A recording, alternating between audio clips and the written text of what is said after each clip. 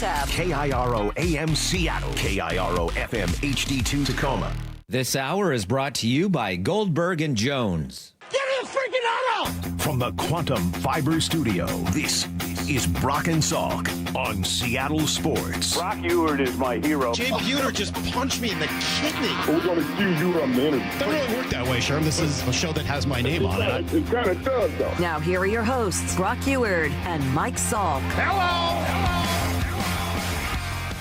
All right, hello. Good morning, everybody. Brock and Salk Show, Seattle Sports on 710. SeattleSports.com, Seattle Sports app, podcast platforms, YouTube, 97.3 HD2, all good ways to find us on a huge sports day. It is the opening of NFL free agency called the legal tampering period. We've got, 3 hours to go before NFL teams can start signing players. And when it happens fast, right? Like it happens right away. Like right at 9 o'clock, we'll get a flurry of deals usually, which is hilarious to think that teams haven't been talking to players before that, or agents specifically, and that one day they just wake up and they're like, hey, how about this guy? And like 30 seconds later, they've agreed to, $135 million contract or whatever. But whatever, it's all going to happen today. So we'll get ourselves ready for it over the course of the next 3 hours. And then starting at 9 o'clock, we'll be preparing, or we'll be really reacting to what we see, what the Seahawks do, what everybody else around them does. And then obviously Bump and Stacy will take that mantle, and Wyman and Bob after that. It'll be a full day of reaction to what's going on in NFL free agency, which is awesome. The Seahawks are going to have to be somewhat busy. I mean, like you look at them and they're going to have holes. I mean, we'll see what happens. You got 3 hours to sign Josh Jobe. Everybody is agreeing to terms with their own free agents this morning, and some of those guys are kind of comps for someone like Josh Jobe. What's this guy? Monteric Brown, Buster Brown, just signed in Jacksonville.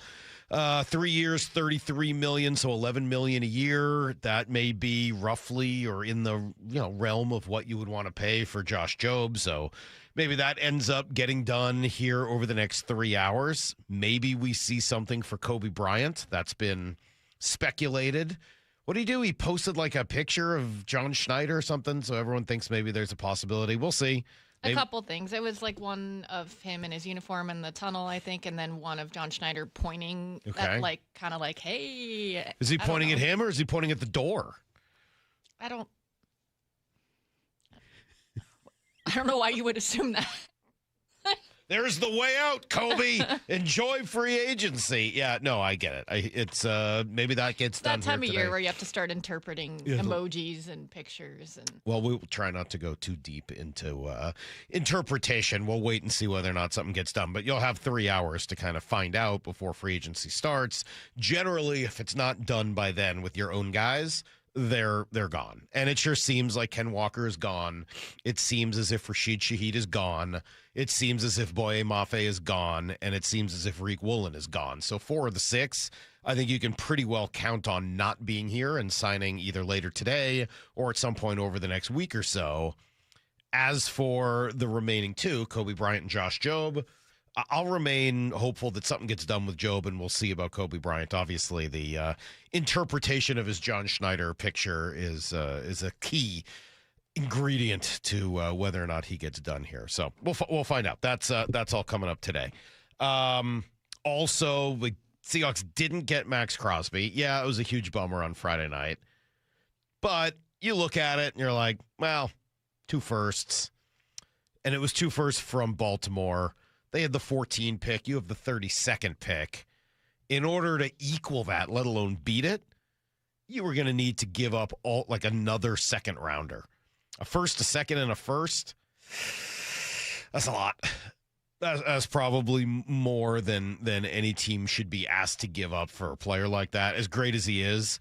So I was bummed, but not upset, if that makes sense. I don't feel like that was something the Seahawks should have matched. If he had gone for 1 first rounder, I'd have been like, oh, man, you had an opportunity to add something to that and bring back a guy that could have really changed the equation here in Seattle long term. But he went for more than that. I mean, the guy's incredibly valuable, and the Ravens are trying to maximize their window before the Lamar Jackson thing runs out. I get it. And things do run out. As you watch Tua Tagovailoa get released today, and they're going to eat $99 million to pay him to go away. Yeah, between him and Kyler Murray and Geno Smith and I guess even Kirk Cousins, like, don't get caught in have-tos, man. Do not get caught in have-tos when it comes to paying anybody, including your quarterback, because you may very well wind up in that same spot just a year or two later. 360 sent a text over the weekend, kind of to this point. Says, Salk, is it your belief that the Seahawks should pay absolutely no one? Every time a market value gets mentioned in regards to a player, you always say you hope the Hawks won't go there. Bottom line is the market is what the market is. And if you want players, that's what you got to pay them. Yes and no. The market is what the market is, and that is absolutely what those players will get on the open market. But that doesn't mean you need to pay for past production. You're paying for the future, not for the past. Let other teams pay for the past. Let other teams make mistakes. Just because somebody else sets a market doesn't mean you have to agree with it. John Schneider said this very well the other day, saying the value that somebody's going to get in the open market is fair, but it doesn't mean it equates to the way the Seahawks value that player and how much they want to pay them moving forward. So, yeah, you don't have to do that. You can draft, you can develop, right? You can make trades. You can find guys along the margins of free agency. There are moments where you got to have stars, don't get me wrong, but the Seahawks have found all kinds of ways to bring in their best players without going to free agency or finding a deal in free agency. Right? Sam Darnold, free agency bargain. Leonard Williams trade. JSN trade. Or draft, rather, excuse me. Like, I mean, kind of go through that. There are plenty of guys on this roster that were not brought in through overpaying in free agency or overpaying to keep your own. You make a good deal for yourself. So I do hope the Seahawks, and by the way, there's a lot of positional value built into that as well. Like, if you hear me generally say, well, I'm not willing to pay that, it has to do with guys who play far away from the line of scrimmage. The Seahawks are in a good spot. The only guy on the line of scrimmage who's come up right now for free agency is Boye Mafe, and for whatever reason, they're not in love with his game. They think they can do better somewhere else. I've said a bunch of times, if I was going to pay one of these free agents, it'd be Boye Mafe. But they don't agree with that. Okay, fine. They know better than I do. I'm just saying by position, yeah, I'll pay the guy who's going to play up on the line of scrimmage. So that's where they're at today. I do want to take a moment. Yeah, we got a moment. I'll just talk quickly here about the Kraken because I went on Saturday. This team, man. This team is so frustrating with the ups and downs. They made a deal on Friday for this Bobby McMahon guy, and I think he's a good player. I hope he improves them. I hope he makes them better. I hope he helps them get into the playoffs. It sounds like he's got a little grit, a little toughness. I'll play some Jason Botterill sound. He's the GM about him here in a few minutes. He puts pucks on the net, which they don't do, and it drives the coach absolutely crazy. But I got to tell you, I kind of hate the move, even if he's a good player. They have him.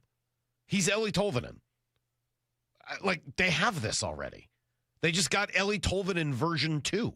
Maybe he's a little younger, but he's essentially just Ellie Tolvanen.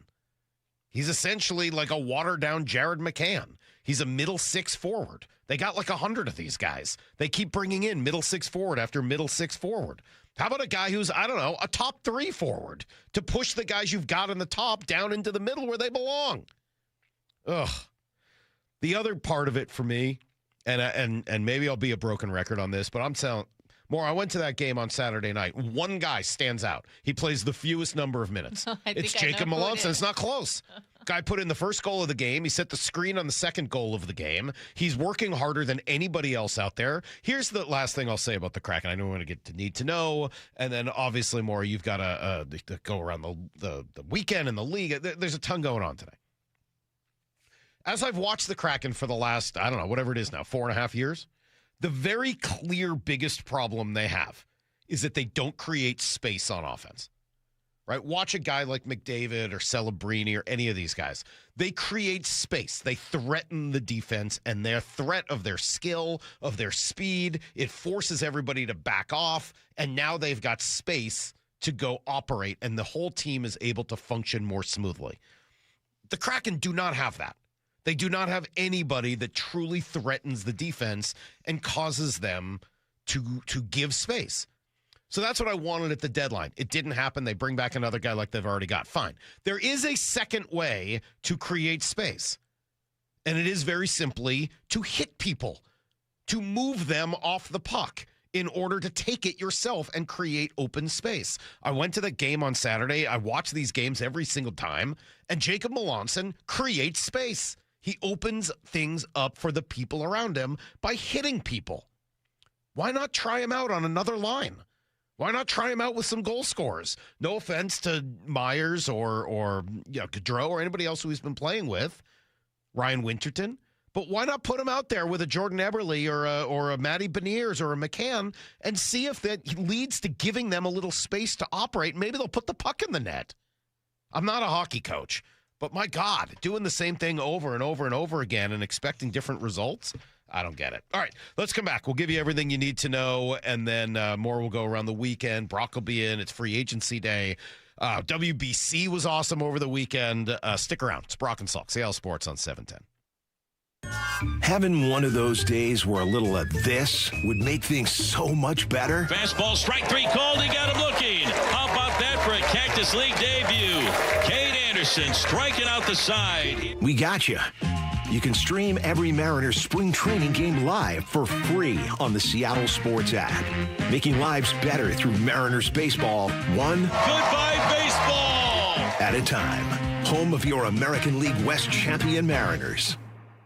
Snoqualmie Casino and Hotel welcomes Seattle Golf Show March 13th through 15th at Puyallups Washington State Fair Event Center. Parking's free. Get front door bonus golf, see 100 exhibits, top courses, and shop big brands with Putts Golf. Tickets, seattlegolfshow.com. This week's First Mark Challenge victory goes to my friend Brock Heward. Brock, why did you call First Mark? Brandy, it is so good to talk to you. It's been too long, and we made that call. And the only bummer is we waited too long. I know you hear from people that you talk to as well as I do to take the First Mark Insurance Challenge. I just wish we would have done it earlier. You know, Brandy, the word that comes to my mind is a word I use on my sports show a lot, and that is connective tissue. It's important in team building. It's important to players in a locker room to be connected to others. And when it comes to insurance, it's so complicated. It's stressful, and you just don't even want to deal with it. And that's where the connective tissue of having a pro, having a broker, having a partner, and most of all, having a teammate like First Mark Insurance was the best connective tissue we could find. Brock did it. My family did it. You got to do it. It's free. Take the First Mark Challenge. See how much they can save you and how much better your coverage will get.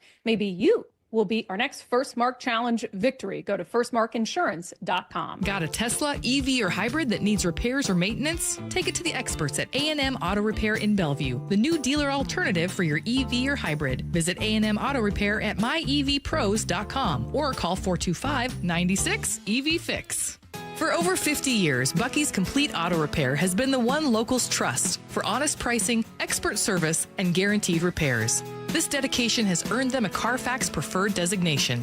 At Bucky's, every customer gets detailed Carfax updates, timely service reminders, and a full service history, all at your fingertips. With 16 family-owned locations, no appointment needed, and easy financing, Bucky's makes auto care simple. Visit Bucky's.com today and drive with confidence. Bucky's.com.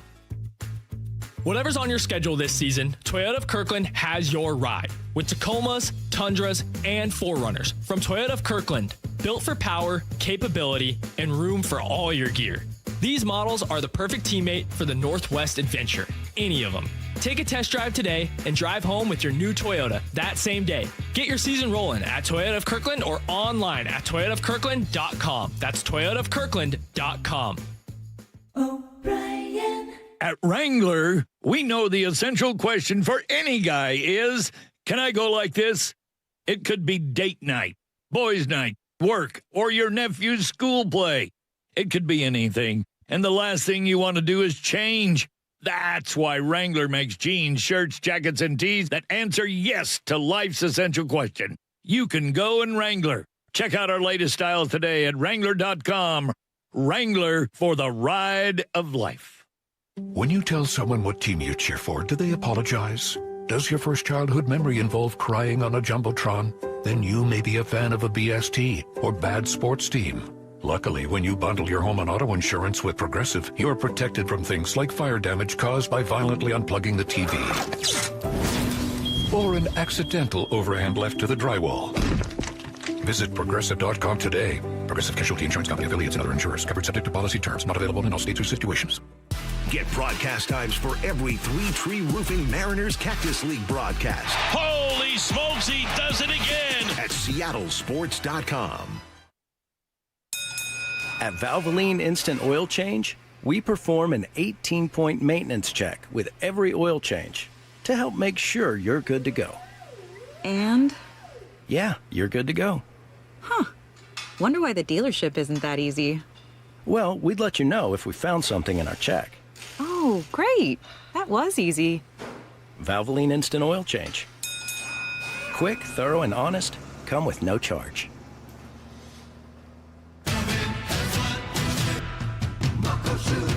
Start having fun.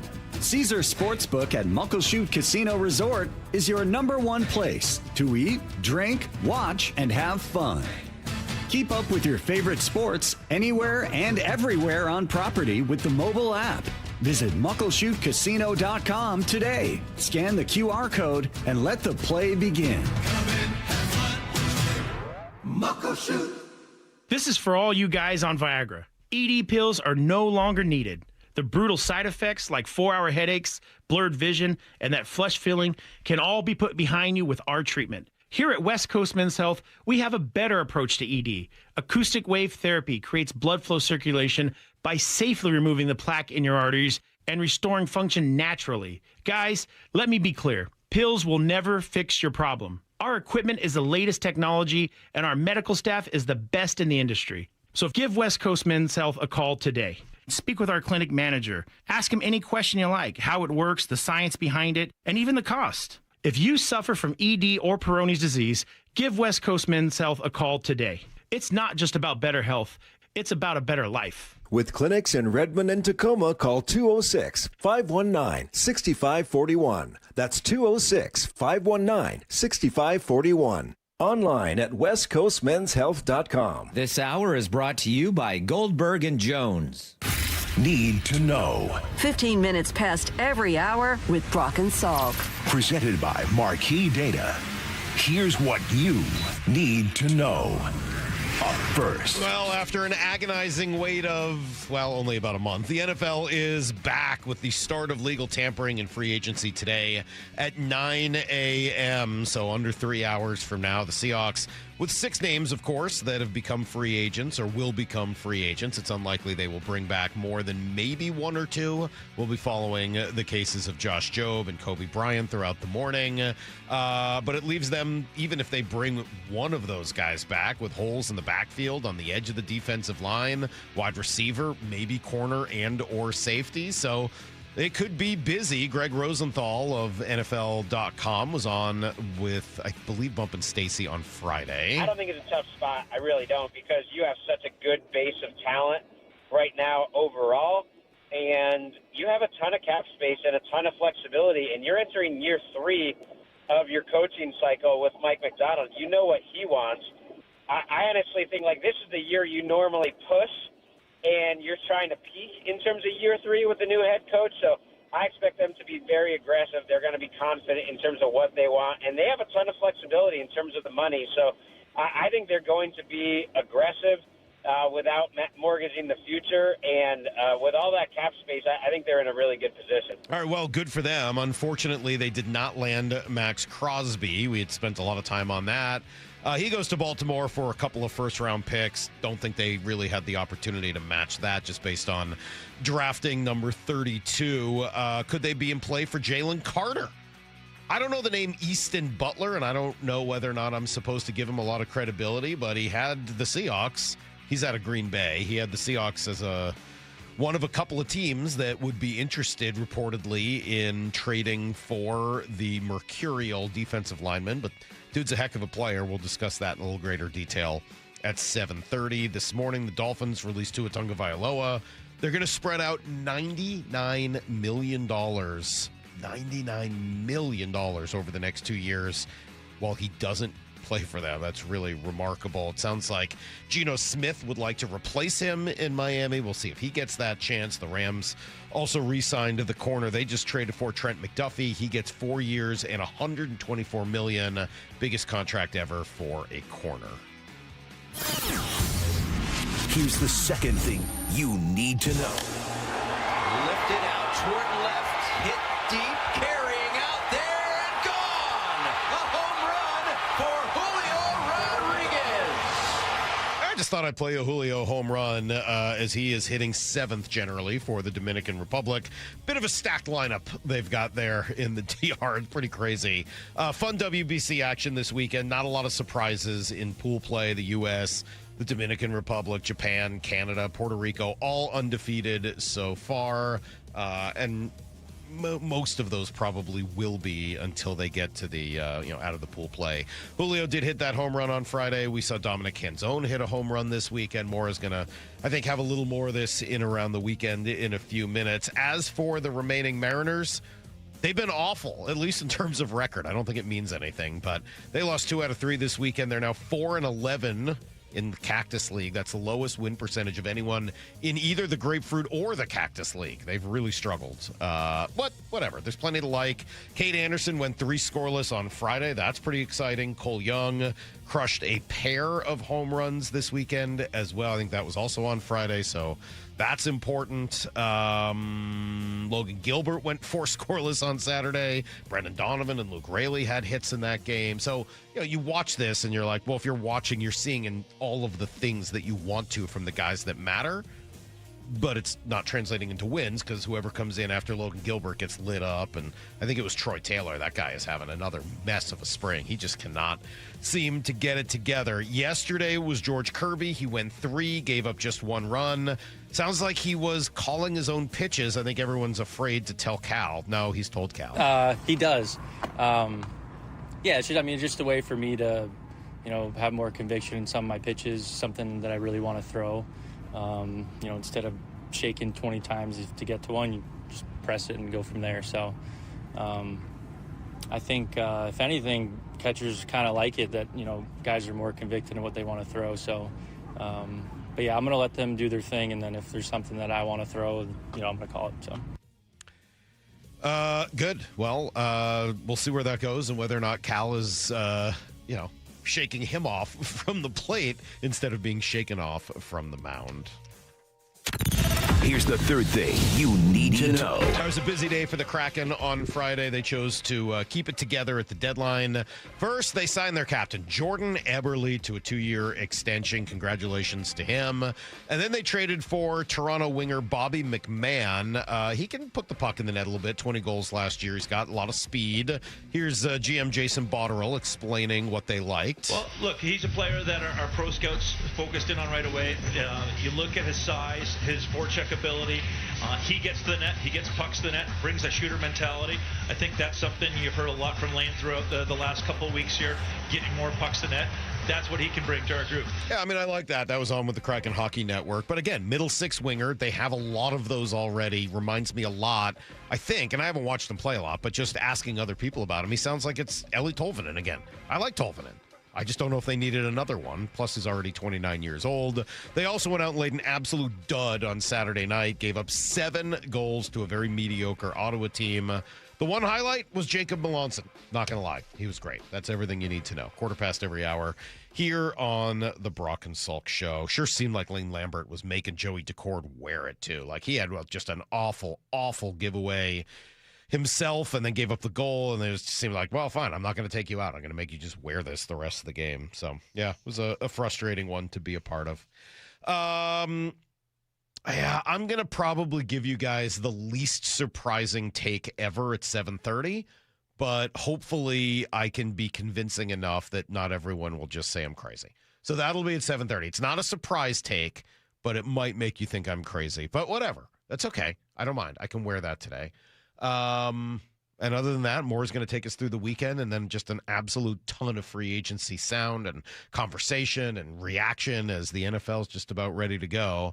I will correct the record. I got a texter here saying, hey, what's going on with JP?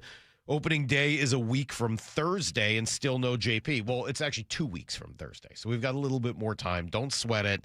He's gonna get in there, and we'll worry about it at the appropriate time. I just don't think it's the appropriate time yet. We'll come back. More is going to take us through the weekend. Anything you might have missed, that's next on Brock and Salk. 9 out of 10 experts agree wearing earbuds at work is the universal signal for leave me alone. So grab the earbuds, pull up the Seattle Sports app, and trade that annoying coworker's endless yapping for this. He's at the wall. Cal Raleigh's first one of the spring. Listen to every Mariners spring training game live for free, only on the Seattle Sports app. Improving lives through Mariners baseball, one sparkling play by Josh Naylor at a time. Big Trees provides professional tree transplant services, helping you keep the trees you love right where they belong. Don't let construction, remodeling, or changing landscapes cause a headache. Big Trees moves your cherished trees safely so you can keep those memories growing strong. With decades of experience, Big Trees knows how to move trees safely and successfully. Up and away, get your tree transplanted today. See more of their transplanting process at bigtreesupply.com.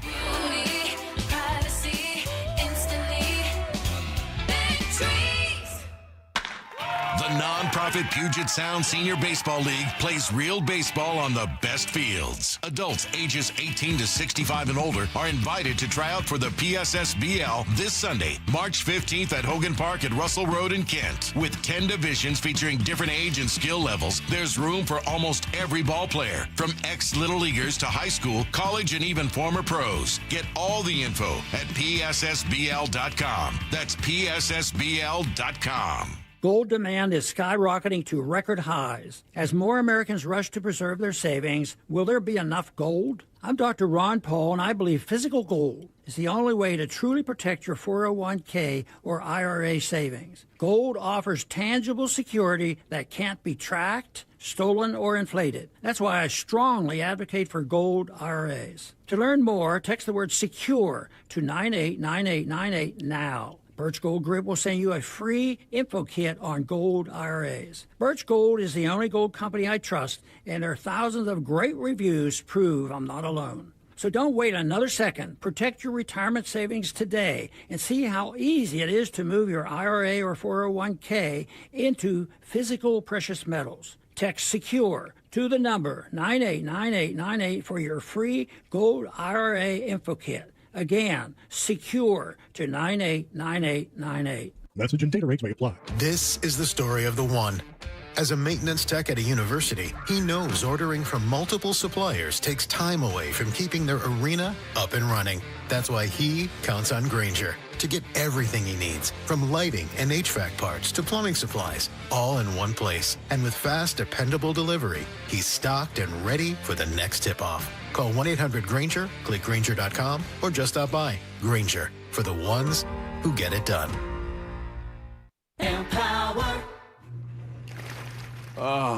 After wanting one for years, Kevin is finally enjoying his new hot tub. This is the life. He worked with Empower to help him get good at money, so now he can be a little bad. Oh, no, not my phone. Oh, Kevin. Kevin's phone may be in hot water, but his finances aren't. Invest well, live a little. Start today at Empower.com.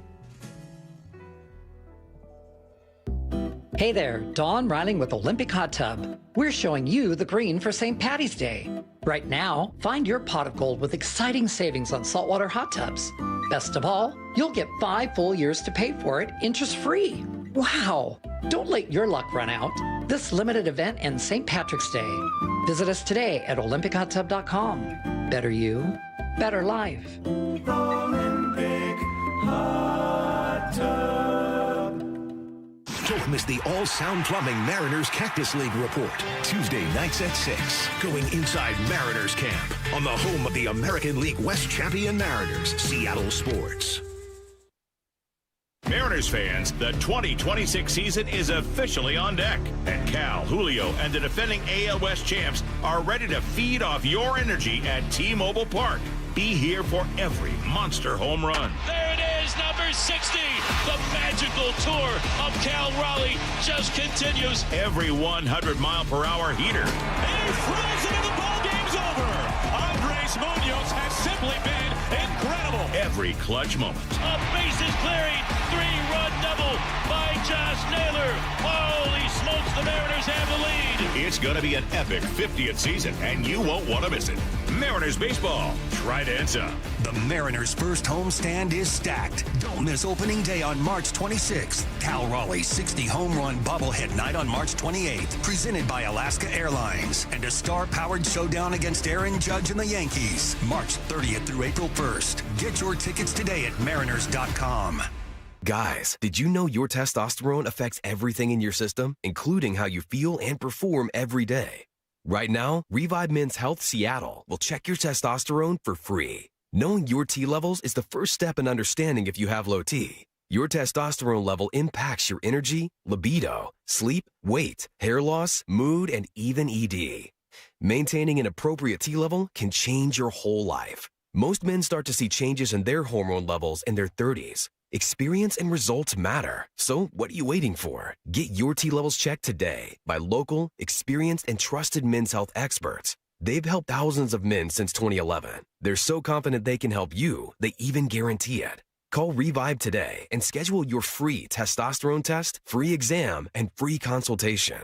Call Revive Men's Health at 206-529-1111. That's 206-529-1111. Or visit ReviveMen'sHealth.com. Brock and Salk's Rewind is presented by Toyota of Kirkland and Toyota of Renton. From the Quantum Fiber Studio, you're listening to Brock and Salk. Weekdays 6 to 10. On Seattle Sports and 97.3 FM HD2.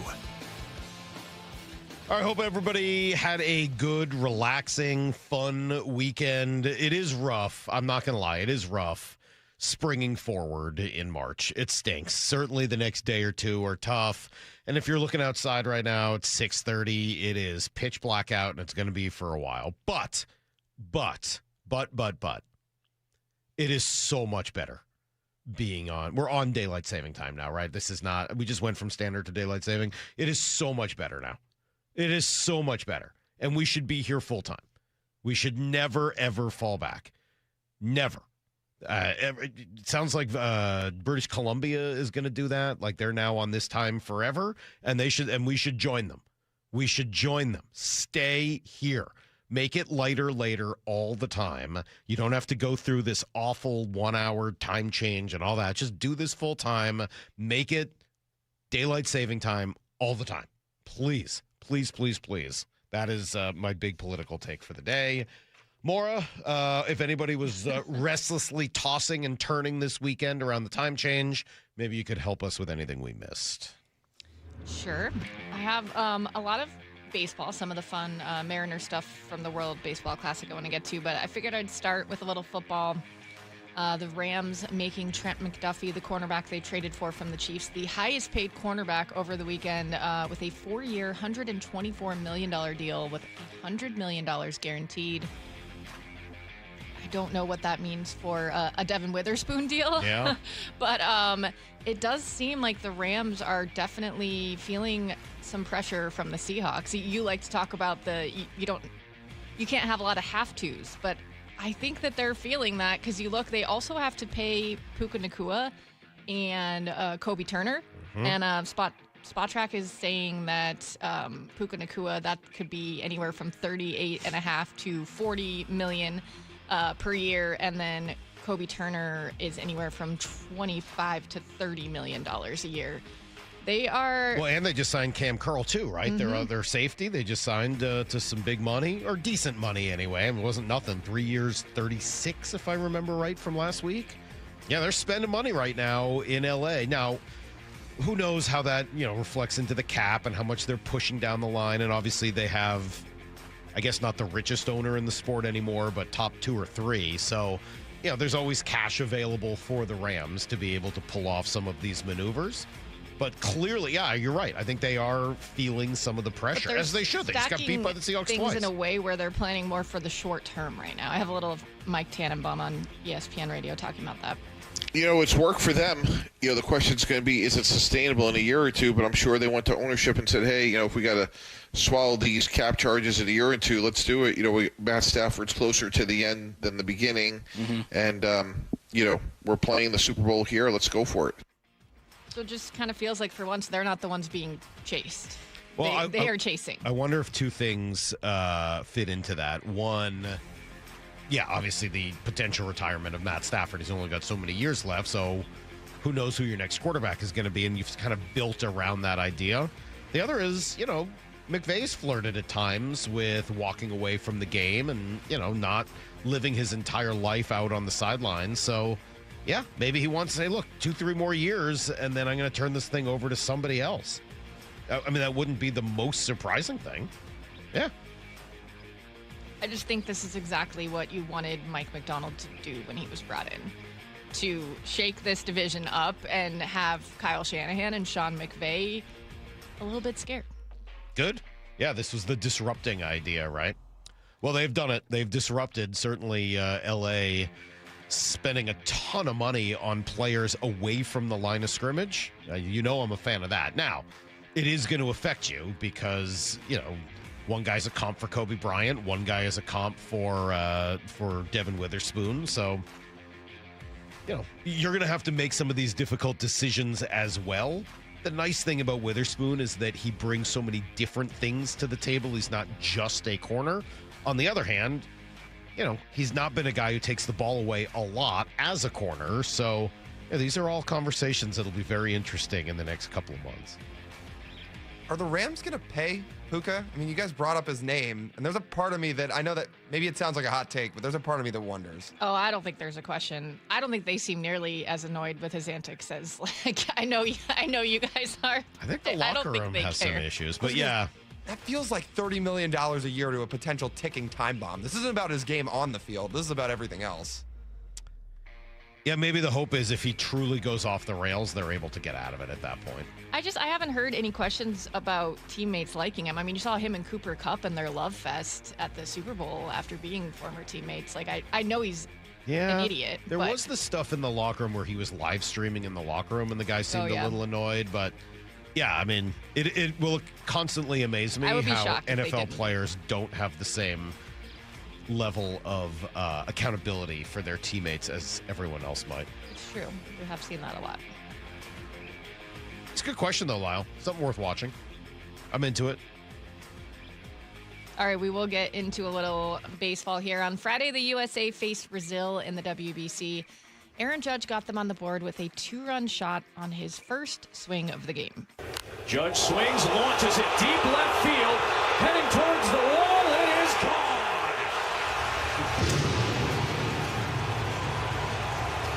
Aaron Judge, the captain, sets the tone in Houston.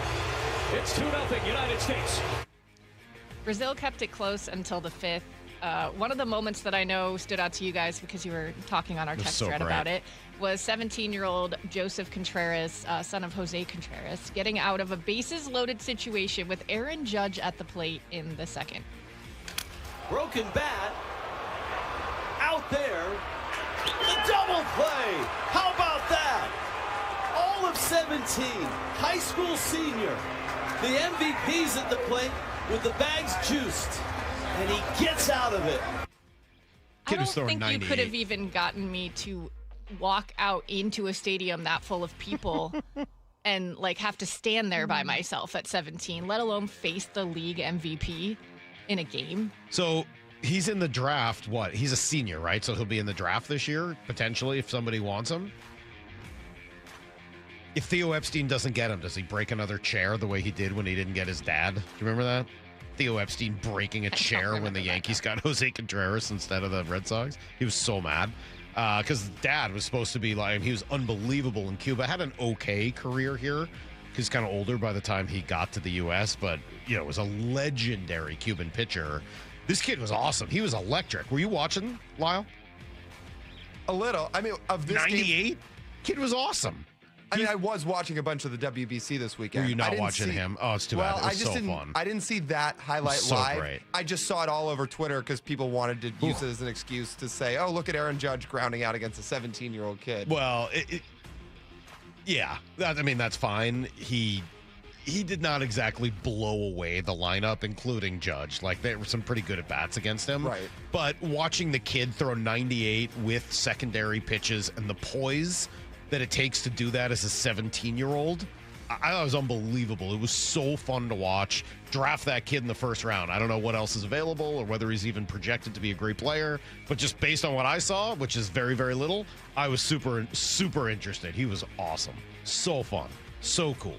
Well, and he seems like a good kid, too. Yeah, if you thought being at the WBC meant that he got a break from schoolwork, that's not the case. Yeah, I have been. Yesterday I had to keep up with my macroeconomics class, and then the day before I was working on math. Today I'm probably going to catch up on my science that I have to do, so yeah. Big day. Macroeconomics in high school? Yeah, that's about right. Okay. Start a little macro in high school. I think I took a regular econ class. Supply, demand. That's all it is. All right. Brazil got into trouble with walks and a hit by pitch in the fifth before. Hey, it's a good thing for this kid to learn. If he's going to get drafted, he better understand supply and demand and what that looks like in free agency. Science. All right. Well, there's a lot of science in baseball these days. Maybe he's going to learn about spin rate. All right. The kid's just doing his homework while he's there at the WBC. No biggie. I don't know. Lyle might have something to say about that. Dude, haven't you seen every sports movie ever? When you're the star of your high school, you don't have to do work. You can just He did. tell him no. He's doing work. It sounds like that scene at the end of Little Big League when they're making all the big leaguers try to solve that math equation in the clubhouse before the biggest game of their life. And you guys haven't seen that. All right, we'll move on. All right, Brazil got into trouble with walks and a hit by pitch in the fifth before Bryce Terang's triple cleared the bases for a 7-1 lead. Brazil was able to bring it back within 3 runs in the seventh, but a 7-run ninth inning sealed a dominant 15-5 win for the U.S. They finished with 17 walks. Cal had 3 of those, while the Team USA pitchers only walked 1 batter. Gabe Spire gave up a solo shot in the 8th, but struck out 2 in 1 inning of work for the 15-5 win. Yep.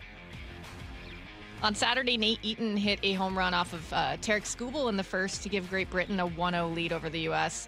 They would hold that lead until the 5th when a 5-run inning kicked off by a Kyle Schwarber 2-run home run gave them a 5-1 lead. The U.S. ultimately won 9-1. Cal Raleigh had the day off. Tarek Skubal had planned to only make 1 appearance for Team USA back before this all started. Now he's saying he's second-guessing that. He told reporters after Saturday's start, quote, "I didn't expect these types of emotions to run through my brain or my thoughts to differ. I was pretty committed to making a start and getting back to camp. Things have changed, obviously. That's why I'm going to have some conversations and try to figure out a plan for me. But yeah, I don't know either way." Your face. You don't like it? I don't know Tarek Skubal. He's starting to make me not like him. That's all. Like, something about him is starting to rub me the wrong way. We'll see. I'm not, like, committed to, like, about hating this guy. Or just everything. Just, I don't know. The whole, maybe it's just the resident. He feels like a Boris puppet in a lot of ways. Like, Boris is just controlling his every move. I appreciate that he liked what he saw from, being around Team USA, but a lot of that just feels staged. Like, I'm not going to play. Oh, but it was so fun. Maybe I will. I don't know. It just, there's something manufactured about the whole thing that I just don't like or trust. Lyle? I like him. Everything I've heard about him's really, really good. All the antics, yeah, my take on that is basically just take it up with Scott Boras, because like you just said. But he's being a Boris puppet. He still controls his own life. Stop being a puppet. Do your own thing. It's just hard. Your walk year, $400 million are on the line. I kind of get it. I get why people are getting annoyed with this for every good reason. It's probably hard when you're in his shoes and you've got to stay healthy all year to get that money. Well, then either do it or don't. I don't know. Well, that's fair. This feels a little like, but I want everybody to know that I love my country and this and that. I don't know. All right. We'll move on to some other games that Mariners were featured in. Dominic Canzone delivered this 3-run shot in the 7th inning of Team Italy's win over Brazil. Canzone, deep right field, not coming back. That is upper tank. And that's the power that the Mariners love about this lefty bat. He was 2 for 4 with a walk, a home run, and 4 RBI. There was a fun moment after. I don't know if you've watched any of the Team Italy games, but they have an espresso machine in the dugout. Of course. Very, very on par. And Vinny Pasquantano made Canzone an espresso shot, and apparently not his thing. Fouled off. He spit it out. Wow. I'm not sure which was worse, the espresso or the kiss. Yeah, then Pasquantano gave him a kiss on each side of his face. Okay. So they were saying they weren't sure which was worse, but maybe he was letting him know he was going to get knocked off later. Well, yeah, not a fan of espresso apparently, or. Well, me neither. Coffee's disgusting. It's not. Yeah, it's disgusting. Absolutely gross. Just nasty. Just the one thing out there I try to like every year, and it's just gross. So I don't blame Dom Canzone. Good for him. And nice to see him hitting. Yes. You know, that's he's a guy, we've talked about this a bunch. Guy hit 300 last year. So you're giving him, as you know, to start the year, the lion's share of the at-bats as your everyday DH against righties. There's a lot in there. So go out and take advantage of that opportunity. Hope prove that last year was more of a breakthrough and less of a fluke. And if he does that, like, man, the Mariners are going to be sitting pretty if a guy like that works. Yeah, that would be huge. And Julio continued his hot spring. You played his home run earlier. He was 3 for 5 with 3 RBIs in the Dominican Republic's 12-3 win over Nicaragua Friday. Mm-hmm. He was 1 for 2 with 2 walks in their 12-1 win over the Netherlands on Sunday. And then Randy Arozarena, also looking good for Team Mexico. He grabbed a line drive in left field and threw the runner out at home to help Mexico maintain a 1-1 tie with Great Britain on Friday. There have been some great defensive plays in general in the WBC. I saw, back-to-back plays in right field to rob home runs. What's the guy, Trace Thompson? Had a ridiculous play in right field to rob a home run. Like, there's been some really good, that's for whatever reason been the hallmark of the WBC, though. The greatest play ever in the WBC was the Adam Jones catch, right? And so, yeah, I don't know. It's weird. It's been like a ton of great defense. I know you got the Randy play. This would put this one on the list. This was great. Another 2-2.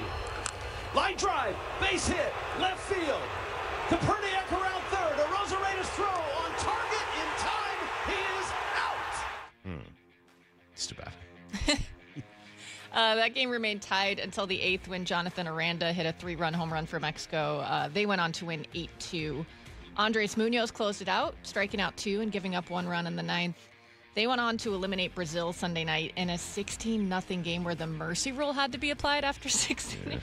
It's not great. Then Mexico now faces Team USA tonight at 5 p.m. with Paul Skeens on the mound. Mexico team's pretty good. Like, yeah. I think that in pool play, this should be the toughest game the U.S. plays. I would think. Who's pitching for Mexico? Do we know? I can look if you give me a minute. I didn't recognize the name. Right. Yeah, let me. While I'm looking, did you see Randy signing autographs in the middle of the inning for a bunch of fans? Yeah, it wasn't even pregame or postgame. It was mid-inning. He just walked over to the left field foul line, and he's just signing autographs before the pitches start. It's pretty cool. That is sort of the thing, right? Like, it's like enhanced spring training a little bit. WBC's funky. We're going to talk about it at 8 o'clock. Like, I like it, but it's in a weird category. It's not the Olympics. It's not. It's Manny Barreto. Okay, I don't know that. That doesn't. That name does not ring a bell for me. But they got a decent lineup. Mexico does. They may not have the pitching, but they got a decent lineup. I mean, we'll talk about it later. Maybe it's a hot take, but I would do what the Olympics does and put this in the middle of the year. Just stop. I mean, that would for a be couple awesome. weeks. Like, or just do the Olympics instead of the WBC, right? I mean, like, you could do that every 4 years and make it serious and all that. But until pitchers are pitching, 100 pitches in the game, the starters, it's just not real baseball. That's the one thing it's missing. It's fun, don't get me wrong, but it's not like whoever wins this can claim to be the greatest, country that year. It's like, yeah, all right, well, the pitchers didn't pitch. That's kind of a big part of the game. So, whatever. Still fun. All right, I had one more I wanted to squeeze in here because I know Lyle had some thoughts on it. I saw some other people saying maybe we should start paying attention to Brendan Davis, who's been killing it in Mariners spring training. He had another home run yesterday. Mizorowski nods his head. He's set from the first base side of the rubber. His pitch. Swung on. That is drilled center field. It is going to go. How far will it go? It is way back. It is gone into the tunnel. Brennan Davis A monster home run. He takes Mizorowski deep. 98 in, 116 out, 446 feet away. A massive bomb for Davis. Yeah, this guy is just an assaulting of Daniel major Kramer league said pitchers that right now. 116.7 mile per hour exit velocity was Oof. higher than any batted ball, homers, outs, etc. by a Mariners hitter in 2025. Yeah, this dude is on fire right now. So I saw Lyle do some videos on him. I had looked him up last night because I don't know a lot about him. Former big-time prospect with the Cubs, right? He's bounced around. He was with the Yankees. He was a top 15 prospect in baseball at one point. He's big and strong, but he's had an unbelievable run of injuries. Man, I hope it works out. That'd be really cool if it does. I don't think he's starting the year on the opening day roster or anything like that. But you know the Leo DiCaprio meme? You had my curiosity, but now you have my attention. Mm-hmm. I'd say that's the category Brennan Davis falls into. And give him a couple months down in Tacoma, and then see. Come June, July, see what he looks like. Is he, I was reading through all the injuries, and there's a lot of them. Is he a little Kyle Lewis?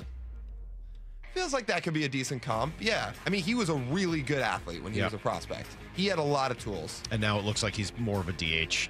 Maybe play the outfield sometimes in order to keep him healthy. That feels about right. I'd be curious to see what his defensive metrics look like during big league action, because sometimes it's just hard to tell when he hasn't had a ton of big league time, but that feels about right, yeah. Well, cool story. You're right. He's not going to make the opening day roster, obviously. They've got plenty of space. You know, everything is filled. They don't have any room for a guy like him to make this team. But this is the type of player you want to have in AAA. Somebody where if Victor Robles gets hurt again or is ineffective or Rob Refsnyder at his age, you know, you want a guy like this with some level of talent who can come up. And they've got a few guys. Ryland Thomas will probably be down there, right? We may see him at some point this year. There's a few others. But I think that's great. I love seeing a story like this. Hopefully it's not just a spring training fluke. The fact that he's a former big-time prospect like that. Will Wilson's the other guy, right, who was a first-round pick on this team. This guy was a second-rounder. Will Wilson was a first-rounder with the Angels, picked one spot before Corbin Carroll. Nice job, Angels. So they do have a couple of guys with big-time talent anyway. Never really been able to put it together as prospects. Maybe I'll bring it up again later, too. But I think the thing that stands out there with him in this spring training is the exit velos are just nuts. Yeah. I always say, don't follow the stat lines in spring training, follow some of the trends, and he is destroying baseballs. And yesterday he did it off Mizorowski. It wasn't like it was some scrub double-A arm. Yeah, no, that's no joke. I'll just be interested to follow this one. We're still seeing a little movement in the NFL this morning. The Packers are finalizing a deal to send defensive tackle Rashawn Gary to the Cowboys, just in exchange for a late-round 2027 draft pick. He had 7.5 sacks last year. Yeah. 28 years old. Doesn't seem like they got much in return. Why don't those two teams just trade rosters? Yeah, see I know. what happens. Hey, I'll take yours, you take mine, and we'll see if we can win with it. Yeah, all right, and 2 is getting released. That was the big news this morning. I mean, we knew this was coming, but it became official. They did a post-June 1st release, which means that they can spread the cap hit over 2 years. It's $99 million. Just crazy. Just amazing. Them and the Cardinals, like, you knew you shouldn't have signed those quarterbacks when you did it, and now it's coming back to haunt you. Go figure. Go figure. Well, couldn't happen to better organizations. There you go. Thank you, Maura, for a trip around the weekend. We are now about 2 hours away from the start of NFL free agency and the legal tampering period. So we will be discussing all morning long. That's for sure. This says Salk Reggie Theus is his dad. Who's dad? Is that Brennan Davis's dad? Reggie Theus? Well, that's kind of exciting if it's true. Reggie Theus is a good player. Okay. Well, I'm interested in that. A lot of people saying I've never had good coffee. No, I have. I just don't like. I don't like the taste. I've tried. I can kind of handle a frappuccino or something, but that's just like a chocolate shake. It's like a mocha shake. I can do that, but after that, sorry, I'm a tea guy. I got my Earl Grey going this morning. I'm going to maybe make myself another cup. We'll come back with Brock, and just 2 hours before the start of free agency. What are the Seahawks going to do today? I'll ask Brock that question next. ESPN senior baseball writer Buster Olney with Bump and Stacy. Can you remember a season with this high of expectations for the Mariners? No, nothing like this. Starting the season, a World Series appearance seems totally reasonable. If you pick any other team than the Dodgers to win, given their strength, you're kind of inventing a reason. But I'm picking the Mariners. I've got them on the record. I just don't want to be like everybody else and pick the Dodgers. The full interviews on the Seattle Sports YouTube channel. Dealing with divorce and custody issues can be terrifying and very lonely, but you don't need to face it alone. Goldberg Jones has been helping Northwest husbands and fathers for more than 30 years. Thousands of men have put their trust in us. You can too. Learn more at goldbergjones.com. The stock market was on fire in 2025 due to AI and tech stocks. Now is the time to set a strategy for 2026. It's a good opportunity to lock in those gains and invest into a stable platform. With $8 trillion in cash sitting on the sidelines, investors are either scared or unsure where to go. Hi, I'm Scott Rurecka, CEO of Legacy Group Capital in Bellevue. Legacy Group Capital develops local real estate, lends money, and shares the profits with our investors. Diversify with Legacy Group Capital. Invest into our Northwest Fund, which is currently delivering 9% on a fixed rate term. It's our flagship fund for 19 years with zero investor losses. And yes, we do accept IRAs. Find out why 1,300 local investors have invested over $350 million. Legacy Group Capital at legacyg.com. This is not investment advice. Investments available to accredited investors only. Details at legacyg.com. Your old water heater's starting to peter. DayandNight.net. Day and Night has $150 off installation of any new water heater, including tankless, backed by a free lifetime warranty. Hi, I'm Bruce. When your old water heater leaks or fails, the damage could be catastrophic. Whether you need an emergency replacement or you're planning ahead before it leaks, give us a call and we'll help you get into hot water again. Get $150 off installation of any new water heater. DayandNight.net. Trust is everything. Earning it takes years. Losing it takes 5 seconds. Lee Johnson Auto Family. Matt Coker here with West Coast Men's Health. In the past 5 years, we've seen thousands of men at our clinics. Most guys tell us the same story, that in their early 50s, it's not that they couldn't function, they just needed help. They started taking Viagra, and it worked great at first. But after a few years, it stopped working. The problem is that their arteries had become more restricted since they started taking it, because Viagra does not unclog arteries. Here at West Coast Men's Health, we use acoustic wave therapy to target the real problem. We break down plaque and clear up the arteries so blood can flow like it did in your 20s. This restores function. And guys, listen to this. You won't have to take a pill anymore. So if this sounds like you, give West Coast Men's Health a call today and see how we can help. With clinics in Redmond and Tacoma, call 206-519-6541. That's 206-519-6541. 206-519-6541. Online at westcoastmenshealth.com. Jake from State Farm. I just beat my running PR, so I'm celebrating with the Banana Bonanza smoothie. Hey, and you can keep celebrating when you create an affordable price just for you by bundling your home and auto with the State Farm Personal Price Plan. Go bananas. I will. Hey, make it a large. Bundling, just another way to save with the Personal Price Plan. Like a good neighbor, State Farm is there. Prices are based on rating plans that vary by state. Coverage options are selected by the customer. Availability, amount of discounts and savings, and eligibility vary by state. Shopping with your parents can be embarrassing. Why would they sell jeans with holes in them? I'm going to speak to the manager. Mom! That hoodie is giving. You should get it. YOLO. Thanks to the Chase mobile app, your kid can shop independently while you keep an eye on their spending. So you can go from... We can be twinsies. To... How was shopping? Saw you stayed on budget.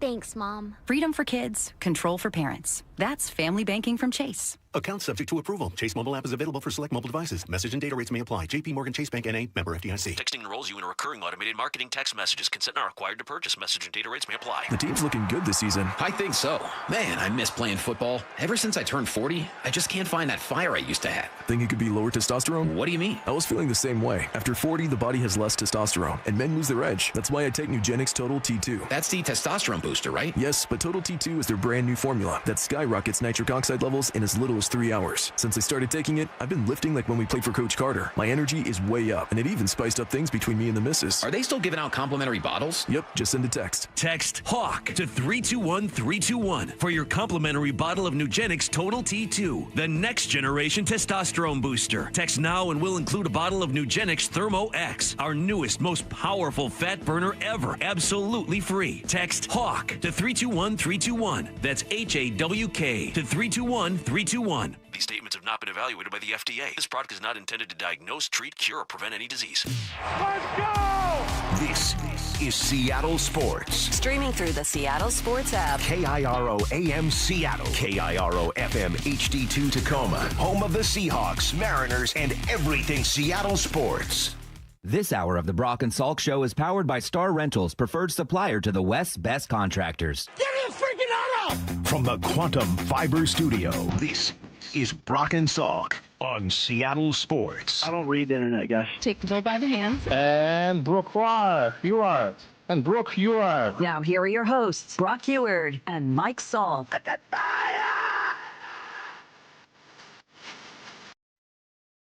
All right, Brock, we're 2 hours away. What are the Seahawks going to do today? What are we expecting?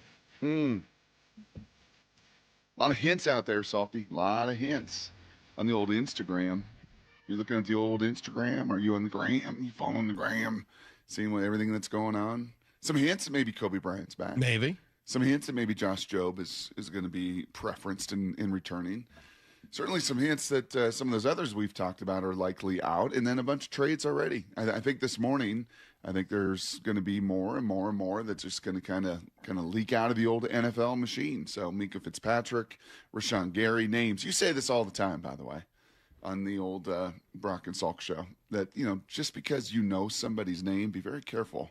Because typically when you know their name, there's a little bit of age and wear and tear, especially in the old NFL world. So now, that doesn't mean there aren't values to be found there, right? I mean, like, we knew Leonard Williams' name, and then they traded for him, and Dwayne Brown's he's been name. tremendous. Like, it's not a foolproof thing. It's just, if you know their name, be careful, because their best years might be behind them. Might be. You got a little cold? You got a little I do. sniffles? I got the sniffles today. Nice. Yeah. You got a little sniffles. I got a little sniffles. But good. I woke up. I couldn't hear out of my right ear for a little bit, so that's good. All right. Well, you don't need your right ear. You got your left ear for today. Totally good. The one thing I will say about today is, and we've been talking about it for a few weeks, and I'm going to guess most people that are listening to us right now, this doesn't apply to you. But I would be willing to bet that a lot of folks around Seattle, a lot of casual fans, are going to be shocked when they hear Ken Walker sign somewhere else today. Right? When you get home later today and maybe your significant other, somebody else at your house or someone in your office or whomever isn't a huge sports fan like you are, doesn't listen to the show every day, doesn't listen to the station all the time, isn't reading, following Hawk Blogger and Brady and everything else going on. Yeah. They're going to be like, wait, what? That guy just won Super Bowl MVP. How could you possibly let him go? What do you mean he's not here anymore? I think that will be the main big story to everybody that is not a huge football fan and doesn't follow not just the Seahawks, but how these things generally work. Yeah. And everyone else going to be like, yeah, we knew about that for like 2 weeks. Where you been? Yeah. I think probably another connection that the casual fan is going to make is, oh my gosh, they're selling the team and they're selling all these guys. I mean, this is what happens when you're going to get new ownership and they're going to go cheap and all these guys are going to be out the door and they're going to lose. How can they lose all these players? And why didn't they make the Maxx Crosby move? And And there's going to be, I think, a very wrong misrepresentation that this team is somehow selling. I mean, that would require somebody who doesn't understand the way, free agency and the Seahawks work, but does understand that there's a sale and that owners could do things like that. I don't know. Yeah. That might be a reach that the same person is going to put both of those things together. That's too far of a straw man, Salk. I don't know. Straw, it just feels challenging for me to believe, but I have heard some of that. And again, I don't want to. I haven't heard that. Not necessarily that's a terrible take. Well, not necessarily with the ownership, but that here's John again. John's going to be cheap, and John's going to let guys go, and John, doesn't pay everybody. That is such a weird take. It is. My take on John is the opposite. That he paid everybody too much the last time. Yeah. I mean, like, and not a shot, but just like, if he could do it again, I hope what he's learned is you can't pay everybody all these contracts. Mm-hmm. Like, Second ones to a degree, yes. Third ones, no. Well, remember, that wasn't all, John. No, I know that. I just said. And I'm going to guess Mr. Pete was I'm sure he was loyal to his guys, just as he was loyal to his coaches. But I hope they're more cutthroat this time. I hope they are, go through it with the real sense that they don't have to do anything. Ken Walker will probably sign today. Jeremy Fowler suggested Titans, Commanders, and I think Giants as the three teams most likely to be in the running there.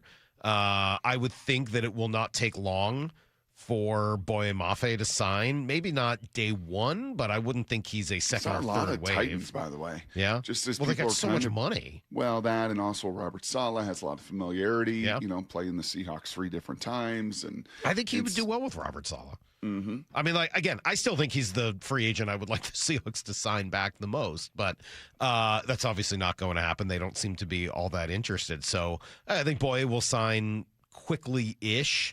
I would assume that Rashid Shaheed, is he a today guy?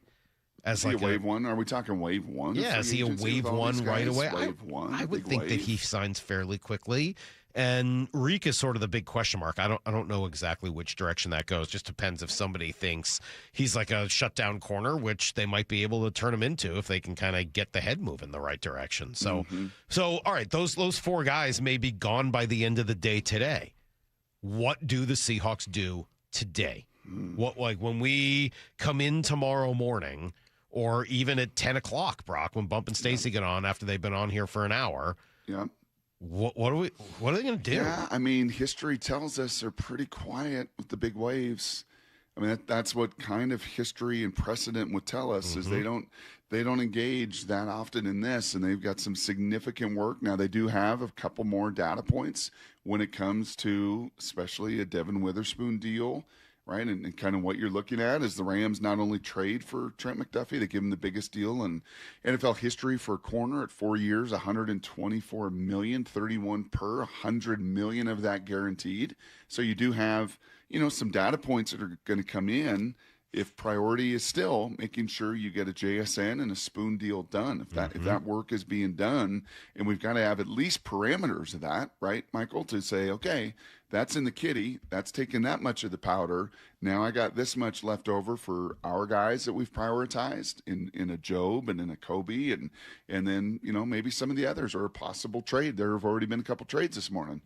Rashawn Gary and Minka Fitzpatrick, names that you do know that both get moved. And Rashawn, I saw some people connecting the dots to McDonald in Michigan and some background. And that word I use, rugged, that's a rugged fella out of Green Bay there. But ultimately, my gut, my instinct, especially after the Maxx Crosby deal comes and goes, and you just didn't have the horses in the stable to get that. I think after that comes and goes, I think history has told us this team's going to be patient, and they're going to abide by the Mike Salk. We don't have to. I don't have to jump in that, and I don't have to overpay, and I don't have to do anything that I don't want to do right now coming off this championship. Good, because you're seeing the negative effects for teams that did feel the have to. For the Dolphins that felt like they had to sign Tua Tagovailoa to a giant deal. For the Cardinals who felt like they had to sign Kyler Murray to a gigantic deal. Well, they're finding out today that those were absolutely atrocious decisions. And now they've released both those guys. I think between them, it's like $170 million worth of dead cap money. It's 99 for Tua alone. So, what absolute, just terrible decisions that you have the opportunity to avoid. Now, there's nobody that you're likely to decide, to pay that amount of money to. But I think you're right. I don't think we see too much from the Seahawks right away in phase wave one of free agency. I will be watching over the next 2 hours to see if they get something done with either Job or Kobe Bryant before the deadline of free agency starts at 9 o'clock. And we'll go through it at 9:30. There are a couple of guys on the free agent market that are interesting and very good fits. There are. And I'm going to want your help, Brock, understanding a few of the guys that I'm not as familiar with. But just kind of looking through at the positions of some level of need at running back, at wide receiver, at edge, at safety. Like, there's at least one guy at all those positions. And I'm not talking about the toppest tier, the ultimate top tier. I'm talking about guys that are, in the like 5th, 6th, 7th, rated free agent at their position that might actually be a better fit here for the right amount of money for those particular positions. How was the daddy-daughter weekend? It's just you and Sess, right? We had a great time. You want to know who we met this weekend? Who do you meet this weekend? Cecily got to meet Jordan Eberle this weekend, which was awesome. It was great. We ran into him. I won't say exactly where, and won't sell him out. But let me guess, a Crack and Ice. I'm not going to say where he was. I don't want people coming up to him all day. He and his wife and their kids, incredibly friendly and nice. His wife was delightful. And I told Cecily that we'd had him on the show and that I'd be willing to introduce him as long as she asked him a question. So she said, okay. So I introduced. I said, hey, Jordan, we've talked on the phone, and this is my daughter, Cecily. And she said, hey, what does it take to be a great captain? Whoa. Which is a good question. Nice. Yeah? Yes. And he gave a really good answer. I don't think he would mind me sharing. I thought it was a really good answer and probably not a huge surprise. He said, well, you lead with example. He thought about it for a minute, too. It wasn't hey, I answer this question every day. He thought about it for a sec and was like, well, you got to lead by example. It's all about showing people, not telling people how hard you work. And when they see you working hard, then hopefully they will follow your example. And I thought it was a great answer. Wow. So thank you to Cecily Jordan. and Titus on the same page. Titus had a little visit and had to ask, this always happens. So we did a little prep ahead of time. Yep. But it was his question of just like, hey, they're going to ask you this. Yep. What questions do you have for me?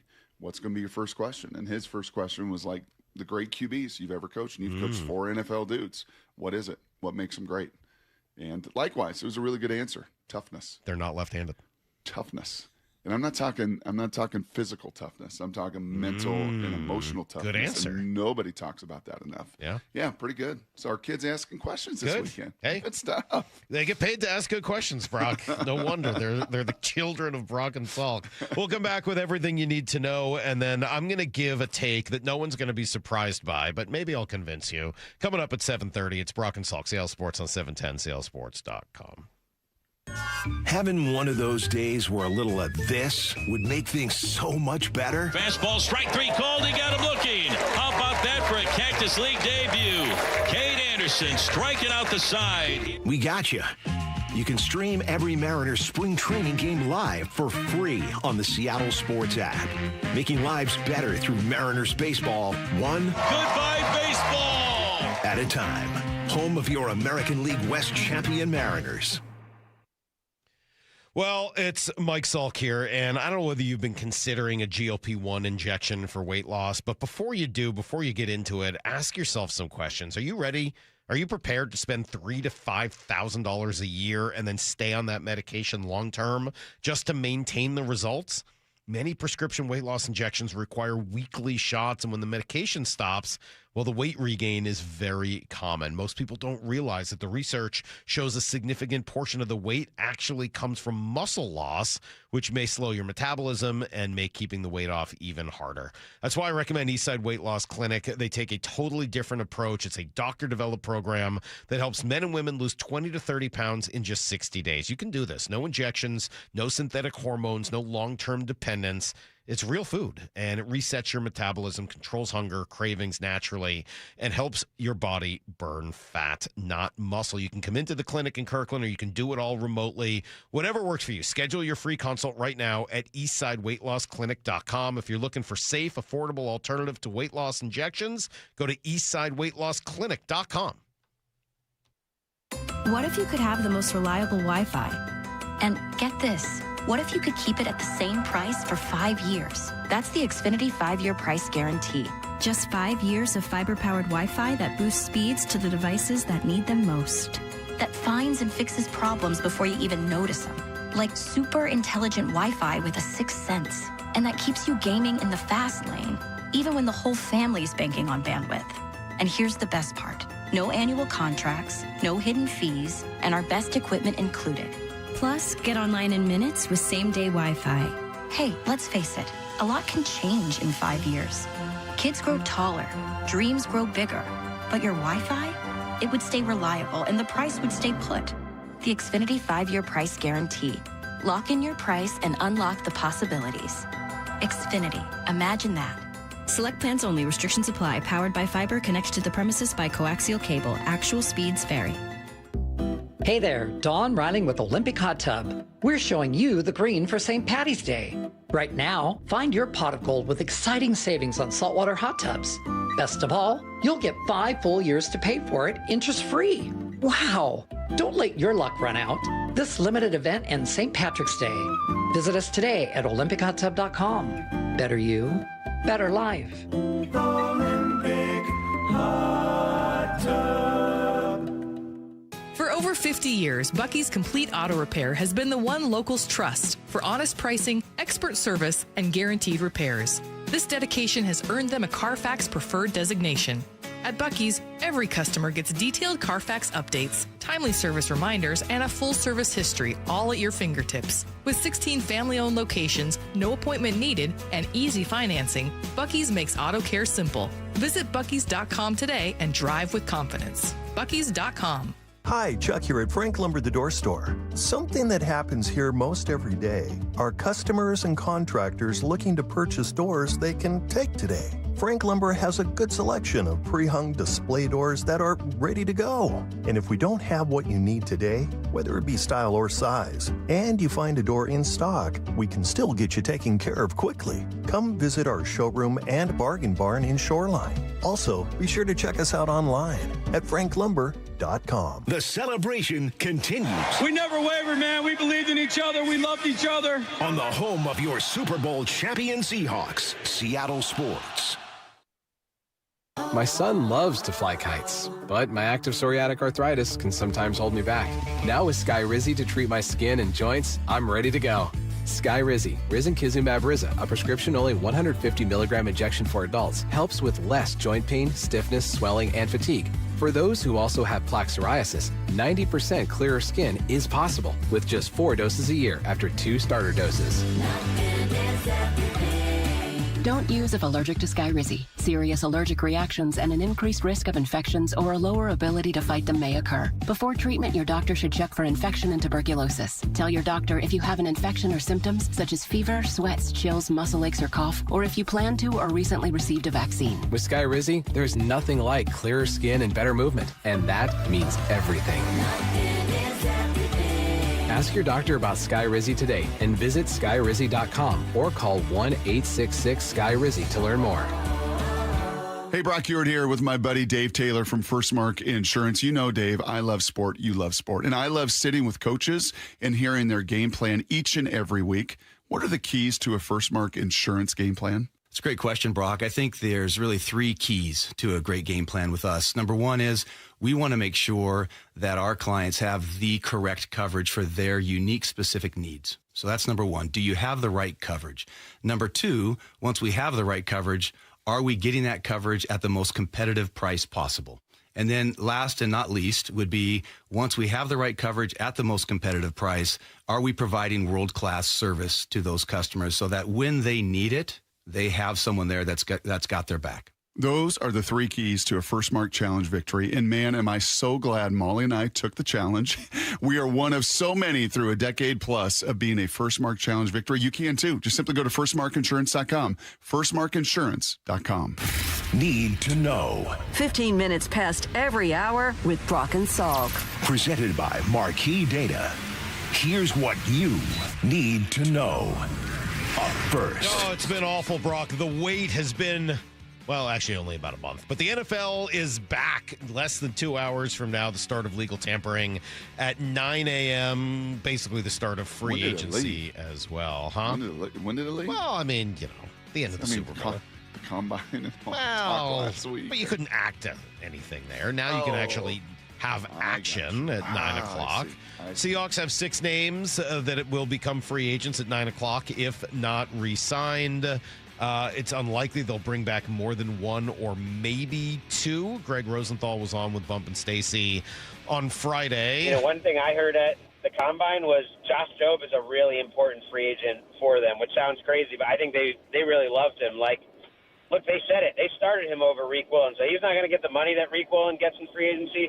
But to your point, I kind of think Kobe Bryant and Josh Jobe will both be back, and that provides some continuity, some stability in Mike McDonald's secondary, which really lets him do what he wants. Yeah, so we'll see. I mean, we've heard this over and over, but in about, an hour and a half or so, he's a free agent. So until something gets done, we'll wait and find out. Same with Kobe Bryant. I think that's, of all the other players we said, Brock, he's probably the second most likely to return. And so we'll see if they can get the deal done with either of those guys. There were some cryptic thoughts that maybe Kobe had gotten something done over the weekend, but still no news. And then was it Friday night, Salk, that the big news hit? I think it Yeah. was Friday night with Mad Max. Yep. Heading to Baltimore. Your initial reaction when you saw the headline, when you see the initial news? I mean, just a bummer that you couldn't compete with 2 first-round picks from a team that had the 14th pick. Yeah. Right? I mean, we say all the time, well, it's easy to give up the pick when you won the Super Bowl because it's a 32nd pick, but the downside of that is it's just not worth as much to the team that you're trading to. So in order to match that, you probably would have had to add a second-round pick, right? It would have had to be like a first to second to next year's first. Right. That's a lot to give up. Or 2 firsts and Derek Hall, which they ultimately... Yeah, and I don't think you can do either of those moves. That's just too much. Had you had the 14th pick and, been in that range, would you have pulled the trigger? If I were Baltimore, right? I mean, just kind If of you were Seattle. Oh, but do you think somehow it might- I had, like, we had made a trade in the past or something, and I had the... Yes, I would have. Yeah. Yep. And I think they were engaged, and I think they were involved. And this is one of those old, again, like in the Wayback Machine of Mariners not getting deals done, and my partner, not Salk. It's not Brock and Salk. It's Salk. Thank you. Yep. Well, I heard from some people yesterday, I love the Brock and Salk show. I'm like, well, right away, that's a tell you don't, but I appreciate it. His name is Salk. Thank with you. an L. It's nice of you. In the Wayback Machine, when you would talk about Mariners deals and maybe they don't get consummated, and the details are pretty simple. Like, your deal's not as good as theirs. Right. They just, they've got the pitcher, or they've got the prospect, or they've got the draft selection that's better than yours. And in this case, Baltimore's the value of those 2 first-rounders for them significantly better than your 2 first-rounders. Dolphins are releasing Tua, Brock. The Rams re-signed Trent McDuffie for $124 million. Rashawn Gary has been traded to the Cowboys. Minka Fitzpatrick goes, poor guy, to the Jets. So already very, very busy ahead of 9 o'clock. Here's the second thing you need to know. Lots of WBC action this weekend, Brock. Not a lot of surprises. The U.S., the Dominican, Japan, Puerto Rico, they're all undefeated. So we'll see. They'll probably make it to out of pool play without losing a game. Julio hit a home run on Friday. Dominic Canzone hit a home run this weekend. That was pretty cool. Meanwhile, the remaining Mariners, they've not won a lot of games. They're 4-11 this spring. Worst record in baseball in spring training. I don't know if that means anything. Probably not, because there's been a lot to like. Kate Anderson, 3 scoreless Friday. Cole Young, couple of home runs on Friday. Logan Gilbert, 4 scoreless Saturday. Brendan Donovan, Luke Raley are both hitting. George Kirby, 3 innings yesterday, gave up just 1 run. So for the most part, things are good. They're just not winning a lot of games. Yeah, some of your depth and real depth, like low minor league depth, that's kind of getting run out there quite a bit, or just not getting it done. And I mentioned Laz Montez and some of the off to a really slow start compared to even a season ago when they got some opportunities to maximize it. Can I ask you it might be a really dumb question on my part, but I'm willing to put myself out there on a Monday morning. Okay. You and I were both doing the same thing Friday night. It was 2 flight you were playing blackjack? cancellations. Delayed. No, you and I were both watching Contreras, the 17-year-old kid from Brazil. So fun. Yeah. I mean, from Georgia, but yeah. Did you see the grip on his phantom forkball split thing? It's cool. Had you ever seen that? I'm not a grip guy, so I don't know. Well, I am. I touch a lot of baseball. I know. I don't players' do hands. that. So it was between his middle finger and ring finger. Dude, he was awesome. He was really fun to watch. In the world? Well, I think that's a way you can throw the fork. I think that's a way of throwing that. I don't think that's unique. That's not that uncommon? Okay. I didn't say that. It may be uncommon, but I don't think it's unique. Okay. He was fun to watch, throwing 98 at 17 years old, son of Jose Contreras. Pretty cool. AJ Pierzynski up in the booth, like, what are we doing? It was awesome. It was fun. This kid's 17 years Draft old. him. Let's go. Facing Bring him Aaron here. Judge with the bases loaded. Yeah, pretty fun. Here's the third thing you need to know. I mentioned Jordan Eberle earlier. He got extended by the Kraken on Friday. They also traded for Toronto winger Bobby McMahon. I like that. He's fine. He's a good player. 20 goals last year. Speed and a little bit of toughness. Shoots the puck. You know what he is, Brock? Something they already have in spades. He's Eli Tolvanen. Like, cool. Like, I'm happy to see him here. That's good. Like, it's better to get better, but, like, That's not what they need. He's just another Elway Tolman, which is fine. I like Elway Tolman. We left the show Friday, Saturday. Yeah. And we said, hey, man, is this going to be a buy or sell? Is this going to be one of those window and opportunities to see? It'd have to be a buy, right? They bought, but on bargain. Was there anybody bought that you thought could have made a significant ditch? Is it Chasm? No. Nazem Kadri? No, not at this stage. No, they're not at a point where that's what they needed. No, I mean, like the guys that we talked about didn't go. Jordan Kyrou and some people like that, but just, I don't know. And then they just laid a dud on Saturday night. I was there. They gave up 7 goals to a bad Ottawa team. Were you yelling? No, I was pretty quiet. But were you yelling at Lane? No. Apparently this isn't working, Lane. Apparently. I have some thoughts for Lane. I'll give them to you later. That's everything we need to know. 1:15 to every hour here on the Brock and Salk Show. No, I do have a couple of suggestions for Lane if he wants to hear them. Maybe I'll do that at 8:15 when we get back to Need to Know again. All right, hear me out, Brock. That's how I'm going to start this next segment. And I don't know whether people will be willing to because they've heard this before, but hear me out. It's next on Brock and Salk. 9 out of 10 experts agree wearing earbuds at work is the universal signal for leave me alone. So grab the earbuds, pull up the Seattle Sports app, and trade that annoying coworker's endless yapping for this. He's at the wall. Cal Raleigh's first one of the spring. Listen to every Mariners spring training game live for free, only on the Seattle Sports app. Improving lives through Mariners baseball, one sparkling play by Josh Naylor at a time. Hey, homeowners out there, are you stuck on the credit card treadmill and you're stressed because your consumer debts and your monthly payments are just simply too high? Well, Brock here with a smart solution for you. Your home's equity in the Seattle Metro is probably larger than ever. It's like you're sitting on a stack of cash.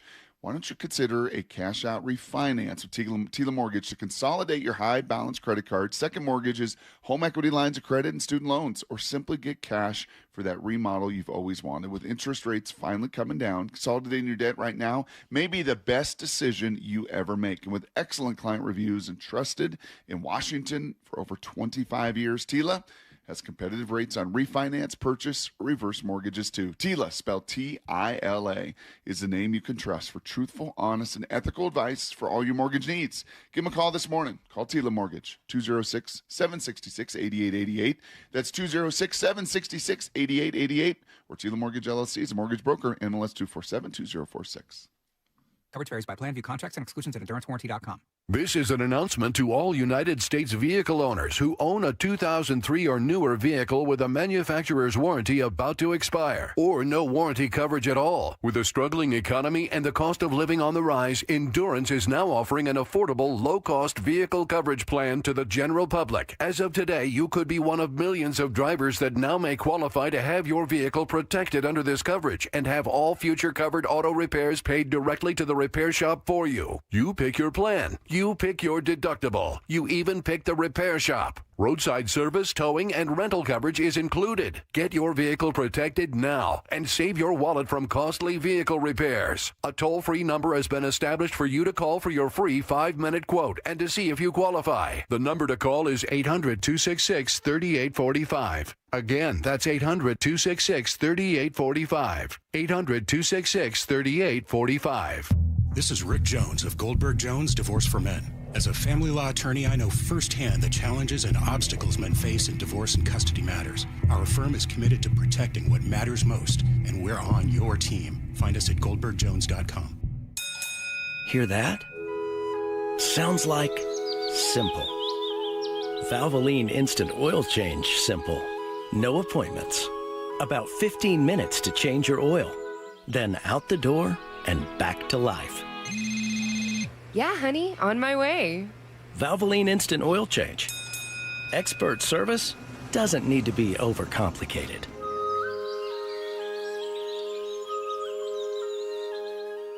Need some TLC for your hybrid or EV? A&M Auto Repair in Bellevue gives you fast, cost-effective, guaranteed service. Go to myevpros.com or call 425-96-EV-FIX. A&M Auto Repair treats you fair and square. Join the Seattle Sports Commission for a star-studded fundraising event featuring the athletes and icons of Washington sports. Experience red carpet interviews, sports exhibits, a silent auction, and live awards show. Created for the sports community by the sports community, all while supporting the nonprofit power of Seattle sports. Don't miss your chance to be among the stars on March 13th at the 91st Annual Sports Star of the Year presented by Microsoft. Get your tickets now at seattlesports.org. Home of your Super Bowl champion Seattle Seahawks. They are bringing the Lombardi back to the Northwest. Seattle Sports. Life's expensive enough, isn't it? Groceries, gas, kids' activities. Sometimes your roof needs replacing, but your budget says not now. Hi, I'm Justin Shirley, CEO of State Roofing and Exteriors. We want to help with an offer to lift that weight off your shoulders. Get 0 down, 0 payments, and 0 interest for up to 24 months. Or save up to $3,000 on a new roof today. Call 866-ROOF-ROOF or visit stateroofing.com.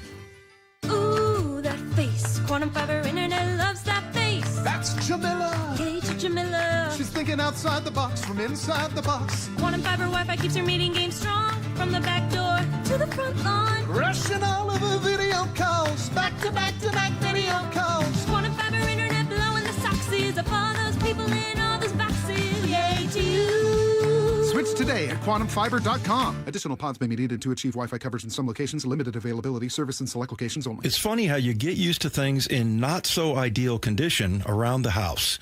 It's Dave Wyman here, and for me, it was old windows. After 20 years in our home, virtually every window had a broken seal. We got used to cold drafts, outside noises, and condensation. And if you're in the same boat, use this spring to say goodbye to the old, dreary windows and hello to your new exclusive windows from Harley Exteriors.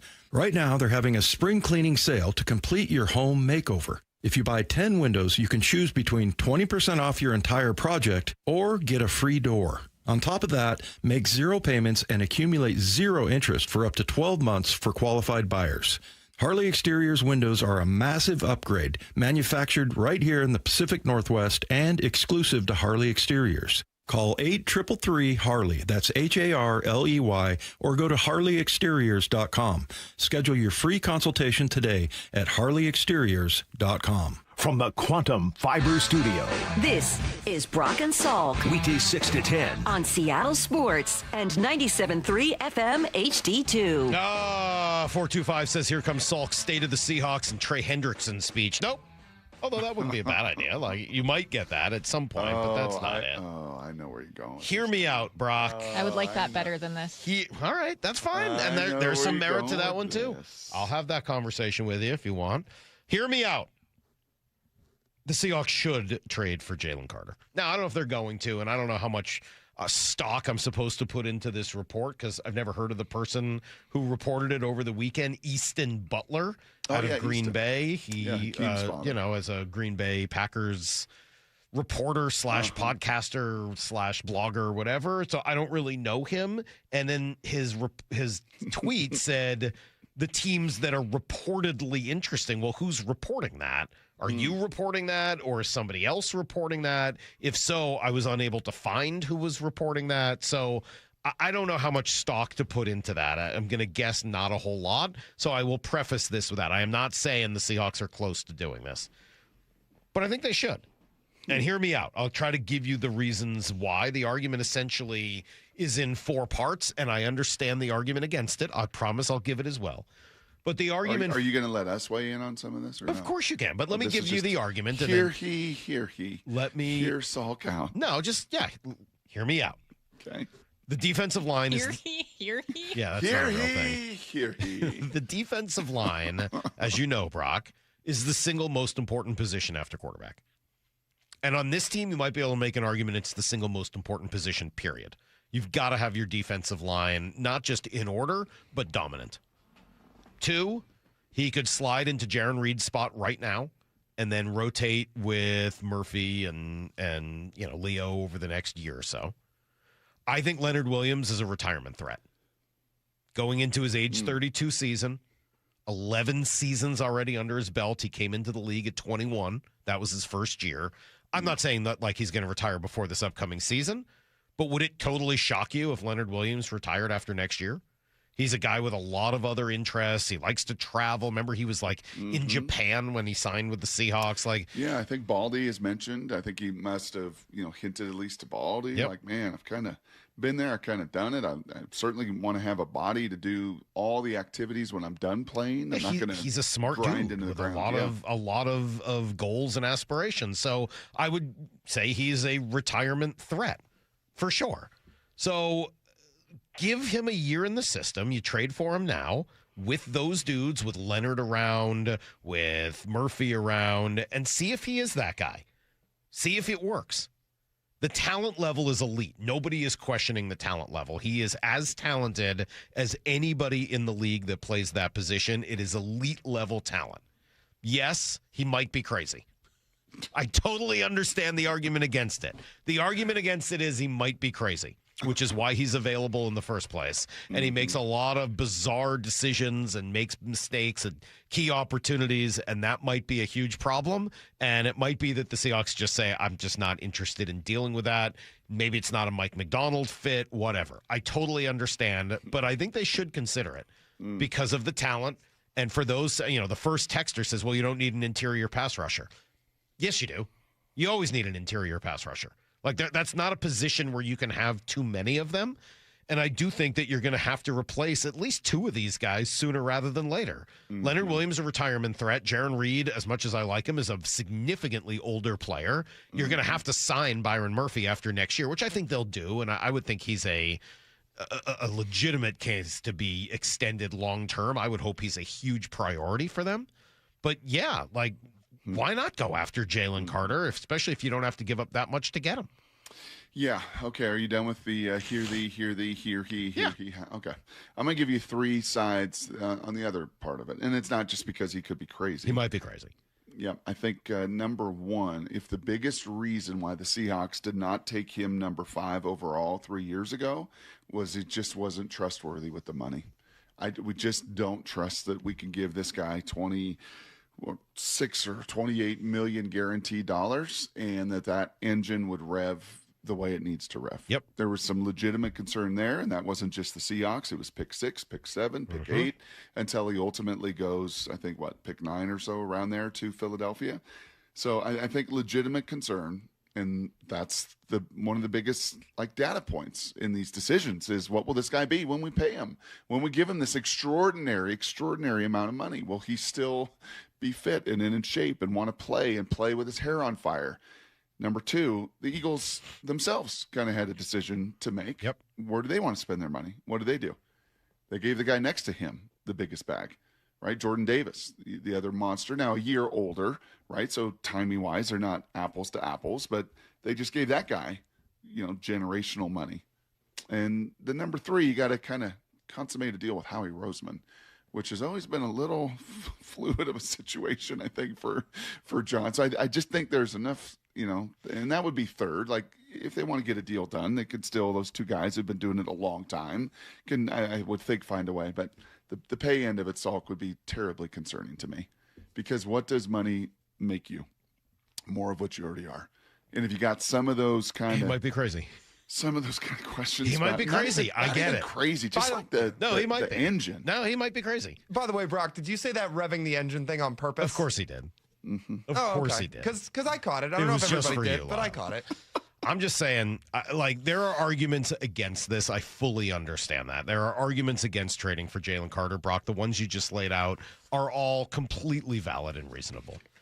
I'm not beating the drum for this and saying over and over again, this is a have to for the Seahawks or anything like that. I get it. I understand that this won't even be a popular take. But what I don't want to hear is, well, you already have the defensive line set. No, you don't. There's no such thing. That is how important I believe that position to be. That's why for the person that texted in over the weekend and said, Salk, how come you're out on every single free agent as soon as you hear the price? Well, because they're all playing positions that aren't as important. I really feel that strongly. Remember, I was the guy who said trade for Leonard Williams. I was the guy who said sign Leonard Williams when he became a free agent after that amount of time. Like, I'm fairly consistent here. Now, Leonard Williams is perfect because he's a great player and a wonderful person and a great leader, and his motor does rev all the time, Brock. Like, there's a million great parts to Leonard Williams, and I understand that Jalen Carter is not that. But there might be value to be had there, and I don't know what the market is going to end up being. So I am interested. Of course I am. I was interested in drafting him because that position to me is of such importance that if you have an opportunity to add somebody with that kind of talent, you got to look at it. You have to look at it. I don't think anyone would disagree that along the line, on the line of scrimmage, is really important. But don't you think they're going to have, with the way things are developing, more of a need at edge rusher than at tackle? Well, sure. I think they should sign Trey Hendrickson too, but nobody wants to hear any of that. So I'm giving you another idea. Yes, I think they have legitimate. Look, those are the positions that matter most. What you do in the line of scrimmage is what matters most. How did New England, with all of their holes, after a 4-win season, how did New England really get themselves to the Super Bowl? I mean, it was their two interior, Barmore and Milton. Like they signed Milton Williams, and that was the biggest thing they did. Like, guys, that is the key. That is the secret. Those are the teams. What was my argument all week long at the Super Bowl? Why did I think the Seahawks were going to win and win big and not be the favorited team? Suffocate the life out of Drake May in that pocket with what you had at the line of scrimmage defensively versus what they were offensively. Because all of the teams that ended up losing, the big heavy favorites that lose, they lost to teams that had unbelievable defensive lines. And they were overrated offenses who ended up getting beat by a great defense. That's how you win Super Bowls, is you got to be great, and not just on defense, but great up front. Both sides of the line of scrimmage, you got to have a great offensive line. You got to be able to move the ball offensively. I'm not saying it means nothing, and you've got to have some playmakers. I get it. But as we sit here saying, well, they're going to pay JSN, and they're going to pay Devin Witherspoon, and you need to get a running back, and you need to do this, I'm going to keep focusing on the defensive line, and that means both the edge and up front in the middle. And if Jalen Carter is an opportunity that's out there, I don't know whether they can pull the trigger on it. I don't know what it costs. I don't know all the details yet. Nobody does. But of course they should be kicking the tires on it. And I'm sorry you guys are just immediately dismiss it out of hand. I wouldn't. I would absolutely be interested in that kind of conversation. It is pretty wild. I said this, through the week last week, and with all the Maxx Crosby conversation and energy kind of spent on that, talking to everybody and just kind of going through the process of, this one just feels, just this whole process has just felt so entirely different than the predecessor of a decade ago.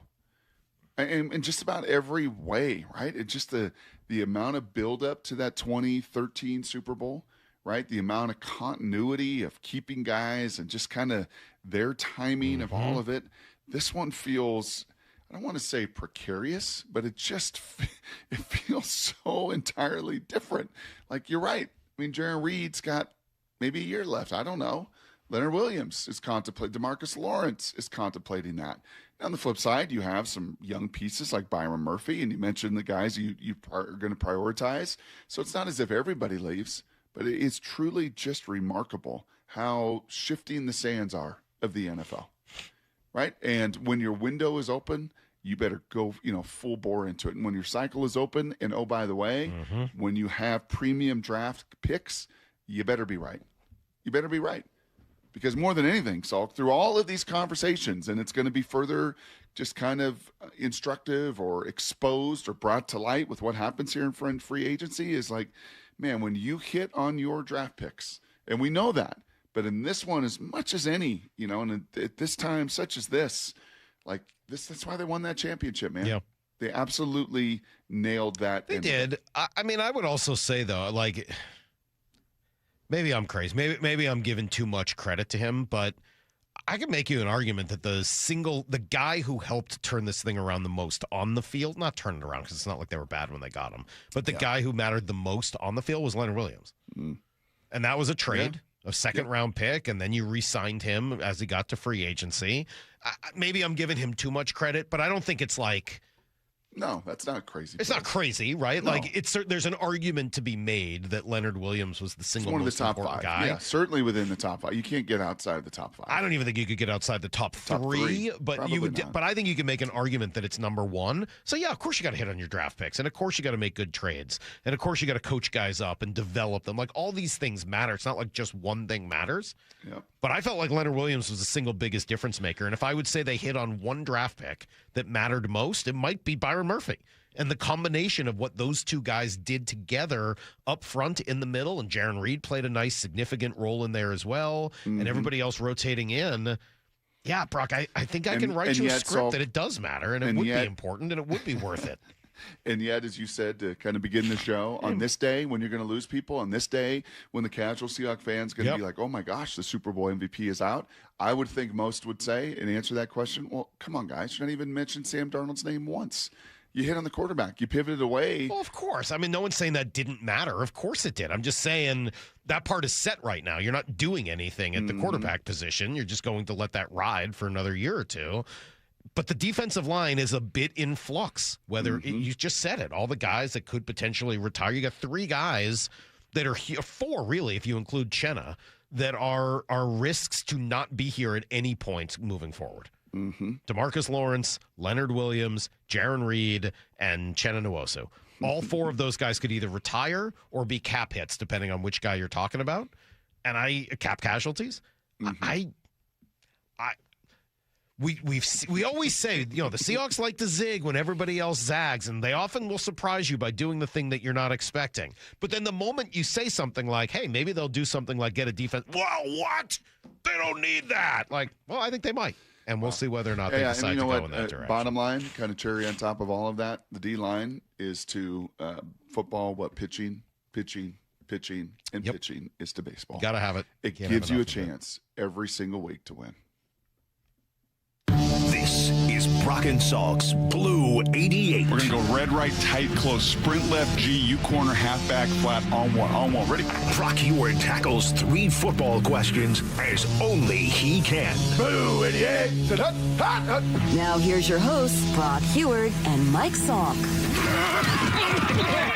All right, well, speaking of Chenna, Brock, since I just brought up his name, how could he sort of help us understand the next phase of the Seahawks even more than anyone else? Yeah, and last year, Salk, we learned the word pivot. That was really brought into the football vocabulary and lexicon here in Seattle as much as any other word.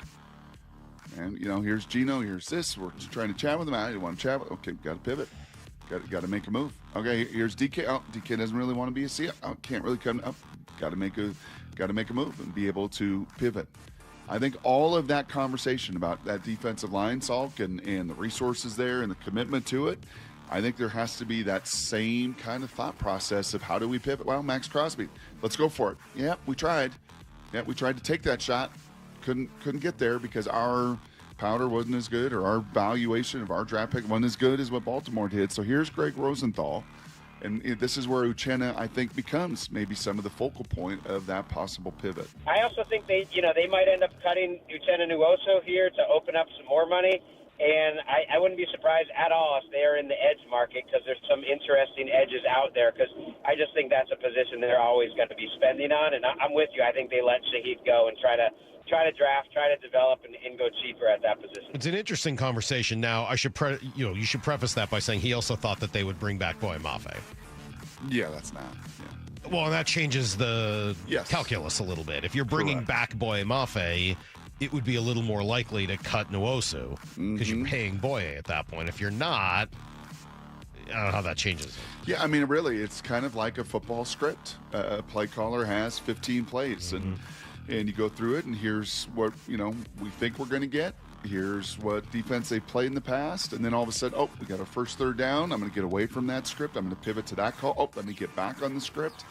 And you have to be nimble. You have to be super interconnected amongst the league and the market value of different guys and the opportunities.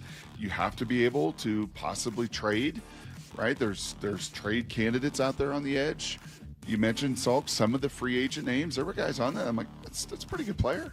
He's pretty that guy. And I would think that those edge players in particular and those free agents you know where they would circle? You know, when they're on the phone with their agent, like, hey, man, I know there's some different opportunities. That place up in Seattle, that place looks fun to play for. And that scheme of Mike Macdonald, it's reaped a lot of benefits for just about every edge player he's had in Baltimore, Seattle, Michigan, everywhere he's been. So, yeah, that word pivot, I think, is going to come into play just as it did a year ago. Question number 2.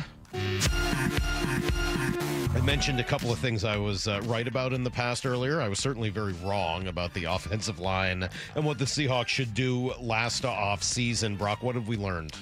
Yeah, I don't know if it's right or wrong. It's just names that you know or names that pop up or ranking lists of top 100 free agents and the need to fill, last year for the Seahawks, certainly. Like, what are we going to do on this offensive line? Abe Lucas, is he going to be able to play consistently? Where is his health? And, some of these old guys he kicked the tires on, like in Tomlinson, haven't really worked. Like, what is that going to look like?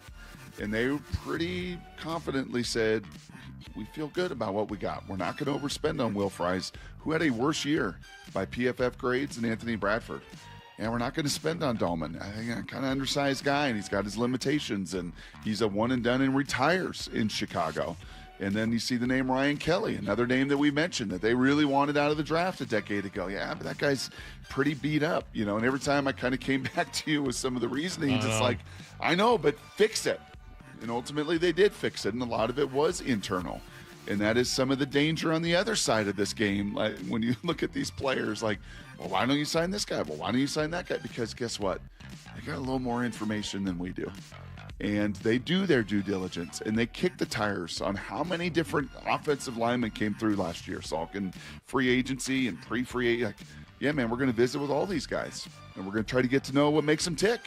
And, where their bodies are at and how much more longevity they've got in their career. And they seem to be, when the dust settled, there weren't too many O-linemen in last year's free agent class or what have you, that over the long term, and you project out, that would have been maybe better fits than 4 of the 5 guys certainly you played last year for the majority of your snaps. All right, question number 3.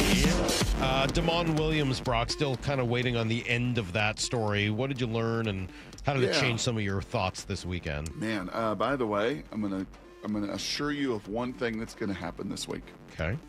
Amongst all the news, trades, breaking news, I can assure you one thing that will absolutely happen this week. Okay. And it will probably be Thursday, Friday, maybe Wednesday. The old man Muppets that are going to be on the concrete there in Peoria, Dave and Bob and Lefko, who are already there, by midweek, they are going to be complaining about how hot it is. Yeah. There is no question and no doubt that is 100% going to happen. Well, it's pretty hot down there right now. So hot. And I was in some stands yesterday. Forgot what aluminum high school stands are like. And the reflection of that, it must have been 140 degrees. Yeah, it was really hot. But I ran into a lot of people in and around college football. This was a high school camp and showcase and combine and all that stuff.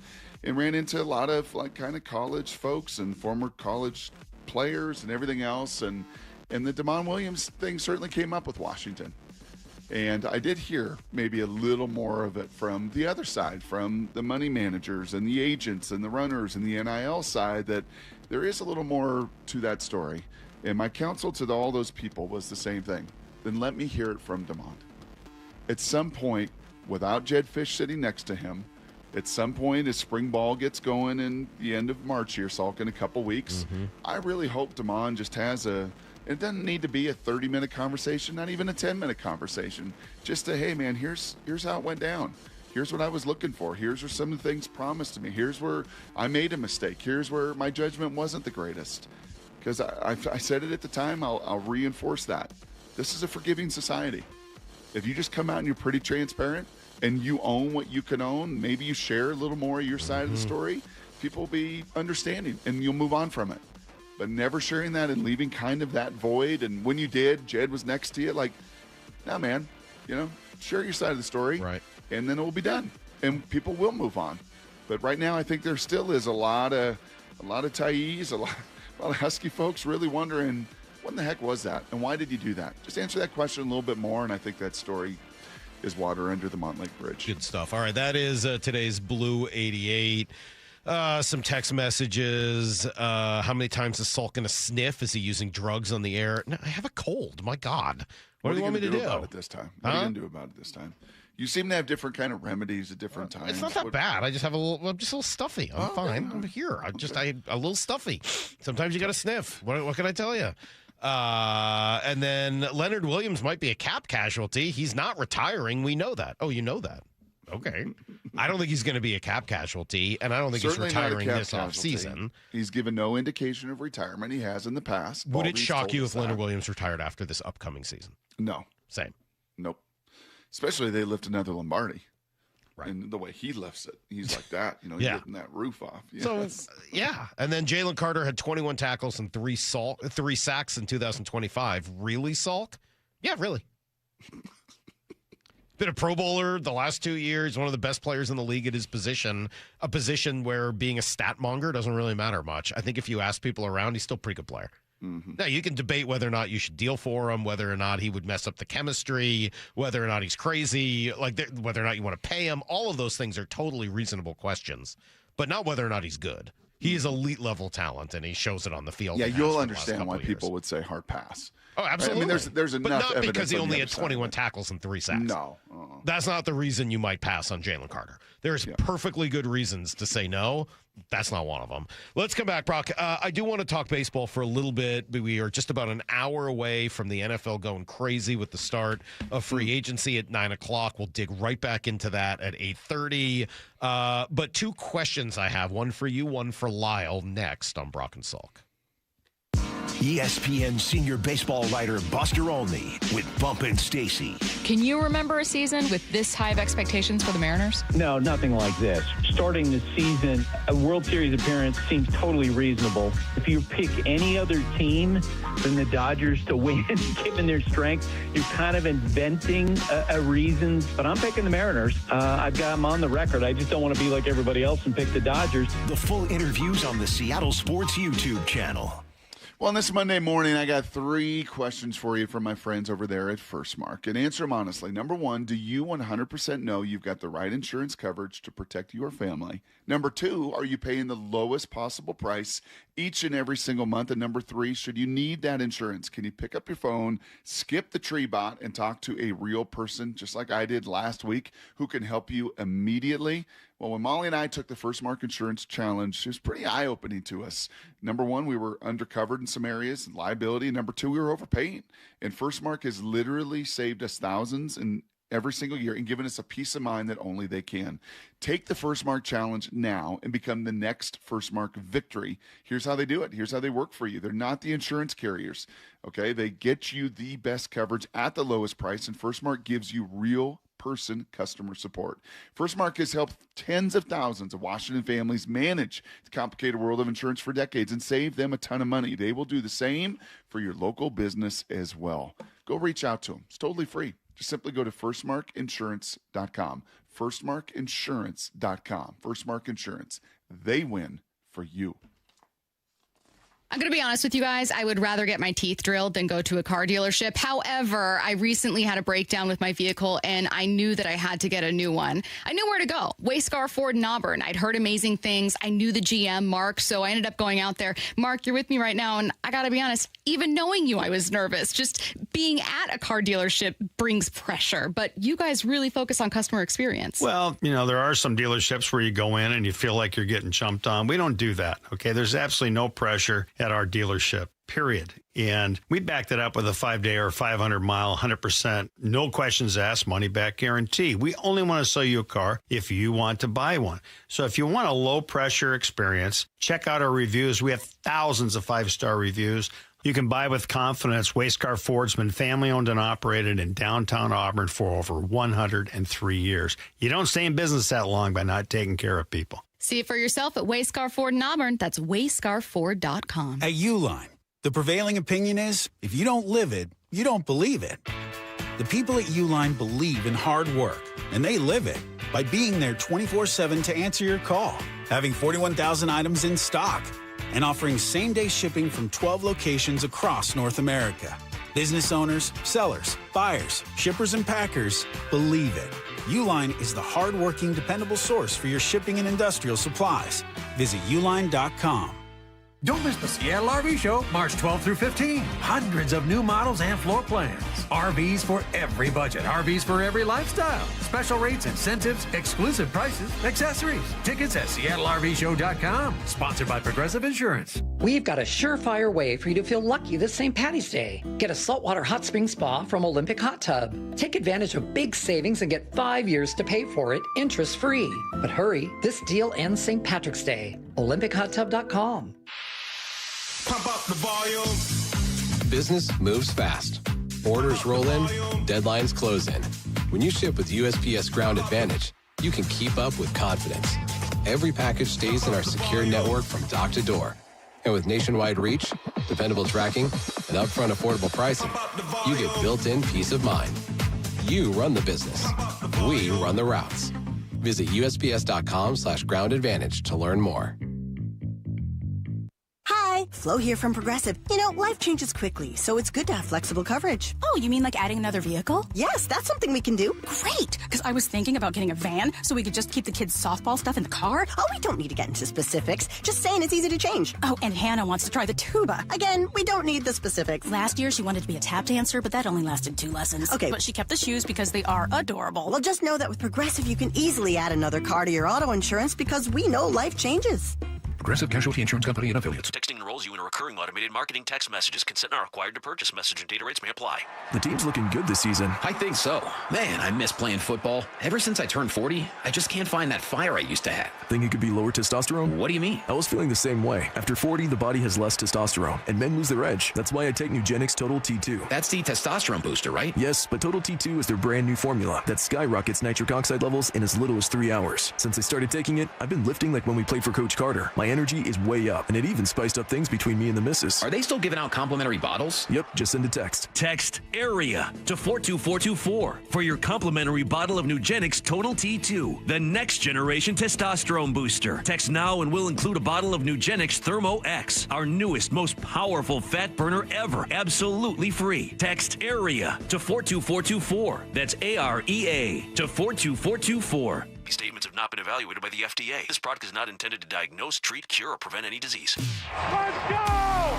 This is Seattle Sports. Streaming through the Seattle Sports app. KIRO AM Seattle. KIRO FM HD2 Tacoma. Home of the Seahawks, Mariners, and everything Seattle sports. Give me a freaking auto! From the Quantum Fiber Studio, this is Brock and Salk on Seattle Sports. Brock Heward and Matt Marcus. Sorry about just Mike. Heward, not exactly Joe Cap there in the pocket. Now here are your hosts, Brock Heward and Mike Salk. I'll start by saying I like the WBC. Mm-hmm. But what is it?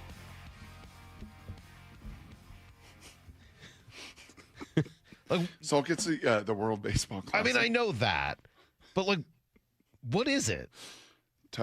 Titus asked me, we were driving, my buddy Steve and his son Matthew and Titus, and we're driving. Somehow he's like, Titus came up like, what's PR? Because, we talk about, PR. Right. He's like, what's PR? It's public relations. I know. Kurt and I, for a second, were like, oh, I say PR all the time. What is it? Oh, yeah, public relations. It finally, thankfully, hit us. Okay. But yes. What is the WBC, Mike? The WBC is the World Baseball Classic. I know that, but it happens every intermittently with, stars from all over the globe representing their own countries, playing this beautiful game of baseball. It's a little hard to answer, though, what it really is, because it's not the Olympics. Is it Apollo Creed versus Drago? No. I mean, is it an exhibition? Yeah. It's not the Olympics. Right? Like, it doesn't have the best players in the world playing for their home country, playing all out and doing everything they would normally do. Right? I mean, pitchers are only throwing an inning or two at a time. So it's not the Olympics. It's not the best way to determine which country has the best team because you're not playing full, baseball in every way. What do you mean? I mean, like, you're limiting pitchers to 40, 50 pitches. Like, they're not throwing 100, 120. Like, they're not pitching. But in every other way you are. I mean, other than the starting but that's a pretty big way. I understand. But if starting pitching is the most important thing in baseball, you're essentially taking it off the table as a part of the importance of the WBC. And then you're playing single game eliminations for a sport that is very much not about that. So in those ways, it doesn't really make sense. On the other hand, it's awesome. It's super entertaining. It's really fun to watch. It's much better, much more entertaining than spring training games, which can, let's face it, be tedious. And I think that's being jealous. I don't know. I really enjoy it. I just don't entirely understand what it is. Like, I love seeing the Dominican guys going nuts. I think that's great. Fun for baseball, seeing the pride they have in their country and playing together and how much joy and love they have for the game of baseball. That Junior Caminero celebration, I don't know if you saw that over the weekend, was probably my favorite thing I saw. I mean, just a tremendous home run trot and celebration. And he and Julio was waiting for him, and they were dancing. It was just awesome. They're having fun. I kind of love seeing the American players awkwardly trying to play together and pretend that they all love each other. I think that's great. I love seeing the stories like Jose Contreras, the 17-year-old high schooler son, we mentioned him earlier, pitching against the U.S. and then needing to go back. Brock, did you know that afterwards he had like work to do? Here he was. Yeah, I have been. Yesterday I had to keep up with my macroeconomics class, and then the day before I was working on math. Today I'm probably going to catch up on my science that I have to do. So, yeah. Poor guy's in high school. He's still 17-year-old high schooler. Yes. Can you imagine what it's going to be like to go back to high school pitching? Like, what am I doing? Can you imagine anybody hits him ever? I just faced Aaron Judge with the bases loaded. I just sawed him off to get a double play and have a scoreless frame against the top of the USA And lineup. now I'm facing some 15-year-old kid who's a sophomore. Well, actually, in playing on the Georgia, varsity. they could be upwards of 20 years old in Georgia. That's so, fair. actually, there's some decent talent. But the down point there is still very well taken. Yeah. Like, it is sort of ridiculous. One thing that comes to my mind, Salk, and you mentioned it there in a little bit of your diatribe of what is this? It is a reflection of where these guys come from. And you see that from Cuba to Mexico to the DR to Japan. The United States is a little different, although I will say these guys, many of them, there is some different ages, so not all of them, but they came up in the same era of all of the rankings and the national baseball stuff, and and then playing either collegiately or in the minors, kind of going against each other. So there is some background, albeit an age spectrum, no question. But that's what kind of jumps out to me. I think that's cool. That's a cool way style of of play of like, these Japanese guys, man, this is what they did. It's where it ranks in their country, in the art of it, and the way that they play. And the Dominican guys in the background that they play, and the childlike joy that just gets inflamed when they all come together and play in this thing, like now we get to be back on those Dominican fields like we were when we were 10, 11, 12 and in different complexes and growing and dreaming of doing this. So those are really good points, Brock, and thank you. That's why I was asking the question, because I'm not joking. I've really enjoyed it. I think it's a ton of fun to watch. It does do all of those things. On one hand, it does also kind of make me wish the game was more like that more often at times, right? Like, I would love to see that level of joy that the Dominican players all have playing together. I would love to see that more often. We're starting to, so this isn't like a huge complaint, but it's a good reminder that stuff is good and that you can't just play baseball as the most, trying to be stoic all the time. It's cool to bring some of the fun and emotion it's coming to along it. a little bit into the Aussies. You mentioned kind of the top tier teams. Yeah. The Aussies are... thanks to Ryan Rowland-Smith and the factory that he started to build down there, kind of like punchers. They're starting to develop a little bit. You said you had a question for Lyle, though? I do. Let me just finish on this quickly. Okay. The one thing I would say is I would prefer to see like a mid-season Olympics instead of this. As great as it is. Where the guys are built up? Yeah, let's see it. Let's see them when they're in the middle of the season. They're all ready to go. It's not just spring training for them. And like everyone's ready and the pitchers are ready. I think that'd be a blast. I don't know if it'll ever happen. I get all the reasons why it couldn't, but I think that would be even better than the WBC. But I'm not going to complain. I think this is good. I enjoy watching it. I think it's fun.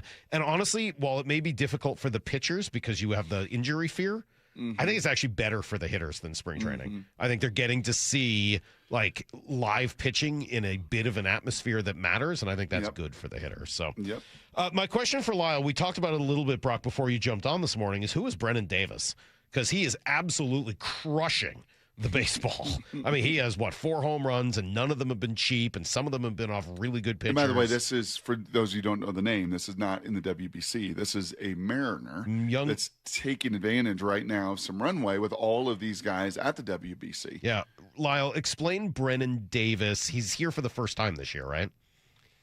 Yeah, first time they picked him up this winter. He's 25 years old, or he's going to enter his age 26 season. But the guy was a top 15 prospect in baseball. He's unfortunately just been decimated by injuries over the last few years. But, man, has he been scorching it in spring training. He's an outfielder, right-handed bat, good athlete, got some power, or at least was a good athlete coming up as a prospect.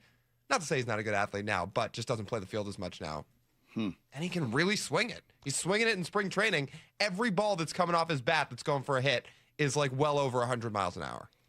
I was asking earlier if he's Kyle Lewis. If there's a little Kyle Lewis here. Some of the athleticism, the injury history, like, is this a little bit of a Kyle Lewis situation? It's probably a decent comp.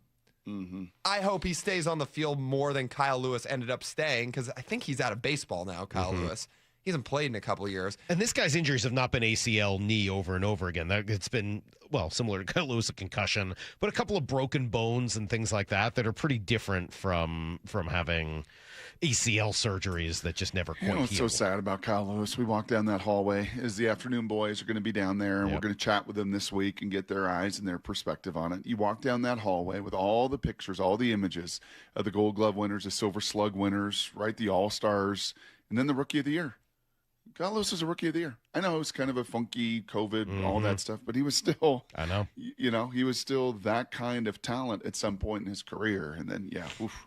Well, as Lyle said earlier, and I agree, this kid's not going to make the roster. There's no room for him. He'll probably go to Tacoma, but that doesn't mean there won't be a spot for him at some point or a need for him at some point this year. And to see him doing this and maybe regaining some of that top prospect form, that's great. And maybe that's the type of thing that helps you down the road. They love exit velo. Well, they love hard contact, and he's got a lot of it. That's who he was as a prospect. And, man, when you have a guy that's that talented just in the system, you can't help but think about, could he get back to some sort of that one day? And I just can't help but wonder, and I hope he does. All right, we're about 50 minutes away from the start of NFL free agency. In 20 minutes, we will go through the options that are out there, what the Seahawks could potentially do today or in the next couple of days. Before we do it, we'll give you everything you need to know, including a couple of moves that have already been made today. That's next on Brock and Salk. Having one of those days where a little of this would make things so much better? Fastball, strike 3 called. He got him looking. How about that for a Cactus League debut? Cade Anderson striking out the side. We got you. You can stream every Mariners spring training game live for free on the Seattle Sports app. Making lives better through Mariners baseball, one goodbye baseball at a time. Home of your American League West champion Mariners. Hey, it's Maxx Crosby here, and more than 4,000 people here around our region have already trusted Eastside Weight Loss Clinic as a very safe, effective way to lose weight. I'm one of them. And I know some of you listening are as well, because I've heard from listeners and other hosts in the building, people who have done it, advertisers, friends of friends. People lose a ton of weight, 20 to 30 pounds in less than 8 weeks. That's what I did. I lost 10 pounds in the first week, 35 pounds overall by eating healthy, fresh foods that you buy at the grocery store, no fake recurring monthly payments for fake food or injections or pills or anything like that. No side effects. It's a doctor-developed plan. It's safe. It really does work, and it's simple. 15 minutes. That's how long you'll spend sitting in traffic today, so why not instead schedule a consultation at eastsideweightlossclinic.com. That's eastsideweightlossclinic.com. The only thing you have to lose is the weight itself. Dr. Ryan Coogan, D.C. Results may vary. We've all been there. Sleepless nights, mind racing, wondering if your business's security service is really protecting what matters. At Bay Alarm, we can put your security insecurities to bed. Video security, burglar alarms, fire alarms, access control, 24/7 monitoring, and more. Our advanced technology and personalized support ensure you can rest easy, knowing we're here for you, your people, and your business. Visit bayalarm.com to talk to a local security expert. Bay Alarm, we got you. Start having fun. Caesars Sportsbook at Muckleshoot Casino Resort is your #1 place to eat, drink, watch, and have fun. Keep up with your favorite sports anywhere and everywhere on property with the mobile app. Visit MuckleshootCasino.com today. Scan the QR code and let the play begin. Muckleshoot. Snoqualmie Casino and Hotel welcomes Seattle Golf Show March 13th through 15th at Puyallups Washington State Fair Event Center. Parking's free. Get front door bonus golf, see 100 exhibits, top courses, and shop big brands with Putts Golf. Tickets, SeattleGolfShow.com. Your new home for Tesla, EV, and hybrid maintenance is A&M Auto Repair in Bellevue with dealer-level diagnostics, electrical, mechanical, and suspension repairs. Find A&M Auto Repair in Bellevue online at myevpros.com or 425-96 EV Fix. For those diagnosed with anxiety, depression, or PTSD, Northwest Ketamine Clinics wants you to know hope is within reach. Here's Brandon, a recent patient. Going to sleep was challenging. Getting my brain to turn off was challenging. Just kind of getting through every day was a bit challenging. Like everything was a little too hard, a little too much resistance, and that just kind of evaporated. After the first few sessions of ketamine, it was noticeable. People remarked on it pretty quickly. I had done maybe 2 sessions, 3 sessions, and people started going, what are you doing differently? You look awesome. You just look like your skin is healthier and you look happier. To anyone thinking about giving it a try, if you have depression, ADHD, bipolar, any of those things feel like they would vastly benefit from it. So go for it. That's what I say. Welcome to the Pacific Northwest's most experienced ketamine center. Book a free phone or video consult at nwketamineclinics.com. Healing starts here. Don't miss Three Tree Roofing Mariners Cactus League Baseball. This could be 2. JP has it, goes to the bag, steps on second, fires to first, double play. Broadcast times at seattlesports.com. So my friends over at Pure Talk have been sending me customer feedback from consumeraffairs.com, where thousands of people rate and review the top wireless providers. Here, for instance, is a nice note from James in Raleigh, North Carolina, who writes, quote, after hearing Mike Rowe's ad, we made the switch to Pure Talk, and we couldn't be happier. We went from spending $1,200 a year with T-Mobile to $420 with Pure Talk. Thanks, Mike. Switch today! Exclamation point. Pure Talk is saving James $820 a year. And because he literally wrote the words switch today in capital letters with an exclamation point, I'm going to go ahead and dedicate this commercial to him. So folks, take it from James in Raleigh, North Carolina. Pure Talk can give you unlimited talk, text, and plenty of data for just $25 a month on the same 5G service the big guys are overcharging you for. Just dial pound 250, say Mike Rowe. You'll also save 50% off your first month. That's pound 250 to save an additional 50%. Thanks, James. Cashback is not available on gas in New Jersey and Wisconsin. Couponing. Wow, you didn't strike me as the coupon type. Just trying to stay ahead of inflation. Gas, groceries, everything. It's all more expensive. I need to save wherever I can. Have you tried Upside yet? Upside? What's that? It's a free app that I use that pays cash back for every gallon of gas I buy. You've got to buy gas to get around anyway. Might as well get paid for it. Come on, does that really add up to anything? I've already made around $200. The extra cash helped pay down my bills, and I even had a little extra left to treat myself. And the Upside app is free? Totally free, and the cash back is real. You can transfer the cash right to your bank account. I'm downloading Upside right now. Download the free Upside app now to earn cash back every time you buy gas. Use promo code ENJOY to get an extra 25 cents per gallon on your first tank. You can cash out anytime right to your bank, to PayPal, or a gift card for Amazon and other brands. Just download the free Upside app and use promo code ENJOY for a 25 cents per gallon bonus on your first tank. That's code ENJOY for a 25 cents per gallon bonus. Need to know. 15 minutes past every hour with Brock and Salk. Presented by Marquee Data. Here's what you need to know.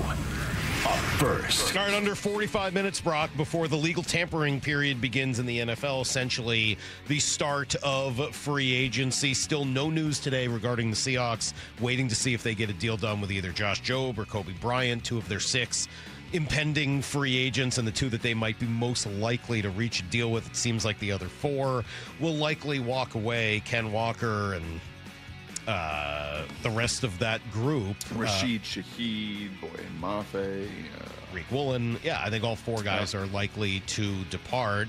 And that would leave them with holes in the backfield, on the edge, D-line, wide receiver, maybe corner, safety. Like, they are going to have some holes to fill, and here in about 15 minutes, we'll go through some of the options to fill them, because there are guys that might not be first-wave huge expenses that would be pretty good fits here in Seattle. Yeah, and as much as, we've talked about this now for the last couple weeks, as much as you may be invested or tied to those guys and certainly appreciate what they've done to bring that trophy, you know what else you want? You want to rip the Band-Aid off, and you want them to all be first-wave guys because it's a benefit to you. First-wave guys get paid more. The more you get paid, the higher your comp pick comes back in the draft in 2027.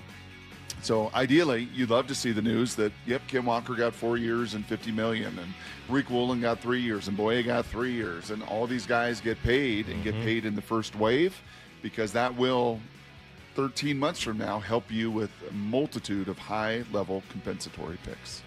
They did not get Maxx Crosby. He goes to Baltimore for 2 first-rounders. Doesn't sound like that was something they could match based on the fact that Baltimore was picking 14th, whereas the Seahawks are at 32nd. There are some rumors out there about Jalen Carter and that the Seahawks might have had some potential interest. Here was Chris Canty. We've seen the personal fouls. We've seen the mental lapses where he'll jump off sides and create a penalty at the most inopportune moment. And so you're hoping that you could find a way to corral him, because he is just 24 years old sitting here today, soon to be 25. He's a young player that is still ascending. So you want to give yourself every opportunity to see that through and to see what he can become. But now with the Eagles paying Jordan Davis $26 million a year and a new money average on an extension, with them potentially re-signing Jalen Phillips to a big money contract on the eve of free agency, you're wondering, how much money can the Eagles afford to invest on their defensive line? And it's obviously, it matters that he would be the odd man out. There's a reason for it. But maybe there's an opportunity to save something on a acquisition cost. Yeah, so it wasn't just a blogger up there in Green Bay, Salky. No, Actually, I saw talking about it. Yeah, I saw Jeremy Fowler talking about it. A lot of folks have made calls because you start to do that math and you look at it. And Howie, I know you find somehow some loophole to seemingly pay everybody, but at this point, that might be the odd man out. Here's the second thing you need to know. Let's see. Plenty of WBC action this weekend, Brock. It was fun to see Julio Rodriguez doing what Julio does.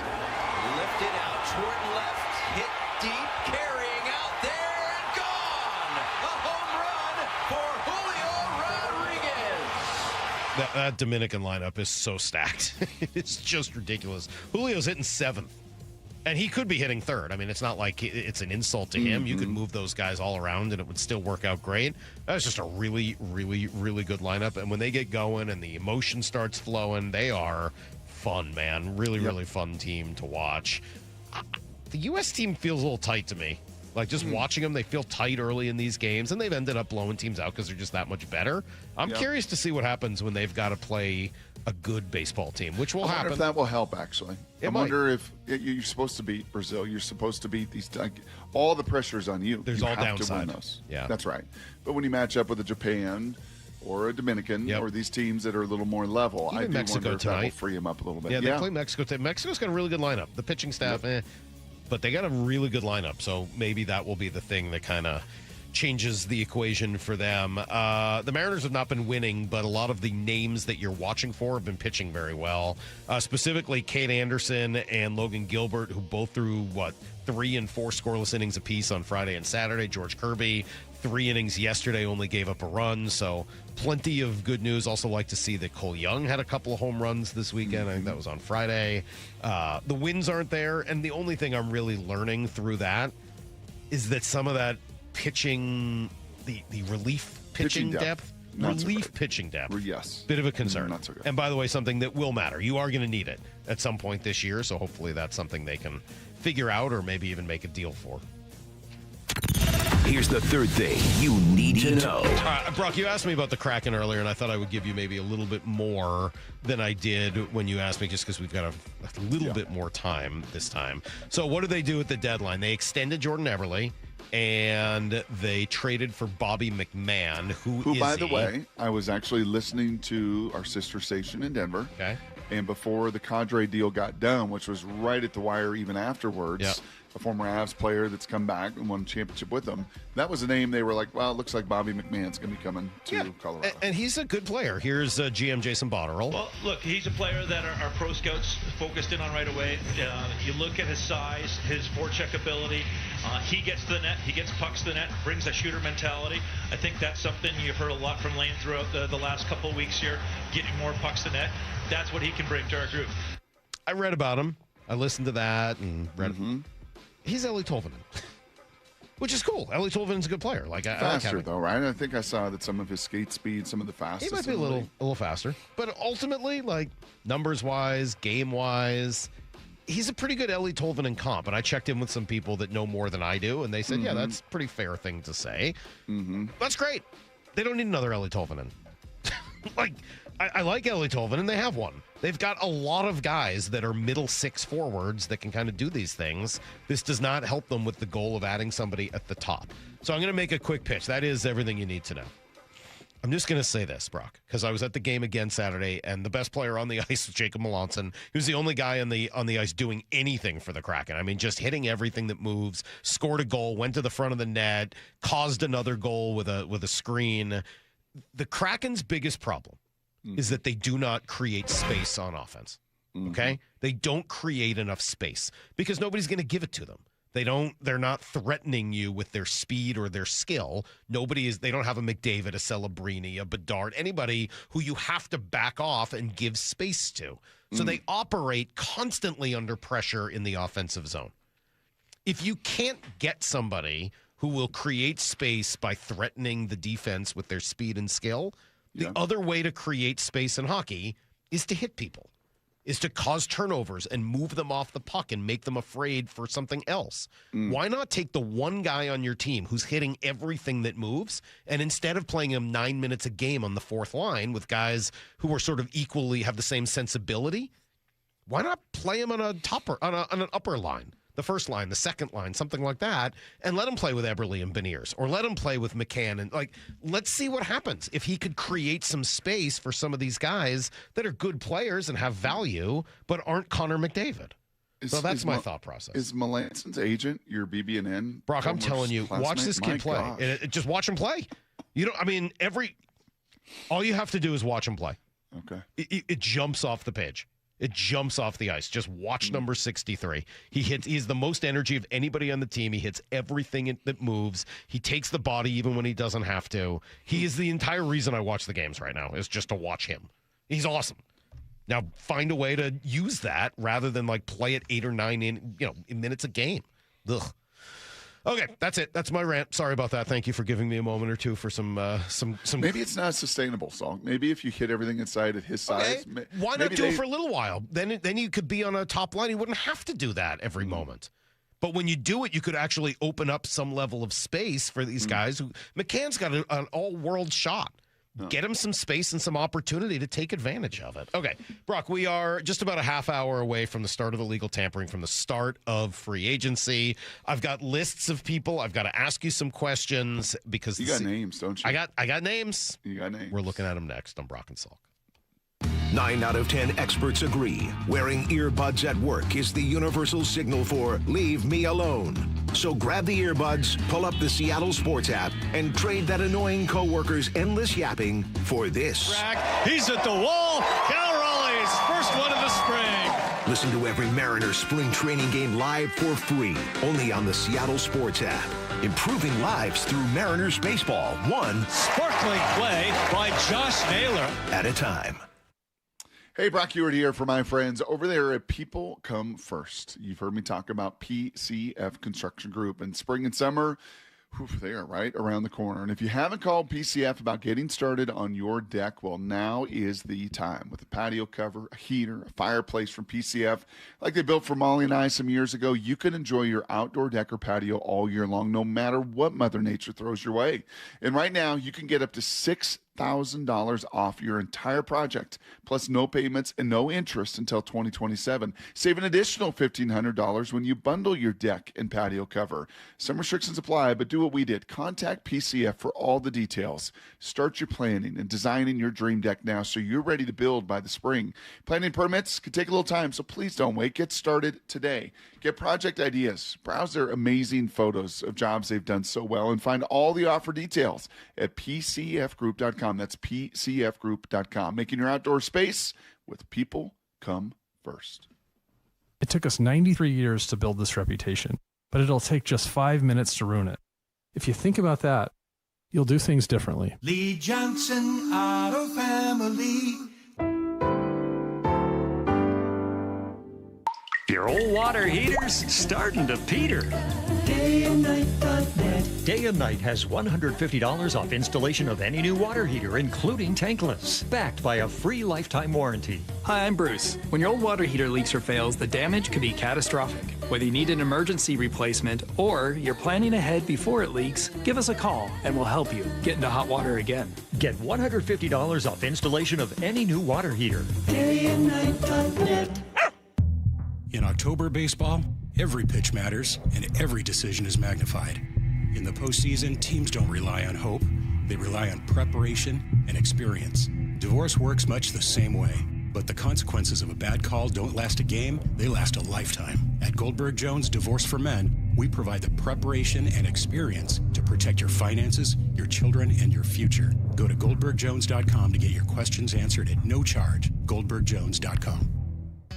P&D Tree Service, experts in local tree removal. Their team works fast to remove problem trees in your yard and neighborhood. Have you ever seen a tree removed by a crane? P&D Tree Services specializes in close-quarter tree removal to minimize impact on your landscaping. 24-hour emergency service. Any job, big or small. Safe, efficient, and fast. P&D Tree Service turns multi-day jobs into a few hours, saving you time and money. Enjoy a clean, safe, and bright yard. PNDTreeService.com. Find your pot of gold at Lake Washington Windows and Doors with savings up to 20% on new windows and doors for your home. Plus, enjoy easy 12-month same-as-cash financing. Strike gold today. Visit LakeWashingtonWindows.com. Hold on tight. We've got prizes so big, they'll make your head spin. Win up to $10,000 in cash every Saturday night in March at Silver Reef. With 2 new winners drawn every hour from 6:30 to 11:30, you're sure to have luck on your side. Claim 1 free Spin to Win entry every day.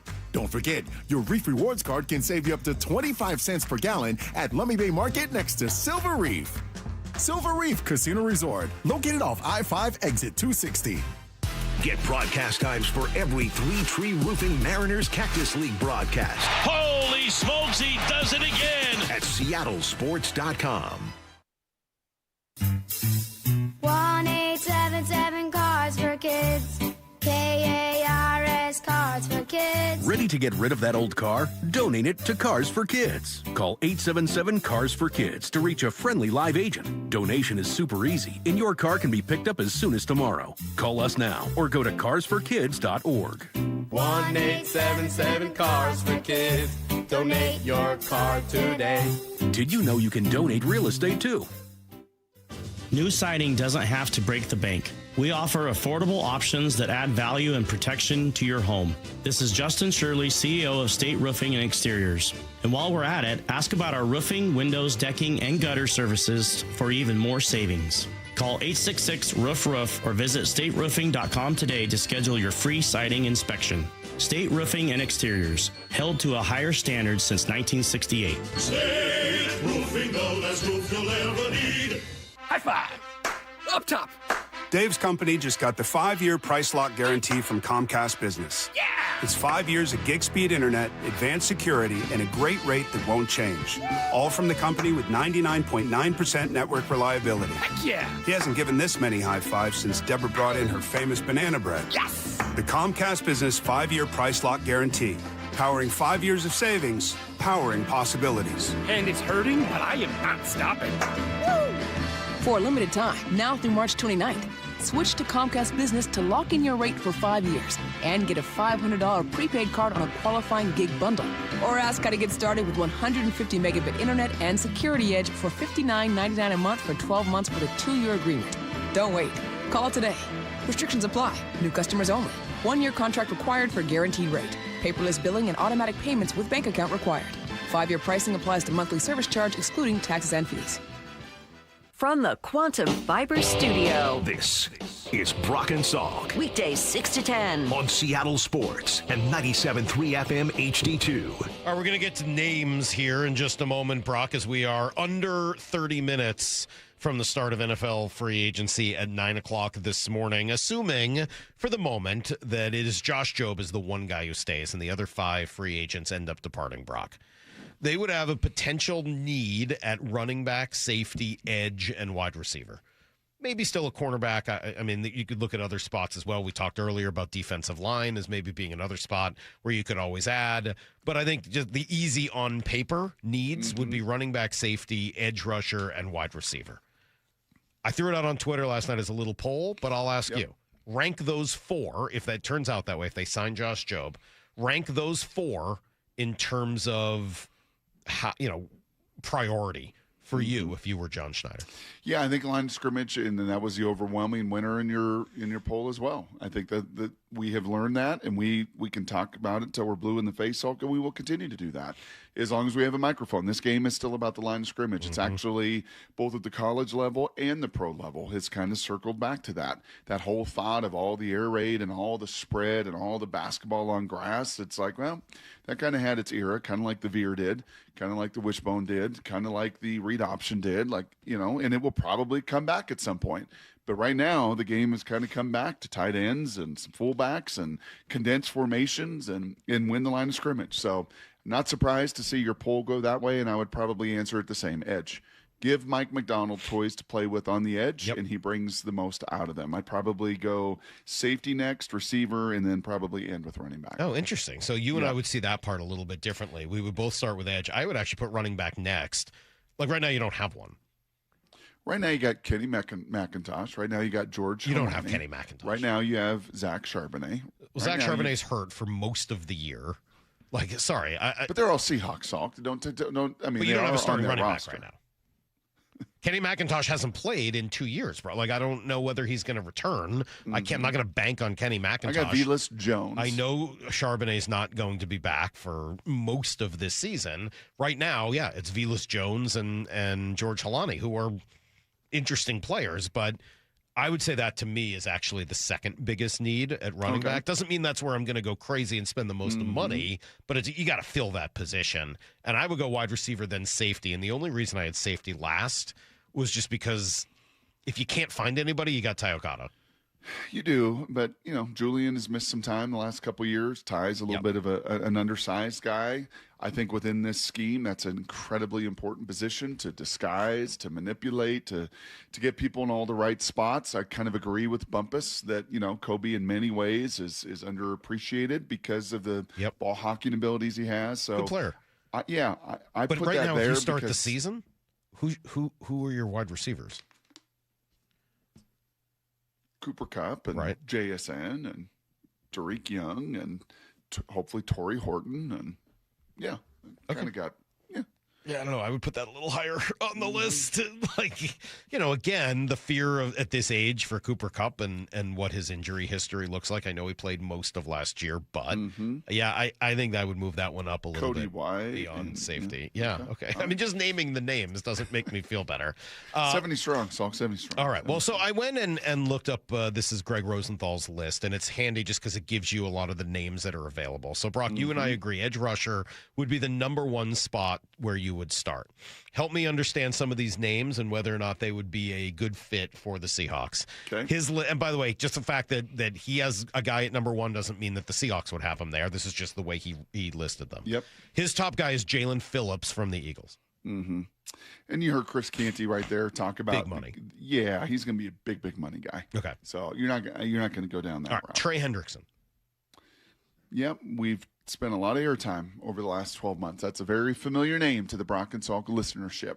Because one Mike Salk talked about him, and rightfully so, an awful lot. He's played for a terrible organization, has been a very productive player. Last year, injuries caught up to him. He is, getting older, and is he as rugged as 31. You want to be? What I have heard is that not as rugged as a run game edge defender as I think Mike McDonald always desires in his edges. All right. Well, if that's the case, then you're going to probably knock off the next guy too, Odafe Oher from the Chargers. The one thing it says here is he's not a great run stopper. So I doesn't feel like that would be a fit. I'm going to move on past him. Boye Mafe is next. Okay. This is the name that I was most intrigued by because I don't know that much about him, but it sounds like, at least according to this description, he would be somebody I should know more about, and that's Kwity Paye? Kwity Paye, okay. Kwity Paye. He's more, it says he's more of an edge rusher than a great pass rusher, an edge setter rather than a great pass rusher. It's telling that the Colts kept him around in his fifth-year option for last season, but haven't extended him. Some team will be dazzled by the physical potential of this former first-rounder. I don't know anything about him at all. Yeah, where was he? He was somewhere Big Ten-ish. Was he Michigan coming out of school? Kwity Paye. I definitely had him coming in college a few different times. Michigan. Yeah, he was a Michigan guy. Pretty physically skilled guy. Yeah, I would think rugged would kind of fit in that. I think that's why Greg has that description, is he will set an edge and be kind of a power guy. How much finesse, how much development, how much commitment to those things. He's pretty raw coming out of school. Just a raw, super traitsy, super toolsy guy. But yeah, would that be outside of the realm of possibility? No, I think that there are some high-level traits that John likes. I think there's some ruggedness that Mike likes. So that was a name that jumped out to me. That might be worth keeping an eye on. All right, that was the first name that jumped out to me. After that, Clavon Chason from the Patriots. Yeah. He kind of popped this year with Mike. Again, LSU guy, super traitsy, body beautiful. Was a little finessey, maybe not in the right spot, the right fit, the right organization early. Okay. Kind of found a home in New England. It'll be interesting, Chason, if New England and Mike Vrabel are like, we'll let that out the door. Joseph Osai. Bengals guy, you got Joey Bosa. I don't think that's a road you want to walk down right now. Arnold Ebiketie from Atlanta. I don't know him. I don't. Bradley Chubb. I mean, you know that name. Yeah, and he had a pretty decent year this past year. He sure did. The Dolphins have moved on because they're kind of rebuilding at 8.5 sacks. I mean, if you're looking for that kind of veteran guy that would play the same role that you were talking about with Khalil Mack. A top 5 pick. Again, with some of these things, think back to what history has taught us about John. And John, does his homework on all of these guys. Those former first-round picks, those guys with some really high-level traits, and Chubb even higher traits than Kwity Paye. Well, right in that if regard. you like him, then Cameron Jordan's in the same camp, right? 10.5 sacks last year. He's 36 years old. He's going to be 37 this year. But he had 10.5 sacks last year. Like, Cameron Jordan can still play. He's played for 15 years and has missed 2 games, Brock, in that entire time. Yeah. So, like, if you want to go down that road, there are a few pretty good. I mean, Hassan Reddick you could put in that category of, like, older players, A.J. Epinesa, like older players that have had some success that could come in and be. They're not going to be phase one, wave one guys. The other name that was intriguing on here is Kingsley Enagbare. And only because he's 26 years old, has been, I believe, with the Packers. As a young edge player who creates havoc in the running game, he's a rotational player at worst heading into his second contract. Yeah. Those types of, you say rugged. I'm trying to do everything with that in mind. He would be a pretty rugged player if that's the case. He would be. And again, this is just kind of patience will be the shortcut, with some of this, and especially those players. I don't see them going in wave one and spending the kind of money that the top end of those guys you mentioned, even a Trey Hendrickson, are going to. But isn't it worth noting that a lot of these guys sound like they could fit with the Seahawks at a reasonable price? And maybe that's the reason they're not going crazy for Boye Mafe, because there might be 3, 4, 5 other options depending on how you want to play this. So those were names that jumped out to me as maybe being interesting. By the way, there are 18 names on this list on the end. finishing with Kyle Van By the way, Noy those and are Jadeveon Clowney unrestricted again. free agents, right? Those are guys that are actually available, let alone guys that you couldn't trade for. Like Rashawn Gary just got traded for. Maxx Crosby gets traded for. So, those opportunities too. Yeah. All right. So that was number one for me. Okay. I had running back. We'll do running back next just because that's running back. No, go running back. Yeah. Okay. So I got running back next. And there aren't as many interesting names, but there's not none. There's one name in particular that I like. So Ken Walker is number one. Travis Etienne is number two. I like Etienne, but it just feels like you'd have to pay almost as much as you would have had to pay for Walker. Good player, but I don't know if that's going to be worth it.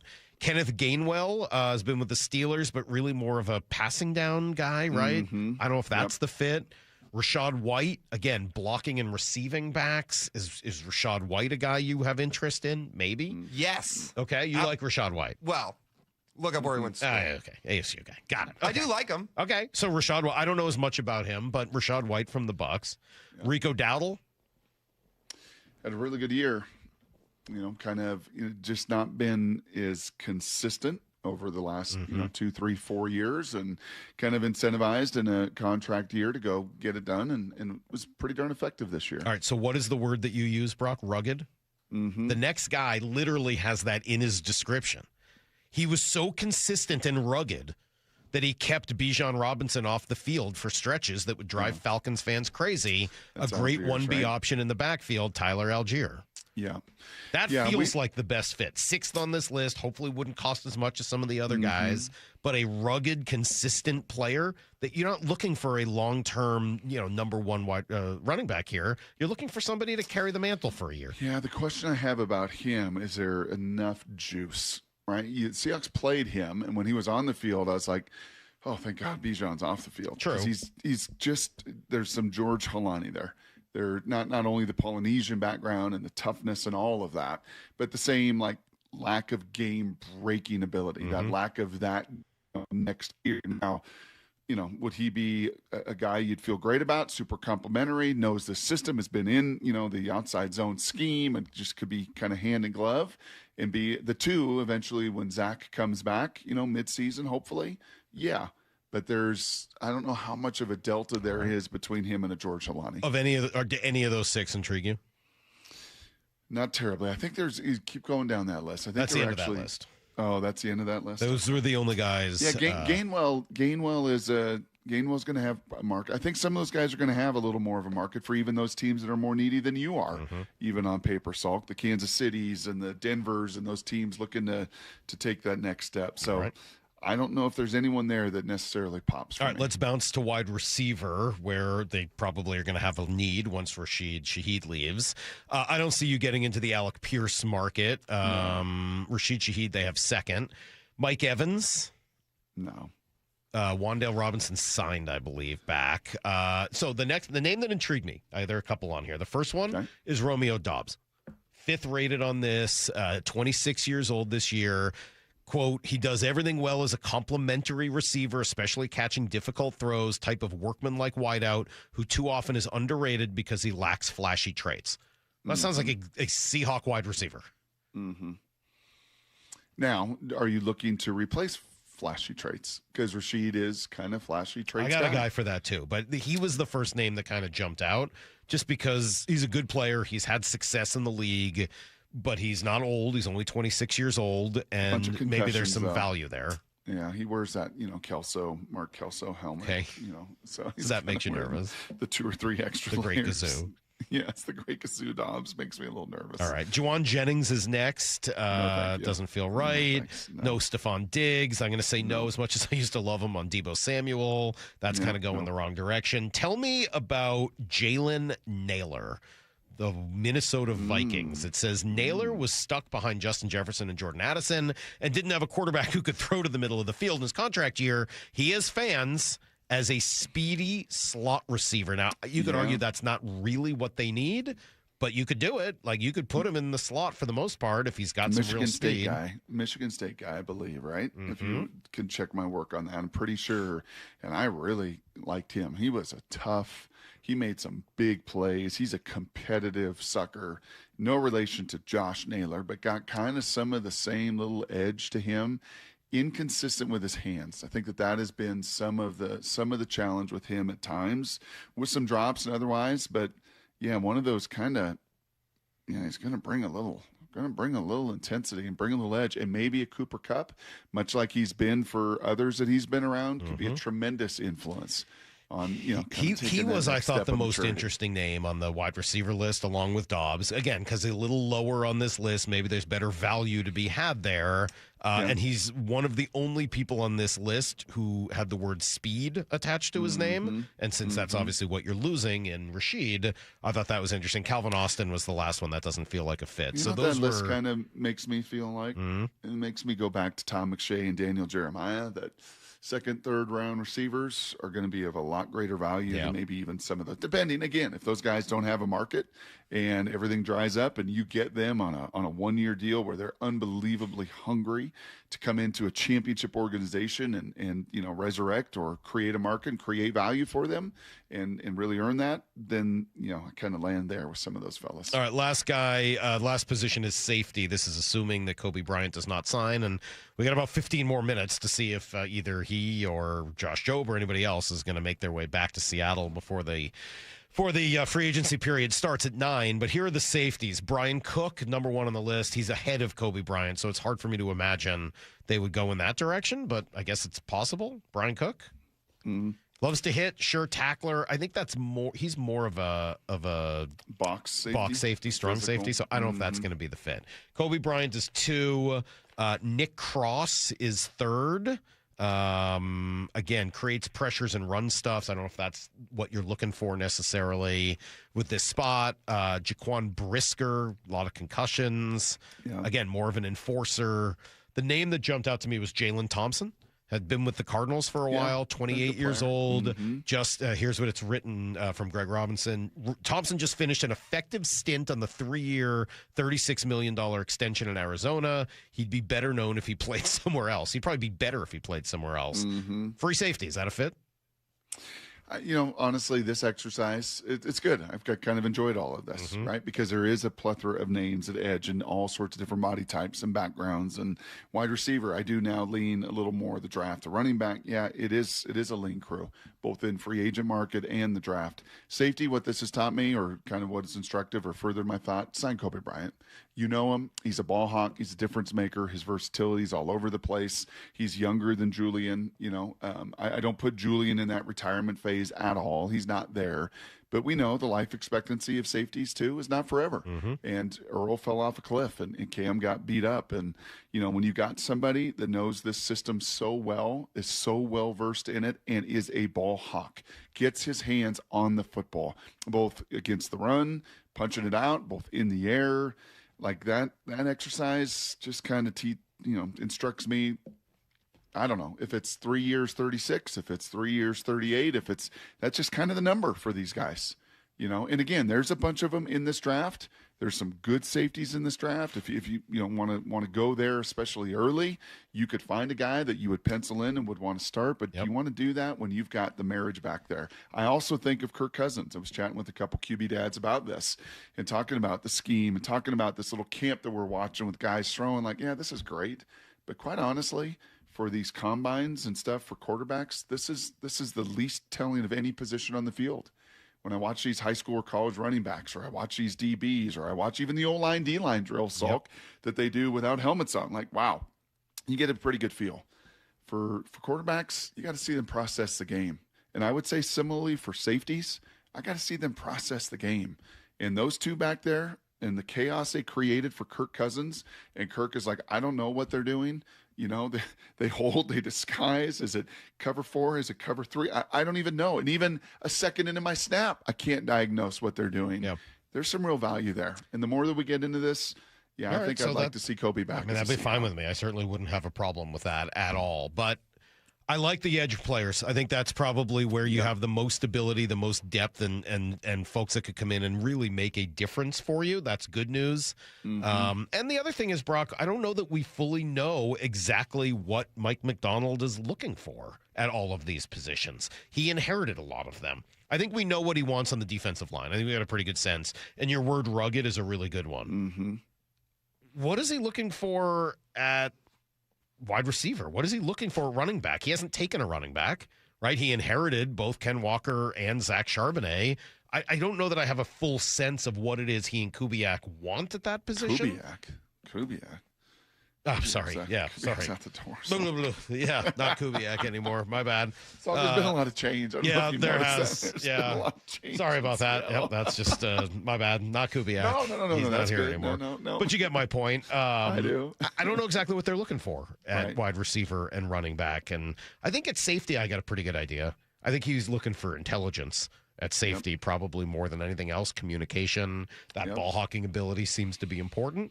But it is kind of a new world. Couple of little newsy pieces. Travis Kelce's going to return Brock to the Kansas City Chiefs. Don't worry. I could tell you were worried. Mm-hmm.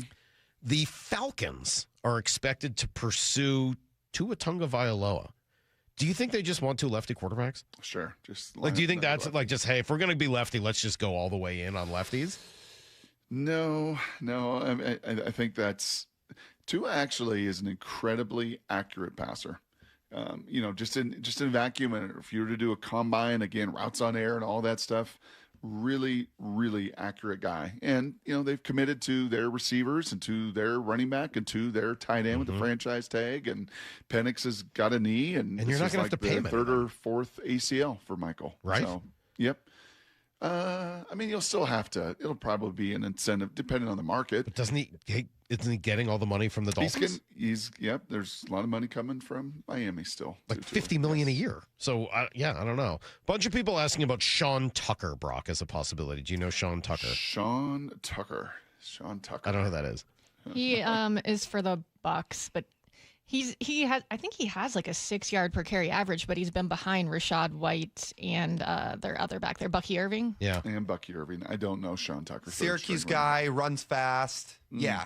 RB2 in that Tampa room. I think he didn't get drafted because he had a heart condition they were worried about. I like how confidently Lyle says RB2. That was pretty good. More of that, please. He's RB2.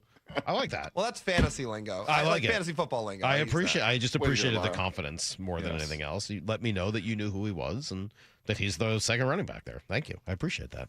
All right, Brock, we're going to take a little short break here. When we come back... you don't mention the referees are upset, Salk? No, I didn't mention news that. and notes, you don't want to mention I that? don't care about that. The referees' labor union not happy. What are they mad about? I don't know. They want more, I'm sure. They always do. They want more. Who can blame them? Let's do what the MLB umpires did a few years ago. Wore those stupid white armbands because they were pissed off at players getting mad all the time. Hey, I'll tell you what. The last time the referees were upset, they went on strike. We ended up with the Fail Mary, and everybody had like a collective heart attack all around the country, and they ended up coming back the next week. So maybe they should do that again. Sure seemed to work out well for them last time. When we come back, free agency will be underway. Who will be the first player off the board? We'll find out. It's Brock and Salk, Seattle Sports on 710, seattlesports.com. ESPN senior baseball writer Buster Olney with Bump and Stacy. Can you remember a season with this high of expectations for the Mariners? No, nothing like this. Starting the season, a World Series appearance seems totally reasonable. If you pick any other team than the Dodgers to win, given their strength, you're kind of inventing a reason. But I'm picking the Mariners. I've got them on the record. I just don't want to be like everybody else and pick the Dodgers. The full interviews on the Seattle Sports YouTube channel. See country star Aaron Lewis and the State Liners at Muckleshoot Casino Resort, March 24th at 8 p.m. And now an added show on March 25th. He's a multi-platinum artist whose raw lyrics and powerhouse vocals have captivated fans for decades. Now he and his band, the State Liners, are coming to Muckleshoot Casino Resort. Get your tickets now to see Aaron Lewis at muckleshootcasino.com. The nonprofit Puget Sound Senior Baseball League plays real baseball on the best fields. Adults ages 18 to 65 and older are invited to try out for the PSSBL this Sunday, March 15th at Hogan Park at Russell Road in Kent. With 10 divisions featuring different age and skill levels, there's room for almost every ball player, from ex-little leaguers to high school, college, and even former pros. Get all the info at PSSBL.com. That's PSSBL.com. It's funny how you get used to things in not so ideal condition around the house. It's Dave Wyman here, and for me, it was old windows. After 20 years in our home, virtually every window had a broken seal. We got used to cold drafts, outside noises, and condensation. And if you're in the same boat, use this spring to say goodbye to the old, dreary windows and hello to your new exclusive windows from Harley Exteriors. Right now, they're having a spring cleaning sale to complete your home makeover. If you buy 10 windows, you can choose between 20% off your entire project or get a free door. On top of that, make 0 payments and accumulate 0 interest for up to 12 months for qualified buyers.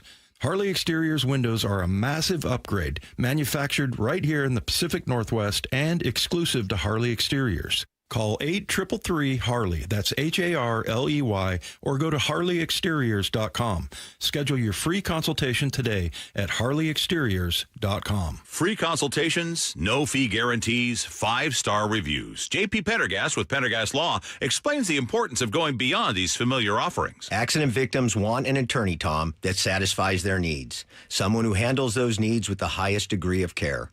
Pendergast Law offers the no-fee guarantees and free consultations, but these only scratch the surface. Okay, explain more. We make sure that every member of our team is genuinely passionate about helping others. Customer service and communication are our top priority. It's how we take care of our clients so they always feel one step ahead of the insurance companies. Our strong reputation for high standards provides comfort and confidence when it's needed most. Pendergast Law offers the free consultations, the no-fee guarantees, and, of course, they are 5-star rated. But what really makes them different is their genuine passion for helping others. I can't recommend them enough. If you or a loved one has been injured in a car accident, call Pendergast Law. We can help. That's PendergastLaw.com. Do you have a car sitting around collecting dust? Well, turn that car into cash at Wayscar Ford in Auburn. Not only will they purchase your vehicle today, pay you right up front, but it gets even better because once they resell your old car, they share 50% of their profit with you. I'm here with my friend Mark Clymer from Wayscar Ford in Auburn. So, Mark, it's been a few years since you started offering this. How's it going? I got to tell you, customers are loving it. They're getting top dollar for their vehicle up front. They're getting paid right now. And the best part is when we resell that vehicle, they're getting 50% of the profit. That 50% has now amounted to over $1 million shared with customers. Why do you think it's working so well? Let's face it, it's Thunderdome out there with all the auto theft, the identity theft, and the other scams going on today. Less and less people are comfortable trying to sell their car themselves. So we offer them a way to get a lot more money for their car without having to go through all the hassle of trying to sell it themselves. And it's only at Wayscar Ford, Isuzu in Auburn. WayscarFord.com. Yay to Bruce, the streaming king. With quantum fiber internet, he's gonna binge. He wants more, he's got to have more. More bedtime true crime. More podcasts in the shower. Quantum fiber Wi-Fi has the power.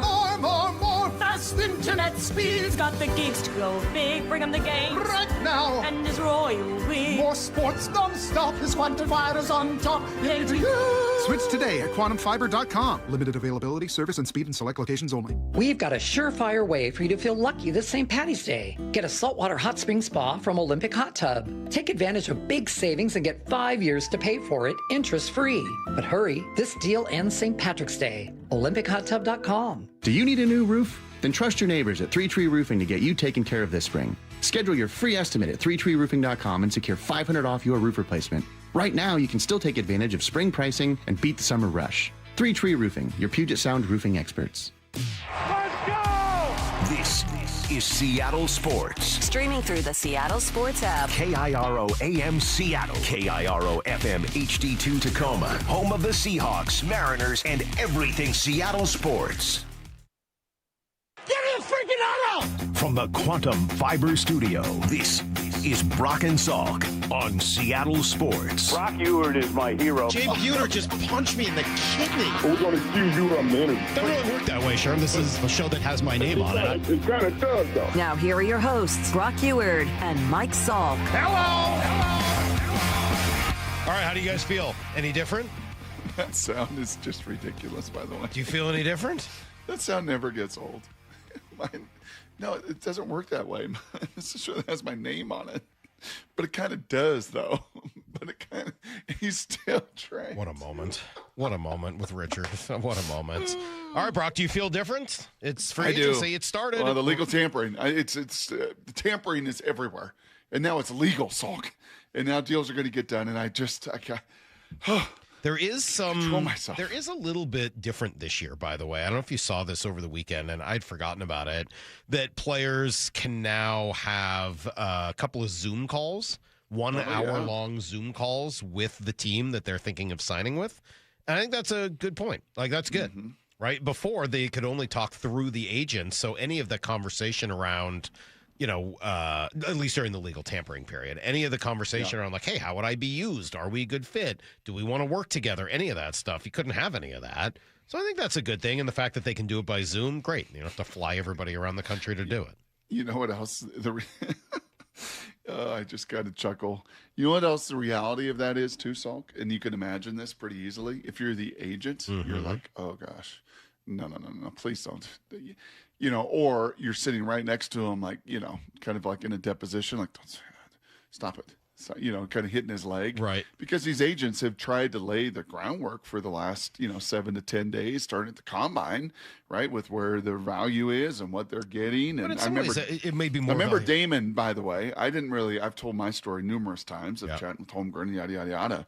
But I remember Damon, like when he was done in Miami, he's free agent, and it was actually New England and Indianapolis that he was going to back up Brady or Manning. And that'd have been kind of funny if he'd have been with Peyton instead.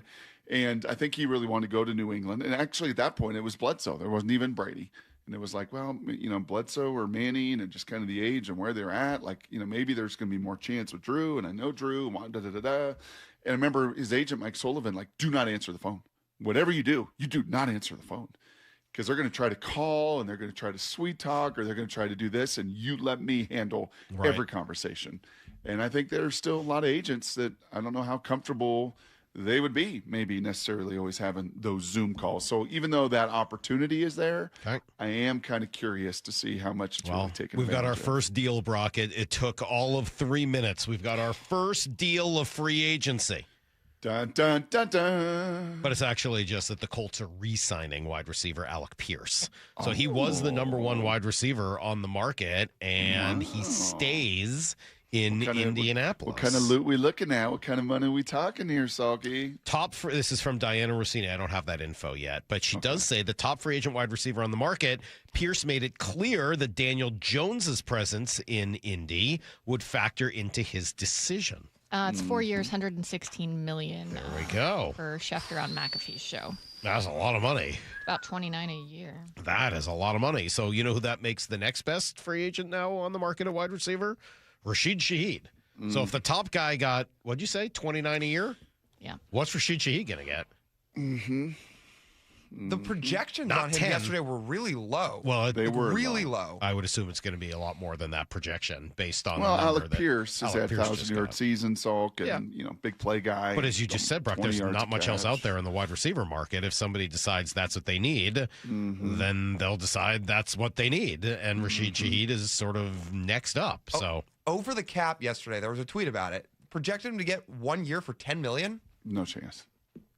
That's just what it says. I I know. I saw that, and I saw that floating around too. That doesn't if feel it's right. 1 year and $10 million, then he's a Seattle Seahawk. It just don't. That does not in any way kind of calibrate. I think with the needs and the explosiveness and the playmaking and the return phase of the game and all the feels like elements that he 3 does bring to it. years, $57 million to me.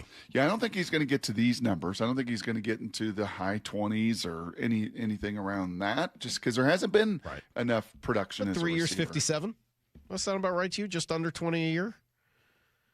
Yeah, maybe. That's 19 a year, somewhere in that range. That's kind of what feels right to me. No news yet at all on the two Seahawk free agents that we thought might be candidates to sign before the deadline, which was about 5 minutes ago, before they become actual free agents. I did feel like we would get something on Josh Jobe. We haven't. Now, there was some thought that this, what's his name, Buster Brown, Monteric Brown in Jacksonville might be a pretty good comp for him. And he got some decent money. So maybe, that sort of changed the market. He got 3 years, $33 million, $11 million a year. Is that money that you would have spent on Josh Jobe? That feels like a lot. It feels a little Doesn't high. it? It feels a little high. The reality is, man, it all feels high. I know. It all how are you going to put all in an individual kind of entity, right? How is this all going to fit together? But once again, this is where, and John's been really clear with Bob and Dave the last 2 weeks, and the John Schneider Show happens every Thursday. Yeah, we've got our numbers for all 70 of this. We have our puzzle that we've got to put together to get to the best 70 we're going to get. And it's not going to be 53. It's going to be 70. And we're not going to go down that road that we've gone down in the past. We're going to figure this thing out in its totality. And that's where you start going, well, 11 here, let's see, 30, 40, 35 million there. Well, Spoon's going to get 30 million there. And Sam's going to get 40 million, and, already signed Cross. You just start to eat up a lot of that really, really quickly. And it's why drafting and developing is still, still incredibly valuable to all these teams, because you get to this day and you get to free agency and it happens every year. And you look at these numbers, you're like, oh my gosh. And then you look at the draft numbers and the cost control for 4 or 5 years, and you realize why those are valued the way they are. Well, Alec Pierce stays with the Colts. That's really the only deal so far. It doesn't look like the Seahawks signed any of their guys, so all of them are now free agents. All 6 players look like they're heading to free agency. Doesn't mean you couldn't bring 1 or 2 of them back, but becomes increasingly unlikely as they test the market. And, they've got that Super Bowl winner appeal to them, and they were there on the big stage, and everybody saw them and the success they had, so their market continues to expand. We'll see what direction the Seahawks turn to try to make up for some of that. Level of surprise that none of the 6, as far as right now, at I'm 908 surprised. on this, you're a little surprised or a lot surprised? Surprised that there was none. Yeah. Surprised that none of the 6. I wasn't expecting more than 1, maybe 2 at the absolute most. I am surprised that it was none. You? Well, that has not really, man, because that's been some of the vibe with these fellas, even into last offseason, even into last summer, where deals were, they tried to talk a little bit to Kobe and stuff, that they just kind of bet on themselves, man. That's been in their DNA, is to just bet on themselves. Like these baseball players that want to go all the way through arbitration, Salk. I'm going to bet on myself, and then I've earned the right? I've earned the right to see what this market is willing to pay me. And we'll see just how crazy this market is, because there's a lot of teams that have an immense amount of cap space. And I bet that was the encouragement of these agents too, right? If it was the players' DNA and then the agents are saying, hey, man, let's see. We kind of know maybe what we got here. Let's go see these other teams that got a lot of cap space, because it only takes 1. What you chuckling at? The Dov Kleiman take on Alec Pierce. I really enjoyed this. This is just perfect. Update. The Patriots, Raiders, Chargers, and Niners were all extremely interested in Alec Pierce. He turned down more money to stay in Indy. Loyalty is more important than money. I love it. I love Duff Lyman. I'm obsessed. It's my favorite account. Looks like former Seahawk Draymond Jones is going to the Patriots from the Ravens, according to Diana Rossini. He's much traveled at this point. Yeah. Because there's a reason Diana didn't get back to more. Yeah, she's a little busy. She's going to be a little busy today. I think that word well-traveled or much traveled is about to become synonymous with Draymond Jones. I'm not... Nice guy. Not missing watching him out on the field. All right, let's take a break, Brock. Maybe when we come back, there'll be 6 more deals. We'll give you guys everything you need to know as we head into free agency here in the NFL. The legal tampering period, it's open for business. I'm Brock and Salk. All week long, Lyman and Bob are broadcasting live from Mariners spring training in Peoria, Arizona. Every afternoon starting at 2. I cannot wait to get down there. The expectations. Based on what we saw last year, what they've done in the offseason, that's not kooky talk, Dave. No, it's not. Your favorite Mariners. If you want to get here and you want to do this, you have to have those expectations. Lyman and Bob live at Mariners spring training all week long on the home of your AL West champion Mariners, Seattle Sports. Well, the springtime is all about getting ready for summer, but do you have a room just sitting empty in your place and you've dreamt of making it your own home gym? Well, Brock Ewert here, and working out in your own home gym is the best. I've told you guys that for years. No more slogging through the dark and the rain and the wind. No more waiting for machines. It's all in your own place. And you can allow Top Fitness to create your own home gym. Give them your room dimensions, and they'll do a complete fitness room design. And no secret why everyone from personal trainers to pro athletes love their stuff. They represent the best brands in fitness like Precor, Inspire, along with many others. They've got everything from flooring to weights that go in your home gym too. And right now, get spring special financing with 0% interest for 12 months. Plus, mention me, and you're going to receive a $150 credit towards any purchase over $1,000. Spring is here, so get into Top Fitness with locations in Tukwila, Linwood, and Bellevue, or visit topfitness.com for more info. Get your own home gym started today with Top Fitness, your best place for home fitness equipment. Find your pot of gold at Lake Washington Windows and Doors with savings up to 20% on new windows and doors for your home. Plus, enjoy easy 12-month same-as-cash financing. Strike gold today. Visit lakewashingtonwindows.com. I saw her texting, coming up to a stop sign, and so I saw the accident coming, and she T-boned us. In the blink of an eye, Crystal's life changed when she suffered a severe spinal injury. The pain was something I had never experienced before in my neck. I got massage therapy. I saw a chiropractor. I was prescribed muscle relaxers so I could sleep. I got depressed. Nothing was relieving the pain. Drugs, sleepless nights, and depression. Sound familiar? I'm Dr. Mark Shelley, a chiropractic physician and board-certified functional neurologist. At Sound Pain Solutions, our treatments include high-dose laser combined with spinal decompression and other comprehensive therapies to rehabilitate damaged discs. We use treatments that are non-surgical, FDA-cleared, drug and pain-free. I was able to get off my pain medicines, and I was able to sleep through the night, and that was what I was desperate for. To learn if you're a candidate for our treatment, call us. Sound Pain Solutions.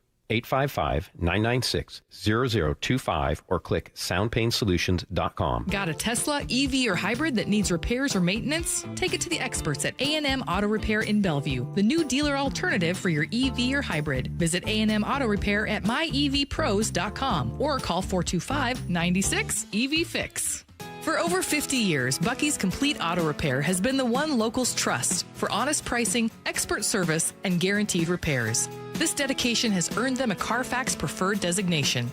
At Bucky's, every customer gets detailed Carfax updates, timely service reminders, and a full service history, all at your fingertips. With 16 family-owned locations, no appointment needed, and easy financing, Bucky's makes auto care simple. Visit Bucky's.com today and drive with confidence. Bucky's.com. This season, go electric with Toyota's BZ lineup, available now at Toyota of Kirkland. Instant power, smooth acceleration, and a quiet ride that feels like warm-ups before the stadium fills. Come in, take a test drive, and experience the future of driving for yourself. You can take home your new BZ the same day right after you test drive it. Charge up this season at Toyota of Kirkland and visit them today or online at toyotaofkirkland.com. That's toyotaofkirkland.com. O'Brien. Don't miss the all-sound plumbing Mariners Cactus League report. Tuesday nights at 6. Going inside Mariners camp on the home of the American League West champion Mariners, Seattle Sports.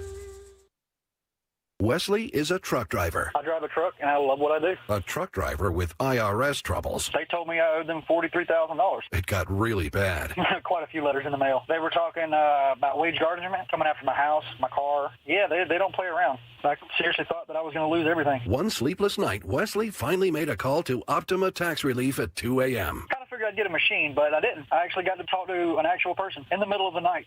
He found just what he was looking for. Oh, they were great people. You need a team of people that know what they're doing. Optima Tax, they know what they're doing. Optima Tax Relief came through with flying colors. I saved an incredible amount of money. Happy don't even come close. I was absolutely overjoyed. Take Wesley's advice. If you're in any kind of trouble with the IRS, call Optima Tax Relief. Don't trust anybody else. Call Optima for a free consultation. Call 800-343-6460. 800-343-6460. 800-343-6460. Optima Tax Relief. Some restrictions apply. For complete details, please visit OptimaTaxRelief.com. Rain-X wipers are the #1 wiper blades in America. That means all kinds of drivers choose Rain-X. Big drivers in small cars choose Rain-X. Small drivers in big cars choose Rain-X. Drivers with long hair and short commutes choose Rain-X. Drivers with short hair and long commutes choose Rain-X. Drivers with pets on board, babies on board, and bored babies on board choose Rain-X. Basically, drivers who love a clear view of the road all choose Rain-X wipers. the #1 wiper blades in America. Welcome to guided meditation. Close your eyes. You're at the beach. The seagulls are calling. You take out your iPhone 16e you got from Cricket and use Apple Intelligence to clean up that selfie you just took. It's a good one. You send it to your friends instantly thanks to reliable nationwide 5G. They're totally jealous. Get iPhone 16e for $49.99 when you switch. Smile, you're on Cricket. Requires new line on the Supreme Unlimited plan. First service charge and tax due at sale. $25 activation fee. Terms and restrictions apply. Cricket 5G is not available everywhere. See store for details. Need to know. 15 minutes past every hour with Brock and Salk. Presented by Marquee Data. Here's what you need to know. Up first. Well, all 6 Seahawks free agents appear to have become exactly that, free agents. No deals done before the start of the legal tampering period about 15 minutes ago. So all 6 guys now enter the open market. Now, that doesn't mean the Seahawks couldn't re-sign one of them. Brady Henderson said just like 30 seconds ago that he still thinks Josh Jobe has the best chance of re-signing here in Seattle, and maybe that ends up happening. And Brady guessed for about $10 million a year. That's around the same price we were talking about earlier. But at this point, everyone is available to sign anywhere. So none of those guys were able to reach a long-term deal with the Seahawks. And again, I would say I'm not surprised. We certainly knew with Mafe and with Woolen and even Rashid, they had been talking for some days, and just not surprised. You know, deadline spur action, and the deadline came, and the deadline so far has gone. And these guys do have a spirit to kind of bet on themselves and want to see what this market is all about. How crazy is it going to go? Who is going to overspend? We see it all the time, and teams have tens of millions of dollars with a cap now over $300 million, and you got multiple teams, Salk, with 60, 70, 80, 90, $100 million in cap space to spend. Want to go see what is out there, and coming off of a Super Bowl, your value for some of them may never be higher. Yeah, well, there are a lot of names available in the Seahawks, I'm sure, in the midst of conversations with some of those. I don't know whether they're going to be heavy in the phase 1, wave 1 of free agency. Often they tend to wait, but not every time. We've seen them kind of dive in near the beginning when the right fit is there for them, and they do have some needs at along the edge, certainly at running back now, wide receiver, safety, corner. I mean, that's 5 positions where they could absolutely be active. Greg Rosenthal, who we mentioned earlier from NFL.com and NFL Network, he was on with Bump and Stacy earlier on Friday. I don't think it's a tough spot. I really don't, because you have such a good base of talent right now overall, and you have a ton of cap space and a ton of flexibility, and you're entering year 3 of your coaching cycle with Mike Macdonald. You know what he wants. I honestly think, like, this is the year you normally push, and you're trying to peak in terms of year 3 with the new head coach. So I expect them to be very aggressive. They're going to be confident in terms of what they want, and they have a ton of flexibility in terms of the money. So I think they're going to be aggressive without mortgaging the future, and with all that cap space, I think they're in a really good position. You know what else strikes me about these two, McDonald and Schneider, and we've talked about it a lot, Salk. They do go about this differently than the traditional way. For sure. You know, and that's why I think they were in on Maxx Crosby a year ago and at the trade deadline and made those calls. I think there's some risk taking there because they believe that they're going to find the next Drake Thomas, and they're going to find the next A.J. Barner, and they're going to find the next Josh Jobe, and they're going to, you know, not just find them, but develop them. They're going to be great players in their system. And that may also allow them to take a risk and make a move that none of us saw coming. That's been, you know, if John Schneider, you said you enjoyed playing a little blackjack. If you were a blackjack player, you're not always doing the conventional. It's not always been his game. And I think he's aligned with the Mike Macdonald, who views things very, very similarly. Yeah, I don't think so. I think John will play the odds. I think he understands how to play the odds pretty well. I don't see him splitting tens or anything like that. Oh, no, don't go crazy like okay, that. Just want to yelled at the table. Okay, just want to make sure we're on the same page. Here's the second thing you need to know. What do you do, by the way? You're up there at Snoqualmie Casino, you're playing blackjack, and you got somebody that's making all the right moves. Do you give them the business eventually? Making all the right moves? Wrong moves. Oh, all the wrong moves? I can't get my mouth shut. I mean, not every time. It's not like somebody makes one dumb play and you're like, what are you doing? I mean, it's not like that. But if you're playing, well, usually I'll get up. Like, if somebody's just playing so horribly, I'll just get up. Like, you're ruining the whole thing. The guy next to me on Friday night made so many dumb things, but it was actually benefiting me. He was right before me. And, like, we both had 13s against the 10. He's like, oh, I'll stay. I was like, okay, well, I'll take your 7. Bang, 7. I was like, okay, done with you, buddy. Like, so, like, as long as it's working for me, I won't say anything, but... Yeah, when people are really playing in a stupid way and it affects me, I'll just get up and walk and find another table every time. Pool play continuing in the WBC. U.S. has Mexico later today. Randy? We can see some Randy hacks? Yeah, Randy threw a guy out at the plate over the weekend. That was kind of fun, playing a little defense. And Julio hit a home run. Dominic Canzone going yard for Italy. Canzone, deep right field, not coming back. That is upper tank. And that's the power that the Mariners love about this lefty bat. You think when he's playing for Italy, he gives the pizza, he does the Italian? I don't know. It sounds like he was given some espresso and he spit it back out. Oh, really? Yeah, they have an espresso machine in their dugout, and he did not care for it. Sounds like he'd spit it back out. As for the Mariners, they're not winning a lot of spring training games, but some of their better players are playing well. Cade Anderson, how about Cade Anderson going 3 scoreless on Friday? You like that? Not bad. Not bad. Is that important to you? Yeah, I think stacking all of these for Cade and Sloan this spring, right in the front of the eye of Justin and Jerry and the whole crew. But as we know, it's even more than just that result. Like the next level stuff. What did it look like? What was the pitch quality? What was the pitch effectiveness? All of those things that they will measure consistently. And again, speaking of taking a risk, like the minute Wu and Miller and those guys sitting there in AA Arkansas, Salk, were putting together the kind of pitches and resumes and book. Like, yep, that's big league ready. These guys keep putting those pages in there. Yeah, they'll come up. Yeah, they will give them space. No, they won't. No, if you're ready, you're ready. Logan Gilbert, George Kirby both pitched well over the weekend also. Here's the third thing you need to know. And then the Kraken made a trade on Friday. They bring in another middle six winger, this one Bobby McCann. Here's Jason Botterill on the Kraken Hockey Network. Well, look, he's a player that our pro scouts focused in on right away. You look at his size, his forecheck ability.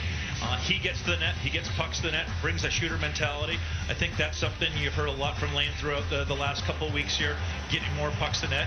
That's what he can bring to our group. You have, and I do like that. I also just feel like they've got some guys like him. A lot of redundancy there. There's a little redundancy, and it just, we know what it is that they kind of need, and unfortunately, not that this is a bad trade, it just doesn't provide that, big dude that threatens the defense. So we have a little break. That's everything you need to know. Here, what do we got, Maura? I knew Brock. Well, it's a little loud. Ian Rappaport, the Chiefs are signing Super Bowl MVP Kenneth Walker. Wow. How about that? I'm surprised you guys didn't throw his name out there earlier. He was linked to the Chiefs. Was he? I just read what Jeremy Fowler said, so I didn't not throw his name out. I was just reading Jeremy Fowler's report, which didn't have them on. Never mind. But okay. Chiefs, what do we think? Give me 5 minutes. Okay. You need to collect your thoughts on this? Well, thankfully, we have a break. So this is our Super Bowl. This is our Super Bowl MVP. Oh my God, he is. I didn't even think of that. Wait, they let the Super Bowl MVP go? Who's running this organization?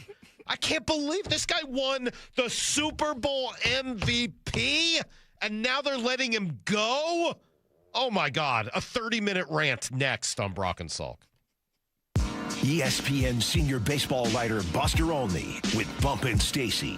Can you remember a season with this high of expectations for the Mariners? No, nothing like this. Starting the season, a World Series appearance seems totally reasonable. If you pick any other team than the Dodgers to win, given their strength, you're kind of inventing a reason. But I'm picking the Mariners. I've got them on the record. I just don't want to be like everybody else and pick the Dodgers. The full interviews on the Seattle Sports YouTube channel. Highlights don't win games. The full box score does. I'm Brock Ewart, and most business leaders aren't short on data. They're short on clarity. Numbers are scattered across ERP, CRMs, and spreadsheets, making decisions reactive instead of confident. And that's not how great businesses are built. Marquee IQ brings all your data together into one clear view, even if it lives in disconnected systems or offline, so you can see what's really happening and act faster. Stop running your business on highlights. Get the full picture. Visit datathatwins.com to see what Marquee IQ can do.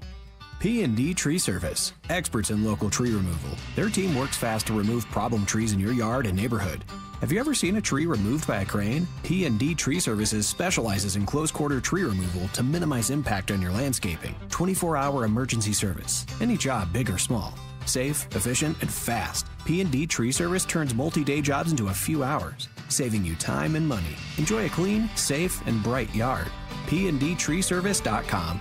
This is a special alert to all Americans who own a vehicle with less than 200,000 miles with an auto warranty about to expire or with no warranty coverage at all. Due to a decline in the economy, CarShield is announcing a low-cost month-to-month vehicle protection plan that is now available to the public to save any driver out-of-pocket expenses on future auto repairs. Call now to find out how you can pay almost nothing for covered auto repairs. Yes, you heard that correctly. Pay almost nothing for covered auto repairs. An open phone line has been established for all drivers to call for a free quick quote. Call 800-292-4541 now. Drivers who are covered will not have to pay for covered repairs again. This protection plan is at an all-time low. Additionally, drivers who activate this vehicle protection today will also receive free roadside assistance, free towing, and car rental options at no additional cost. Call us for your free quick quote today. 800-292-4541. That's 800-292-4541. What do you have to lose? Call 800-292-4541. Again, 800-292-4541. We've all been there. Sleepless nights, wondering if your business's security service is really protecting what matters. At Bay Alarm, we can put your security insecurities to bed. Our advanced technology and personalized support ensure you can rest easy knowing we're here for you. BayAlarm.com. Your old water heater's starting to peter. DayandNight.net. Day and Night has $150 off installation of any new water heater, including tankless, backed by a free lifetime warranty. Hi, I'm Bruce. When your old water heater leaks or fails, the damage could be catastrophic. Whether you need an emergency replacement or you're planning ahead before it leaks, give us a call and we'll help you get into hot water again. Get $150 off installation of any new water heater. DayandNight.net. Lee Johnson Auto Family, the LJ way. When you buy a new vehicle from Lee Johnson, you'll get a lifetime powertrain warranty included. Join the Seattle Sports Commission for a star-studded fundraising event featuring the athletes and icons of Washington sports. Experience red carpet interviews, sports exhibits, a silent auction, and live awards show. Created for the sports community by the sports community, all while supporting the nonprofit power of Seattle sports. Don't miss your chance to be among the stars on March 13th at the 91st Annual Sports Star of the Year presented by Microsoft.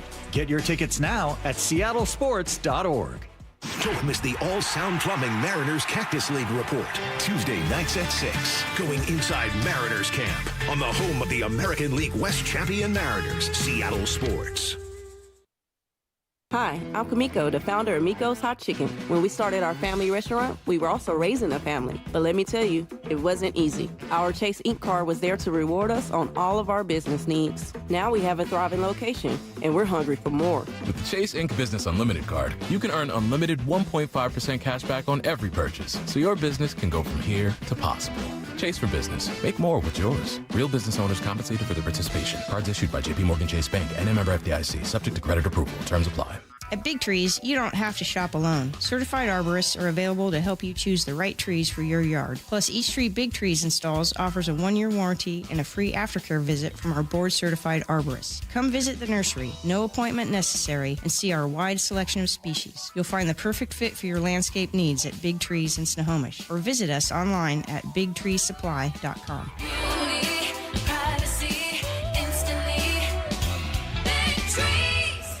Our first Mark Challenge victory is Aaron McCoy from McCoy Home Solutions, yet another small business owner that took the first Mark Insurance Challenge. Aaron, what was the initiative to make that call? I've got something worth preserving for the sake of the people that I serve and my family. So it's important to me. What did you learn through the process? The experience with First Mark has been highly professional, informative individuals that have helped me from personal to professional insurance, life insurance, policies, coverage, cyberspace, things that I was afraid to approach were pretty easily approachable. How would you say their customer service has been, Aaron? Absolutely 10 out of 10. I just couldn't say anything higher about First Mark. They've executed very well on as many levels as I could rate them. So if you're a small business owner that wants to take the stress of insurance off your plate, do what Aaron McCoy did for McCoy Home Solutions. Make the call to First Mark Insurance. They're your teammate that goes to work for you. FirstMarkInsurance.com. This hour is brought to you by Davis Law Group. From the Quantum Fiber Studio, you're listening to Brock and Salk. Weekdays 6 to 10.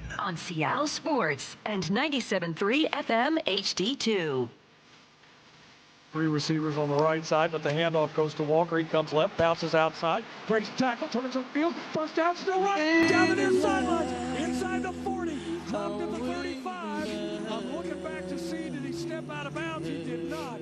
Jones makes the tackle. Yeah, I'm having a lot of difficulty being that sad. Ken Walker signs in Kansas City. We don't have terms yet, but the Seahawks have lost the first of what will probably be at least 4, maybe 5 or 6 free agents. Ken Walker signing in Kansas City, Brock. He moves on after winning the Super Bowl MVP. I say good for Ken Walker. Good for Kenny, man. Contract year. Zach Charbonnet goes down late in the year with an ACL. Pretty devastating for him. And more had to be put on his plate. And he ate, and he was at his best when the team needed him the most. Mm-hmm. Honestly, that's probably after girding my loins, Salk, after gathering my thoughts for 5 minutes as that news broke right at the end of Need to Know, that's probably the overwhelming thought I had. Good for you, man. Good for you. Came here as a second-round pick, a little bit up and down, battled a bunch of soft tissue injury and some other injuries your first 2-3 years, still flashed incredible plays. But when this team needed you the most, this organization needed you the most, you were at your very best. And because of it, you get a 4-year deal to Kansas City and get to chase another Super Bowl ring with Mahomes and Andy Reid and at a time where they're kind of urgent and desperate to get it done. So good for Ken Walker. It is good for Ken Walker, and I'm really glad he's a Chief. And I do reflect back with that Boys to Men. I do reflect back. You do? To 9th grade. I bet you do. High. Yeah. The slide show. Do you remember the slides back in this slide machine? Yeah. And they'd hit the slide. Like the thing that would go around in a circle? Yes, that big thing? circle. Yeah, big circle. You had the slides and go to the next slide. And so the Boys to Men and all that has to play over the sound of the, the slide machine. Yeah, I feel like I remember that in our 8th grade graduation from middle school. Your 8th grade, my played 9th or grade. sung or something. Yeah, it's so hard. I'm not really going to miss Ken Walker that much. Good player. I don't know that, again, what he did over the last 4 games of his Seahawks career was great. What he did for the previous nearly 4 years was okay. You didn't judge Rashad Penny with the same lens. Rashad Penny has a higher yards per carry average, I bet. This is where it's great. This is where I get to watch Maura's so mad. She loves Ken Walker, and she hates that I don't. Normally, Maura gets to have to deal with, and they leave the text, and I get it. When mom and dad are fighting, and you and I are fighting, it's no fun for anybody. No. So now I'm kind of like actually the spouse that gets to watch dad and daughter kind of fight right now. So this is the area where you two will, and especially you, Salk, you like to instigate. I do, and I know how much it drives Maura crazy, so I sit here and make. Yeah, because you'll say ridiculous things. Like, it's fine if you think they shouldn't have paid him more, but you'll be like, oh, a random running back is better than him, just to make me mad. Yeah. He wasn't that good for 4 years. Maura, just let it out. Just hammer. Neither was Rashad Penny. He had a good 5-game stretch, and you were like, he's amazing. They should never let him go. Well, I don't think that's quite what I said, but he does have better numbers. That's a guy with a better yard per carry average. You know the Seahawks passed on Nick Chubb for Rashad Penny, right? I know, yeah. That didn't work out, unfortunately. That was kind of sad the way that went down.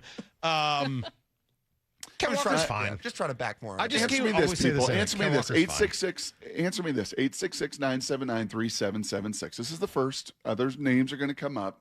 Whether they're going to come up in the next hour, whether they'll come up in the Bump It Stacy show, whether they'll be later this afternoon into tomorrow, who knows? But I am kind of curious. 866-979-3776. That news hits 10 minutes ago now, that Ken Walker is a Kansas City Chief. I just want to know what the peeps are feeling out there. So here's the numbers, by the way. It sounds like early reports. Can I guess? Yeah. Can I guess? Yeah. That Josh Jacobs comp was, to me, the most comparable. That was 4 years. What was that? 4 years, $52 million in Green Bay. I'm going to say this has got to be just a little north of that. Well, it's only 3 years. So okay. So 3 years, 40, around 40? A little more. 3 years, between 43 and 45, depending on incentives. Wow. So about $15 million a year. So he pushes that $12 million to $13 million to $14 million to almost $15 million. Okay. Yeah. Good for Kenny, man. Yeah, good for him. For Kenny. Yeah. 3 years, 40. You're not doing that. Don't let the door hit you. Like, I'm fine. Stop it. I'm Stop. fine. Stop. What do you think the tax is for him having a great game in the Super Bowl? What do you think the tax is that Kansas City had to pay for him for there not being an obvious person to give the MVP award to on the defense? Because we all know, we watched the Super Bowl, the defense as a whole was the MVP. There was no one player that deserved it. So Ken Walker gets it, and I got no problems with it. He deserved it. He should have been the playoff MVP. But the fact that there was no one standout on the obvious MVP of the defense just made this guy like an extra $6-8 million total. Good for him. He's played it perfectly. No, he had his best moments in front of the biggest crowds. That's the way you want to do it. I think that's a little, I would disagree with that. I think that's a little much. I would say his 4 to 5 week stretch, Salk, when Zach went down and he had to carry the load. What did that mean to get this over the finish line? What did that mean to get it from 13 million to 14 or 15? I think it's more about that. Okay. These teams saying, okay, now you got to be the guy. Now you're not peanut butter and jelly. Now Zach is out. Or can you do this?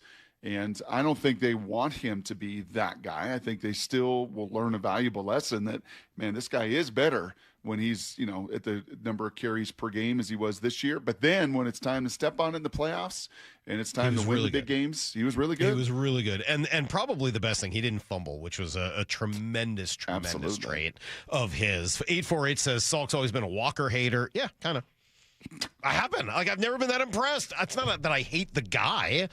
I just never been that impressed. And he did put it together for those 4 games, but the previous 4 years were pretty frustrating, waiting for him to break that out, to be that guy that he was over the last 4 games.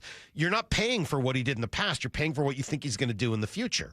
I don't think he's going to do that in the future. It'll help to be. The run game it's inconsistent in general. I think the offensive line came together at the end of the year. I think Rashid Shaheed helped. I don't think it's fair to just say that Walker couldn't get it done early on. Okay. Yeah, and I think that O-line for a bunch of those years was also wildly inconsistent. Yeah. And yet they would bring other guys in, and they seemed like they would be better in the same system than he was. So that's just what I watched with my eyes. It's funny how 4 weeks will make everybody just forget everything they saw for the previous 4 years. He was a 1,000-yard guy, Salk, for multiple seasons before this year. This was not, you talk about running backs that don't pan out and flame out, and he was not that. He was just inconsistent. Right. There was explosiveness galore. There were highlight plays. There were 100-yard games. There were highlight reel plays. There was.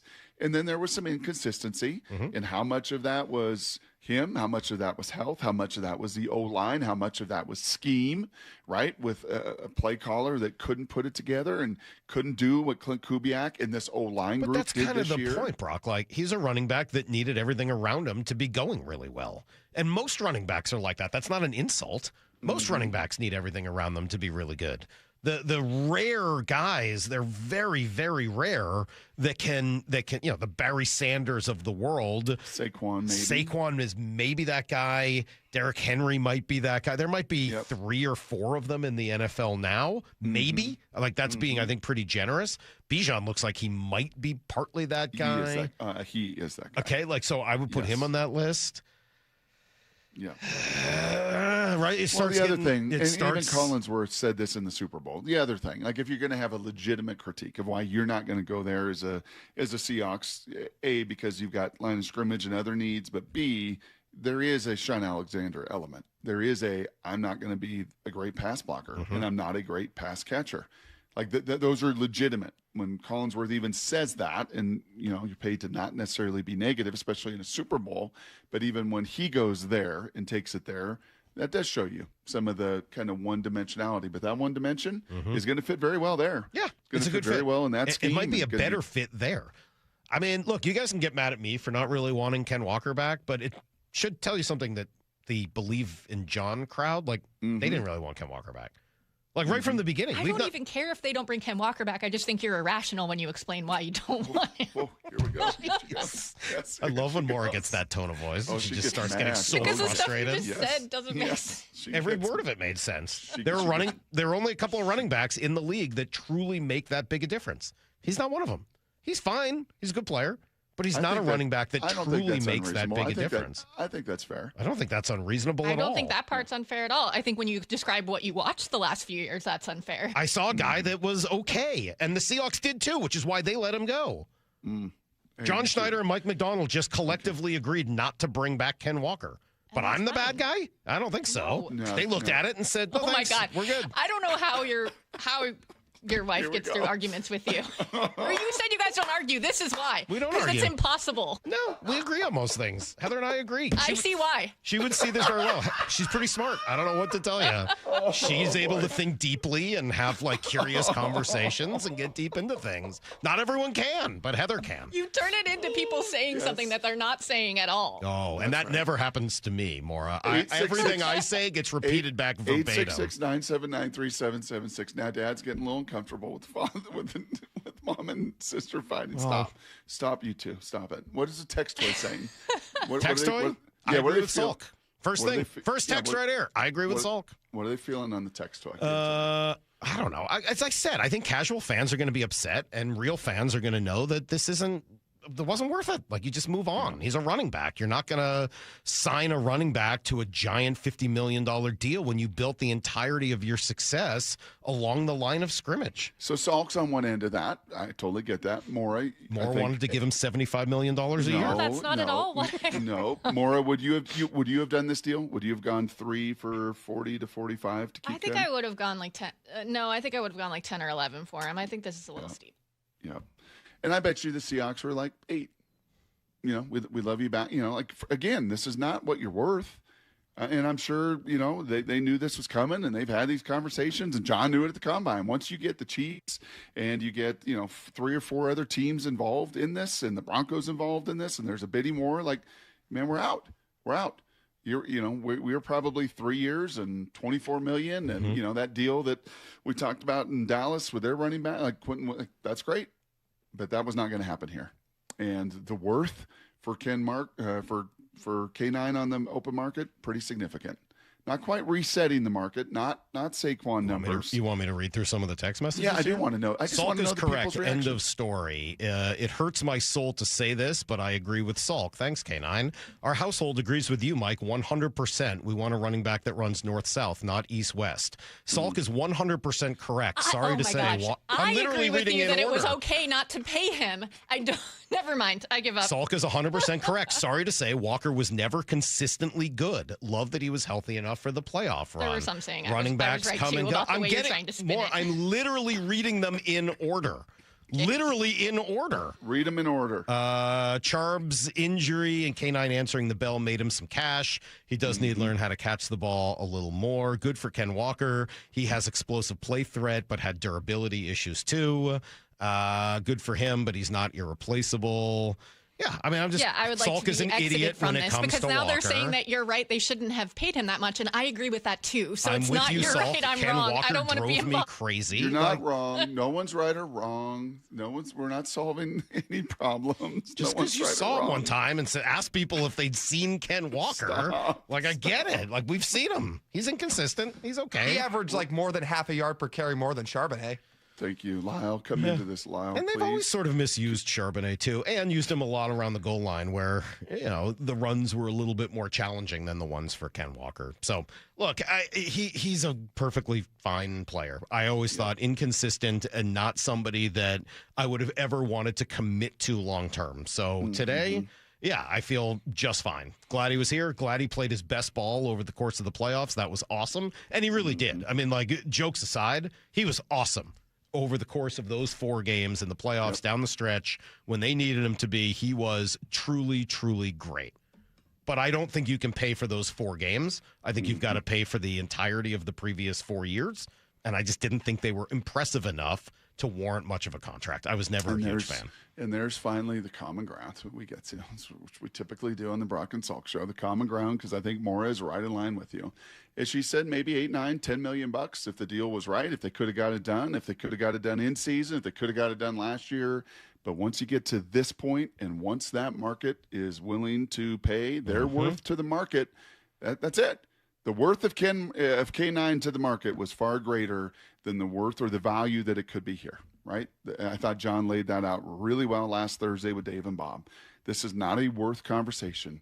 Ken is worthy. Ken is worth a lot. Ken brought a lot. Ken was a big part. He was the MVP of the Super Bowl for our offense and helped us win a championship. But our value for that was 70. It can't match what ultimately the 3 years and almost $45 million the Chiefs were able to throw. There hasn't been much in the way of movement, by the way. I mean, this is one deal. There haven't been that many other players yet, just in the first 45 minutes of free agency who have changed teams. Here's one. The Panthers are signing edge rusher Jalen Phillips, 4 years, $120 million per Adam Schefter. So we talked about him as being a guy that the Eagles turned into a really, really good player on the edge, a guy who gets to the quarterback, kind of does it all. He's going to get a lot of money, $30 million a year to go play in Carolina, where, they have kind of a similar philosophy of invest on the line of scrimmage. That's a former John Schneider guy. I mean, those are all Seahawk-related guys there, right? Yep. Yes, it is. And they let Burns go. That was before, I believe, Dan was there. That's who you're speaking to, Dan Morgan, their general manager. But yes, now Derek Brown is in the middle of that defense. That defensive line was problematic last year. All the struggles they had in their offense and everything, that D-line still helped them win the NFC South and get to a playoff game and nearly beat the Rams. And now you add that component on the edge to some other good pieces. Yeah, that is we wondered how much of a copycat would teams look at the Seahawks and what the Seahawks did and what would the league learn and how all the wonderful takeaways we had with that. Well, there you go. There's a Seahawk protege that's in Carolina that knows very clearly as a middle linebacker himself, this is what we're going to do. We're going to go sign the best edge player, and we're going to pair him with the other guys we have and with Derek Brown, and we're going to be a problem. We're going to be a problem on that defensive line for Atlanta and Tampa and Baker and the rest of them to deal with. The Rams are also shelling out more money for another Chiefs cornerback. Another one? Jalen Watson, 3-year, $51 million deal with $34 million guaranteed. What is going on there?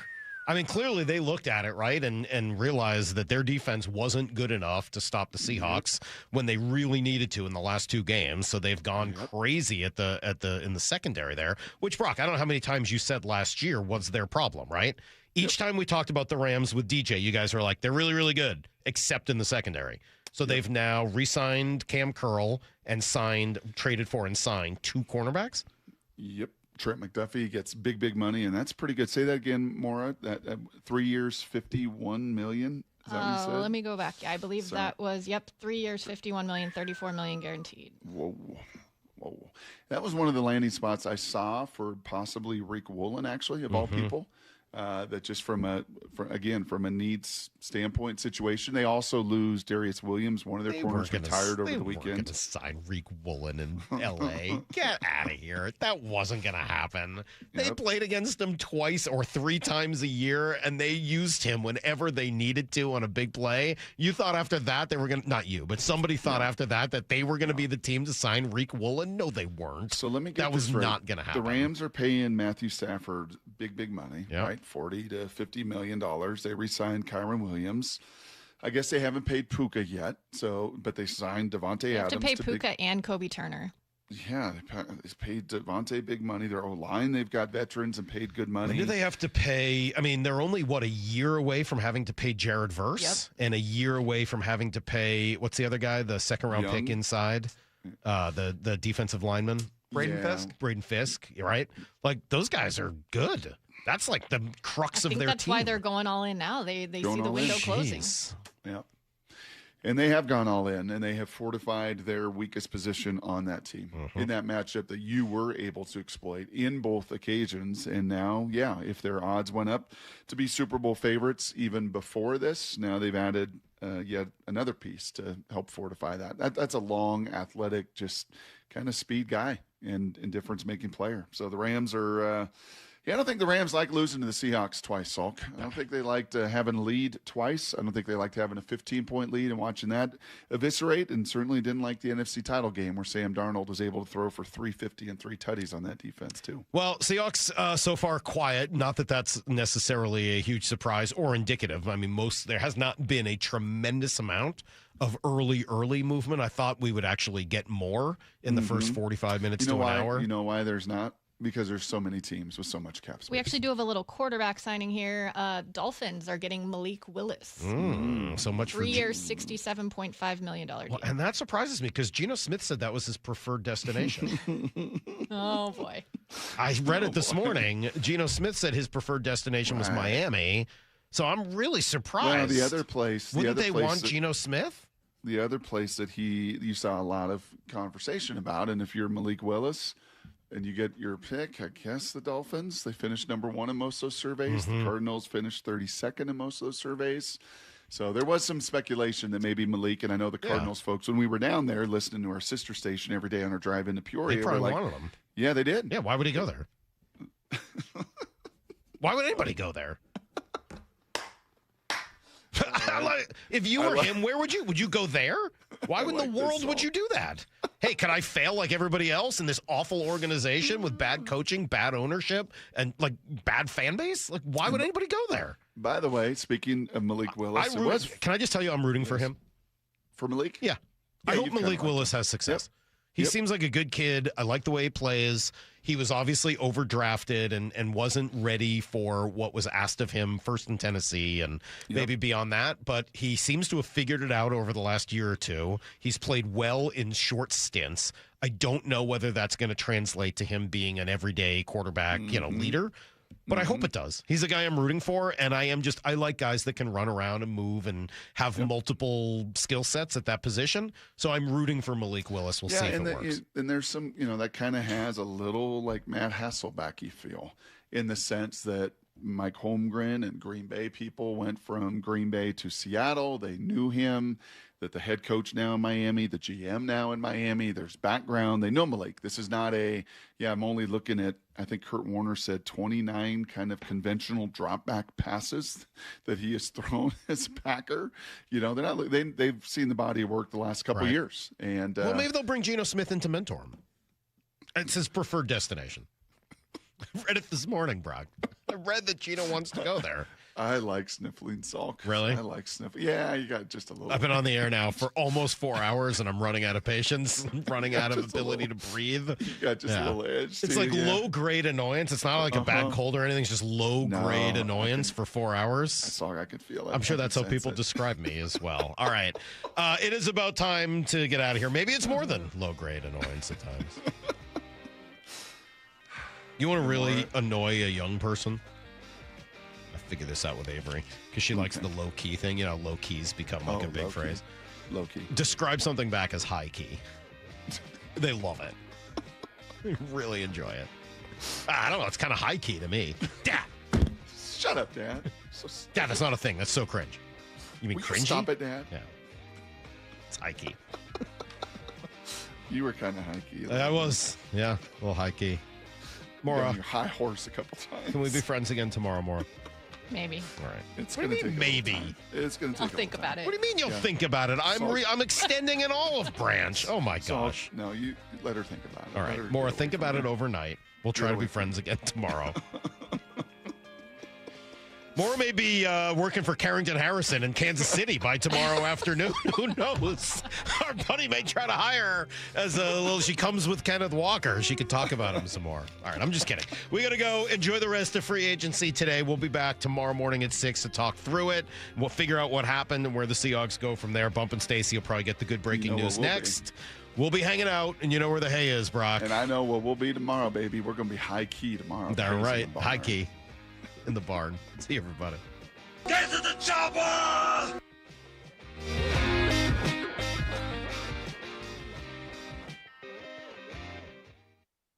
ESPN senior baseball writer Buster Olney with Bump and Stacy. Can you remember a season with this high of expectations for the Mariners? No, nothing like this. Starting the season, a World Series appearance seems totally reasonable. If you pick any other team than the Dodgers to win, given their strength, you're kind of inventing a reason. But I'm picking the Mariners. I've got them on the record. I just don't want to be like everybody else and pick the Dodgers. The full interviews on the Seattle Sports YouTube channel. Great decisions start with knowing your options. Lake Washington Windows and Doors are built to perform. Their windows are 25% more efficient than Energy Star standards, cut noise up to 50%, and are designed with low-maintenance, clean glass technology. While most window frames are hollow, theirs feature Comfort Core insulation for superior energy efficiency. Find your pot of gold with up to 20% in savings and 12-month financing with 0 down, 0 payments, and 0 interest. Visit LakeWashingtonWindows.com. A name you can trust. This might be the most surprising statistic I've shared in decades of doing local news.